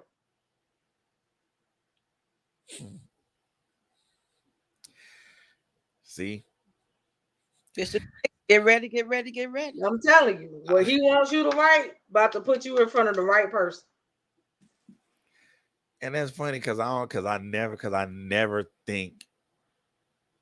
I always think short term. I always think short term when I write. I never think Mm-mm. long term. You got to think about the big picture. Yep. And the way you write, you could write movie scripts for people. And you know you could. You be stopping yourself. You be Unfortunately, you be stopping yourself. You be holding yourself back. So stop doing that. well, there's. I mean, I, It I don't don't, mean it don't mean that if you do that and somebody buy your script that you gotta stop doing what you're doing. That don't mean that. That means that okay, you did it, you know what you're capable of. right. Continue doing it and Mm. help somebody else along the way. Oh, that's that's all. That's it. That's always the first. That's That always the to thing. think about what you're doing right now. Look at how many people have got started under you because of this right here. So imagine if you continue to write the way you know how. Somebody big see it and say, okay, can I take that script and turn it into a movie? I'll pay you for it. Mhm. You see what I'm saying? You got to stop thinking small because your mind, your brain, you looking at it on paper and you saying, okay, this is small. This ain't nothing to me, but to somebody else, can I take that and turn it into a movie? I'll cut you $1 million check for it right now. Because they know once they turn it into a movie, they gonna get more than that. Please give me $1 million. But I'm saying that, but that's how it end up working. It's just like if you already had a brick and mortar business Right. that ran really good, and you decided that you wanted to sell it. Somebody came to you and said, "Okay, I'll give you high 7 figures for it." You took it, and they ended up taking the same builders they bought from you and made billions off of it, but they only gave you 7 figures. You see what I'm Man, saying? So they can still take what you did the brunt work for, cut you the check, and say, okay, I'm gonna give you $1 million for it because I know once I turn it into what I'm gonna turn it into, I can make 8. Nah, you gonna give me a half of that, bro? They letting you know, but they still telling you, look, what you just wrote me though is worth $1 million. I'm gonna give you $1 million for what you handed me, but I'm gonna make 8. So they still giving you your credit because you wrote it, and they paid you $1 million for it. So if one person to pay you $1 million, the next one gonna give you more than that because now you know what you worth. You catching what I'm saying? I hear you, man. Yes, All ma'am. right. So I'm telling you, don't think small. Okay. You can't think small about yourself because you got to understand your own value. Right? See, little do you know, I may not have a paper copy of your book, but I got you on Kindle. Okay? Really? I got you on Kindle. And I know what you work on black and white. If you don't know your value in black and white, I do. I read a lot. So I'm telling you, and I don't like everybody's books. If I tell you that your book is trash, I'll tell you to your face. I ain't even gonna lie. So I'm telling you, but that's not the case. I'm telling you, you worth a lot when it comes down to a pen in the pad. Do not sell yourself short. So I'm telling you, don't devalue yourself.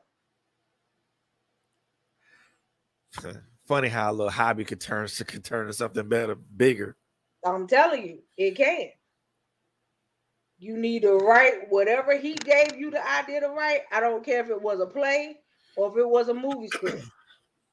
But I'm telling you, if it was either one of them two, somebody already looking at you. And you just don't know you being looked at. And this is the funny thing. Sometimes what we see as a hobby, and we think we don't really have anything to offer, but the very hobby that we call a hobby is the really gift that God has given us. Right. If you have the ability to write like that and flow like that, you have no clue to how hard it is for people to write. But it's natural to you. So that should be an indication that may be a little bit more than a hobby. I'm beginning to understand that because it's more enjoyable for me to be behind a pen or a pad. You know. Okay, so I want you to think about this. You have put out how many books in less than how many years? Huh? You've written how many books in how many years? So, geez, good gosh, well, 7 that I know of. 4 of them I wrote as a co-author, and the majority of those were with Miss Angela. Then 3 of my own. Okay, and how many years? Damn. From 2018 to present. So that's what, 4 years? Okay, 7 in 4 years. Do you know how long it takes some #1 selling authors to write one? Mm-hmm. Several years. Okay, but you have wrote 7 in 4 years. Yeah. Yeah. To you, it may seem like nothing. But to the fact that you can put pen to paper and pull out 7 books in 4 years, where people who books that I have read that I happen to like, that will tell you on the back of the book, it took me 4 years to write this. Good grief. Mm-hmm. Okay, but I'm saying, because they'll tell some of them, it took me 4 years to write this since I wrote the last one. Mm-hmm. Okay, that says a whole lot. That if it can come to you like that, and it's really no breaks in between, do you realize how many books that you could get out in what, 6 years if you really sat down and just decided to just become a full-time author and do nothing else with that? If that's what you did. Never thought of it that way. If you knew that you could just make a living of nothing but your literature, do you know how many books that you could come up with in 6 years and be straight? You gotta stop selling yourself short. Yes, and, ma'am. and promote your books more. Cause your stuff is good. I'm telling you, your stuff is good. Now I got to get it. So those titles, inbox me those titles. Your stuff is good, Fred. Because I'm telling you, even T, right before he passed away, got your last book. Really?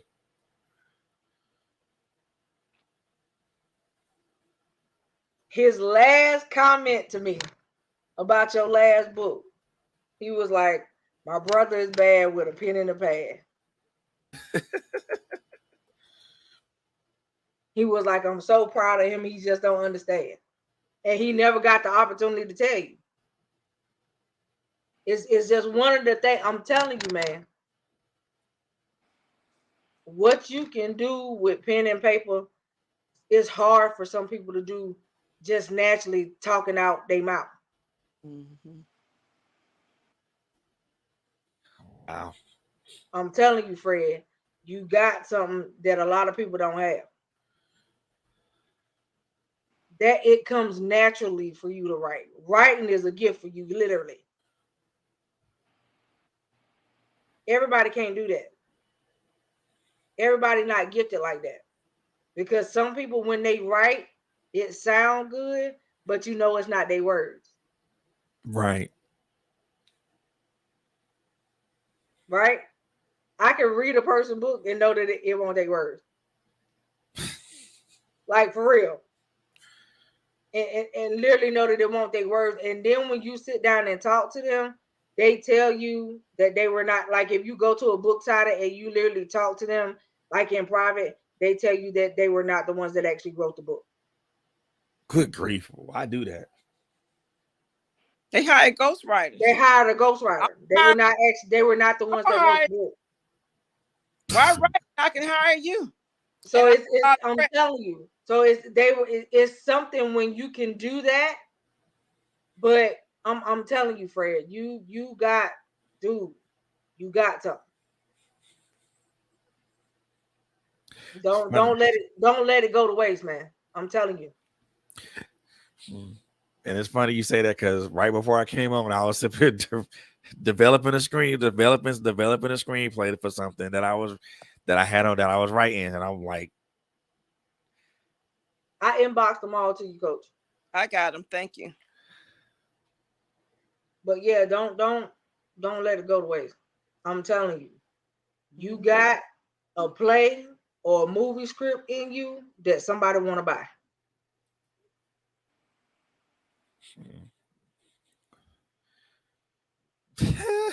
see, yeah, I'm I'm gonna have telling you, to. So yeah, I'm gonna. a lot of people I know that started out doing what you do, turned their first play into like a little indie movie. Right. That indie movie turned into something big, and now they one of the biggest screen playwrights you ever seen. But I know where they started from. They weren't that big when they started. Really. So I'm telling you, it's a lot of little playwrights I know that was like in the pocket playwrights back in the day that ain't in the pocket playwrights no more. Wow. They directing real good films now. Like So the dude yeah. that directed Get Out. I'm what's The black dude that directed Get Out. Jordan Peele? Yeah. I can remember when we was in school with this dude. Really? Everybody thought that he was weird. And his writings was weird. But look at where it landed him. Yeah.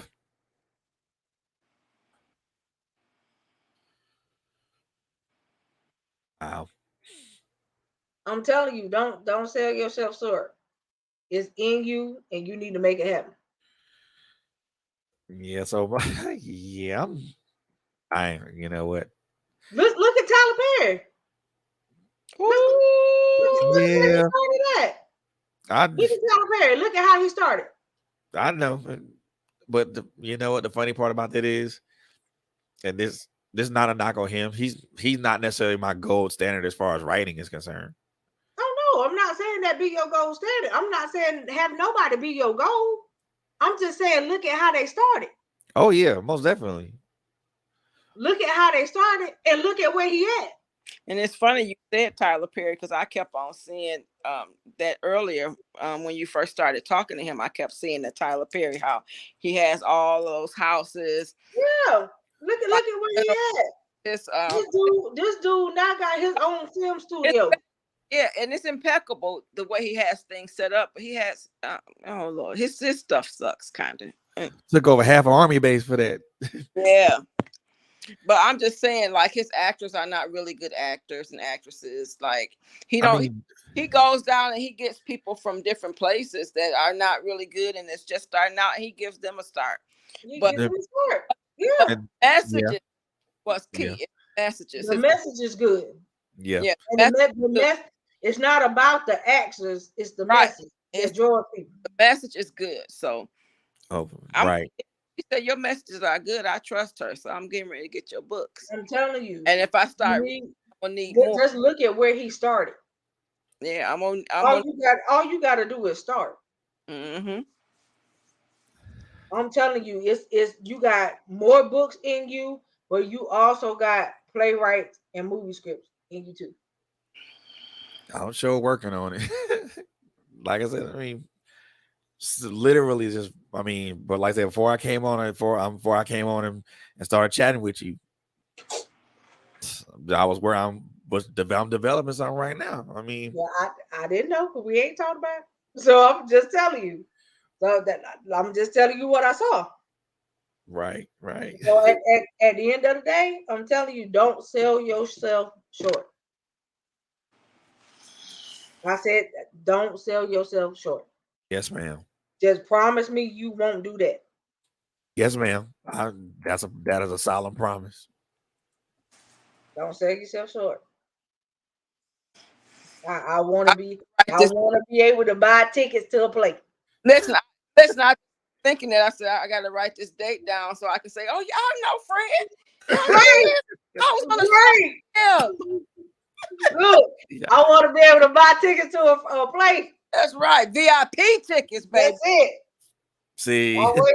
I'll be waiting to get the call. Look, the play gonna be on such and such date. I need you to come to Atlanta. I'm on my way. you That's know all I what? need here. Because I'm telling you that look, man, it's do it. Make Yes, it happen. ma'am.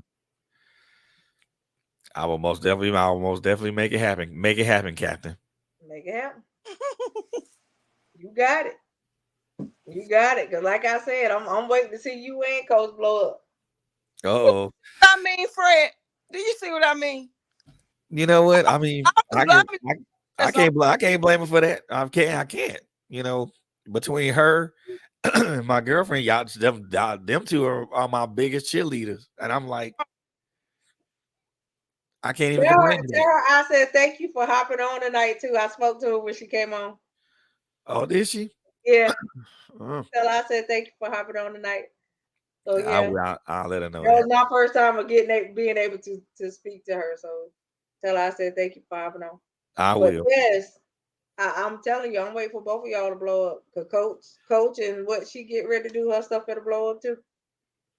So I'm telling you, man, like I'm gonna just let God be God. Whatever He say, I just say okay. I go with the flow. Look, I learned not to fight no more. And you I know, just let the last few weeks I tried, but listen, my arms are really too short to. ain't fight no more. I just go with the flow. Nope. It's a Mhm. waste of time trying to fight these Listen, days. that covenant thing wrapped it all up for me. I'm like, okay, I'm done fighting. Yep. It's a waste Nope. of time Not fighting. trying. You can best believe that. So nope. Like, Mm-mm. nope, not fighting no more. I'm good. Nope. I ain't run. I had chose to stop running from the call a long time ago. So I've been stopped doing that. But now whatever he say to the people, I say to the people. Amen. So that's what it is. So yes, I'm telling you what you need to do, bro.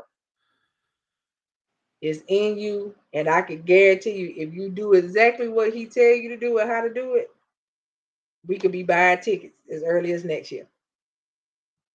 Hallelujah. Wow. Well, let's get it. Like you say, make it happen, Captain, because the I'm flights are. trying to tell you, it's in you. Yes, It's, ma'am. it's in you, and you can get it done. And you know people that can make stuff happen for you. That's the crazy part. I do. Like I said, that's the crazy part. I do. I try All not. you I got try to not. do I is try not write to it. tap. I try not to tap those people like that. All you got to do is write it and copyright it, so can't nobody else use it and make it happen. Your gift will make room for you. Always, that's what the words say. Already got people that you can tap into. That's probably the room. Hmm. True. You got it. Well, I'm gonna say thank y'all for another wonderful night, because that is it right there. That's the bit of this. On a ending it on a great note. On a And great note, yep, that's the benediction right Uh, there. So I thank y'all for joining us. I thank y'all for all the wonderful comments. Simone, always thank you for being with us, sweetheart. Auntie, love you. Thank you for always having the support, and everybody else that come on. Coach, you know I love you so much. Thank you for joining. Thank you, thank you, thank you. I'll see you in the morning in the group. And please let me know what I need to share um, on next week's show if there's anything else coming up. I know your ordination service is coming up, so I'll share all of that info with everybody as I share the prophetic conference as well. oh So yeah, that's coming up in 8 days. yep, 8 days, 8 days, 8 days, 8 days. Yep. So I'm super excited because she's being ordained the same day just earlier in the day. mm, So yeah, we are gonna have a good time, good night. Also you got Dr. Kimberly's McWilliams, her empowerment ceremony is Saturday coming. oh, So that is gonna be awesome. If I could go live while we are there, I will. If we where, ain't in there cutting up too much. Huh? where is that?